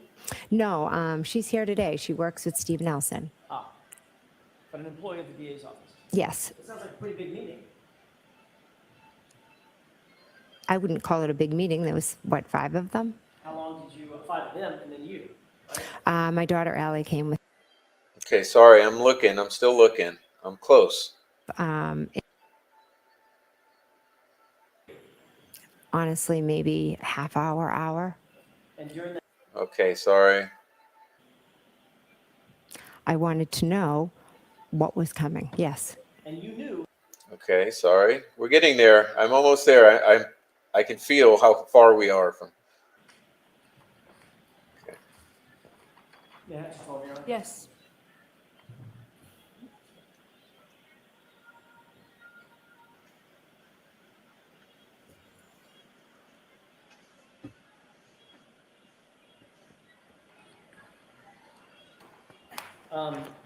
That's, by the way,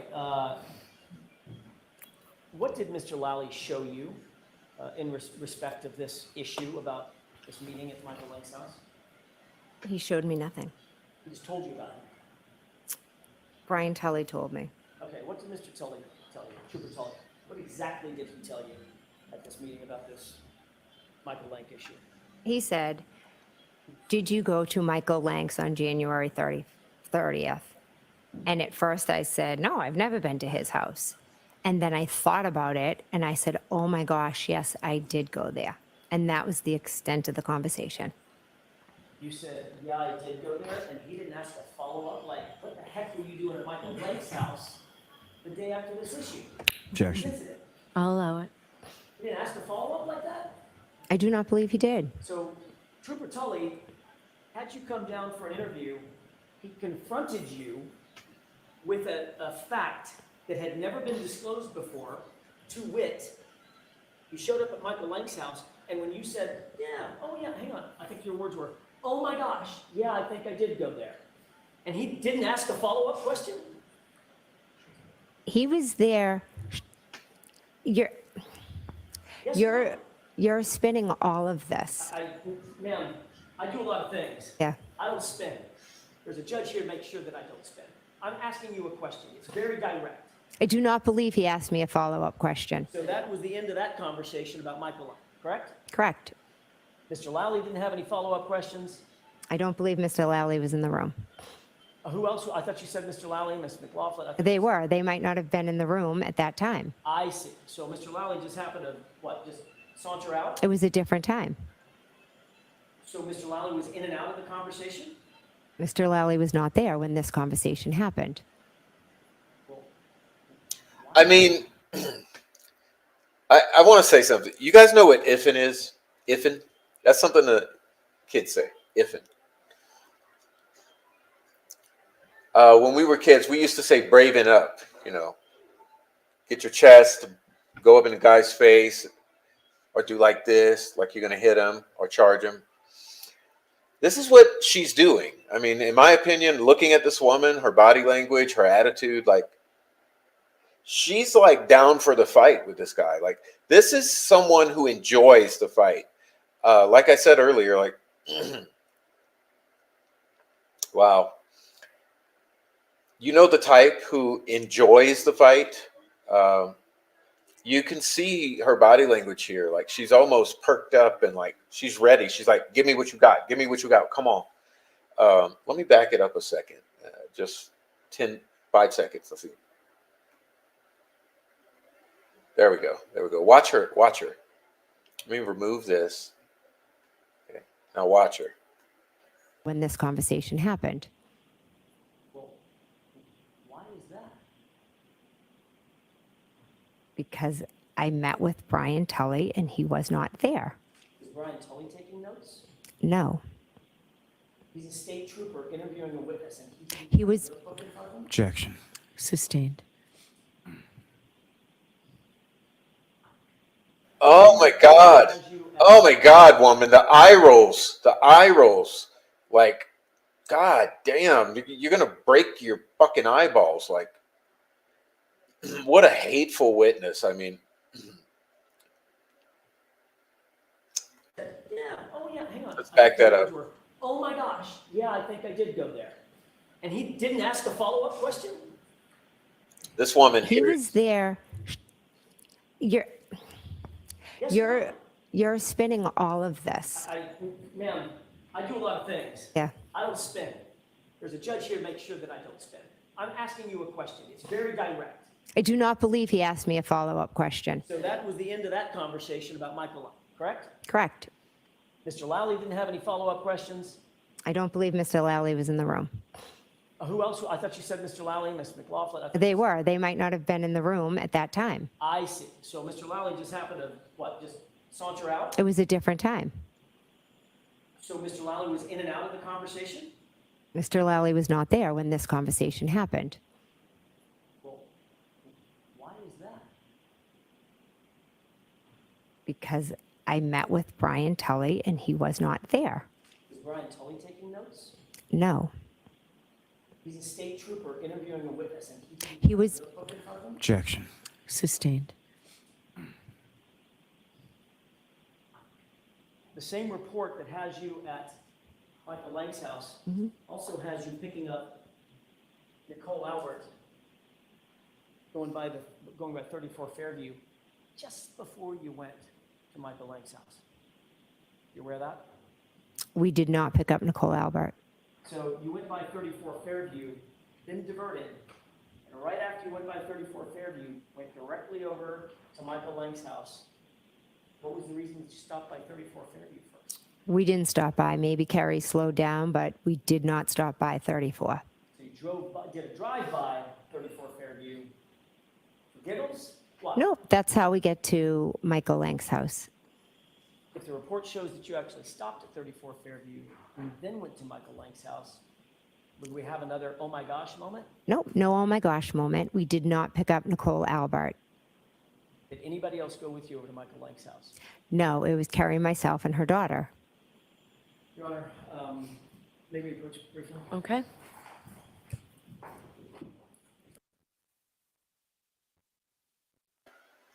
I mean, just again, have you ever seen such a combative, hateful, aggressive witness? I mean, this woman is, boy, she's difficult.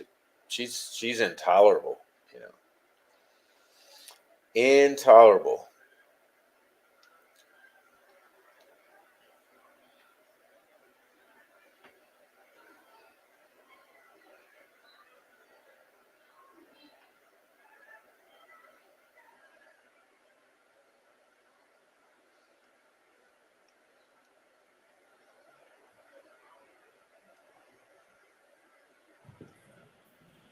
Jurors, we're going to try and go right up to 1 o'clock, okay?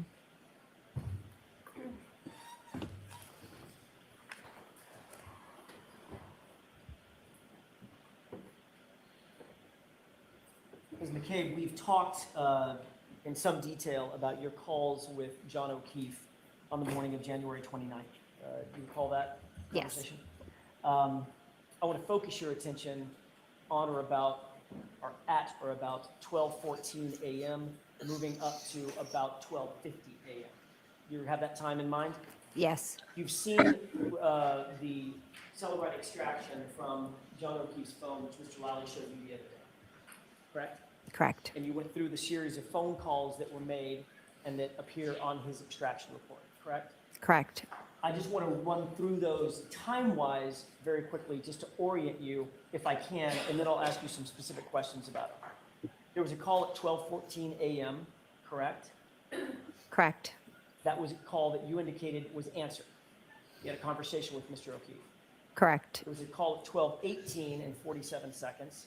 That call also was answered by you. John O'Keefe made that phone call, correct? Correct. Then there's the 12:29 and 44 second call that you indicated was not answered, Correct. and that was a call to you, from you to him. Correct. There was a 12:41 call from you to John O'Keefe, correct? That was, Correct. there was a 12:41 and 54-second call from you to him, is that right? Correct. There was a 12:43 and 19-second call from you to him. Correct. 12:46 a.m. and 16 seconds from you to him. Correct. 12:47 and 52 seconds from you to him. Correct. And 12:50 and 37 seconds from you to him, correct? Correct. You saw in his extraction report that all of those calls after 12:18 were missed calls, correct? In his report that you showed me? Correct. In other words, the only two calls that were answered were the 12:14 and 12:18. Everything else was a missed call.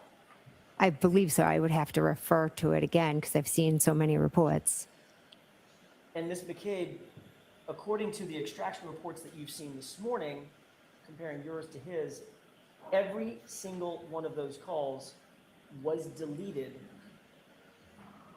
off your phone, Ooh. correct? According to the reports. According to that report, Oh, that yes. gives me shivers. Oh, that gives me shivers. Let me ask you another question. You deleted some shit, lady. Have you ever misplaced your phone? Yes. Just in life, everybody does it, right? Yes. What's one of the first things you do if you're with your daughter or your husband or a friend and you're in your house and you misplace your phone? What do you do? Oh, I'll ask them to call my phone. Right? Even over and over and over, right? We cool. Correct. Could be as many as 5, 6, 7 times. Usually I hear it the first or second time. You're looking for a buzz or a ring, isn't that right? Correct. And you might do that if you're searching for a missing phone, correct? Correct.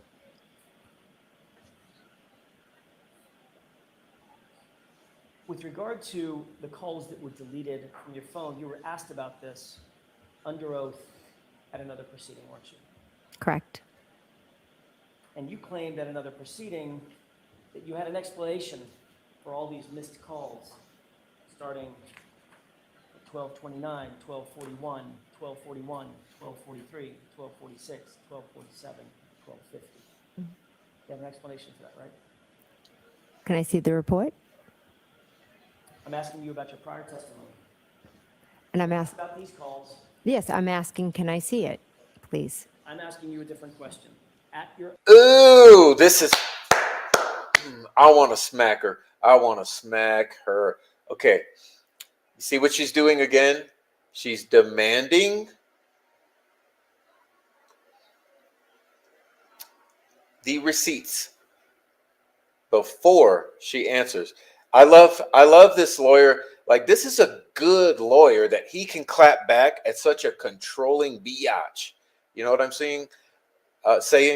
Like, this guy is on the money. Like, he's able to go at this woman. A lot of guys could not handle this woman right here. All right, I want to back it up 10 seconds just because, boy, that one was rich. Okay.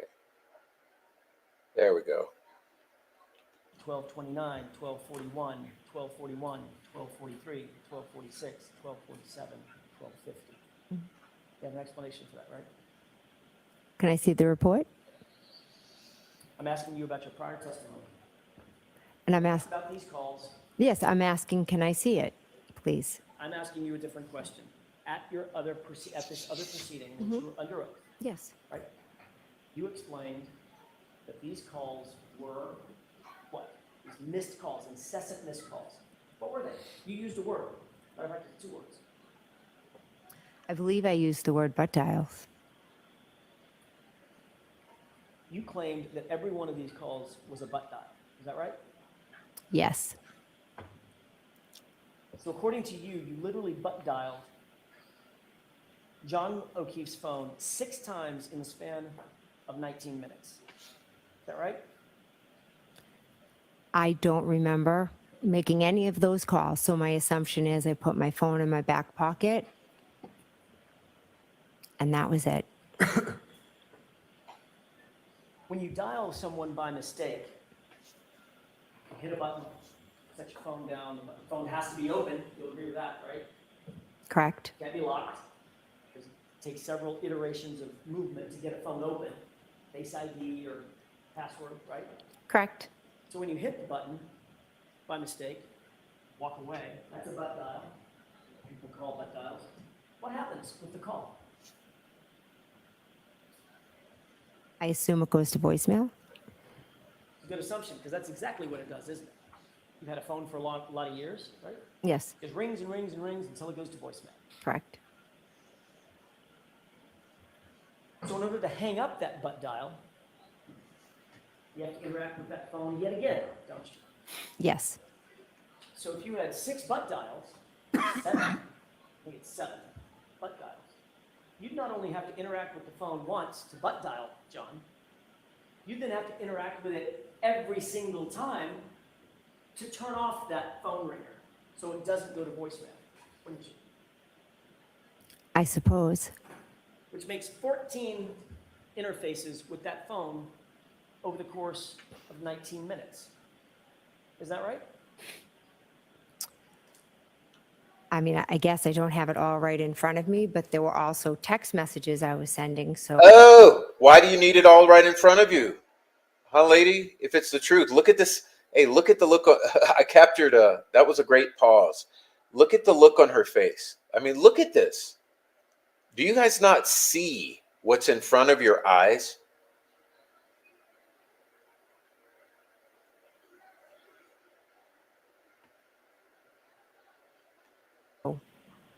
again, maybe I said, oh, shoot, I called him, and then I turned it off.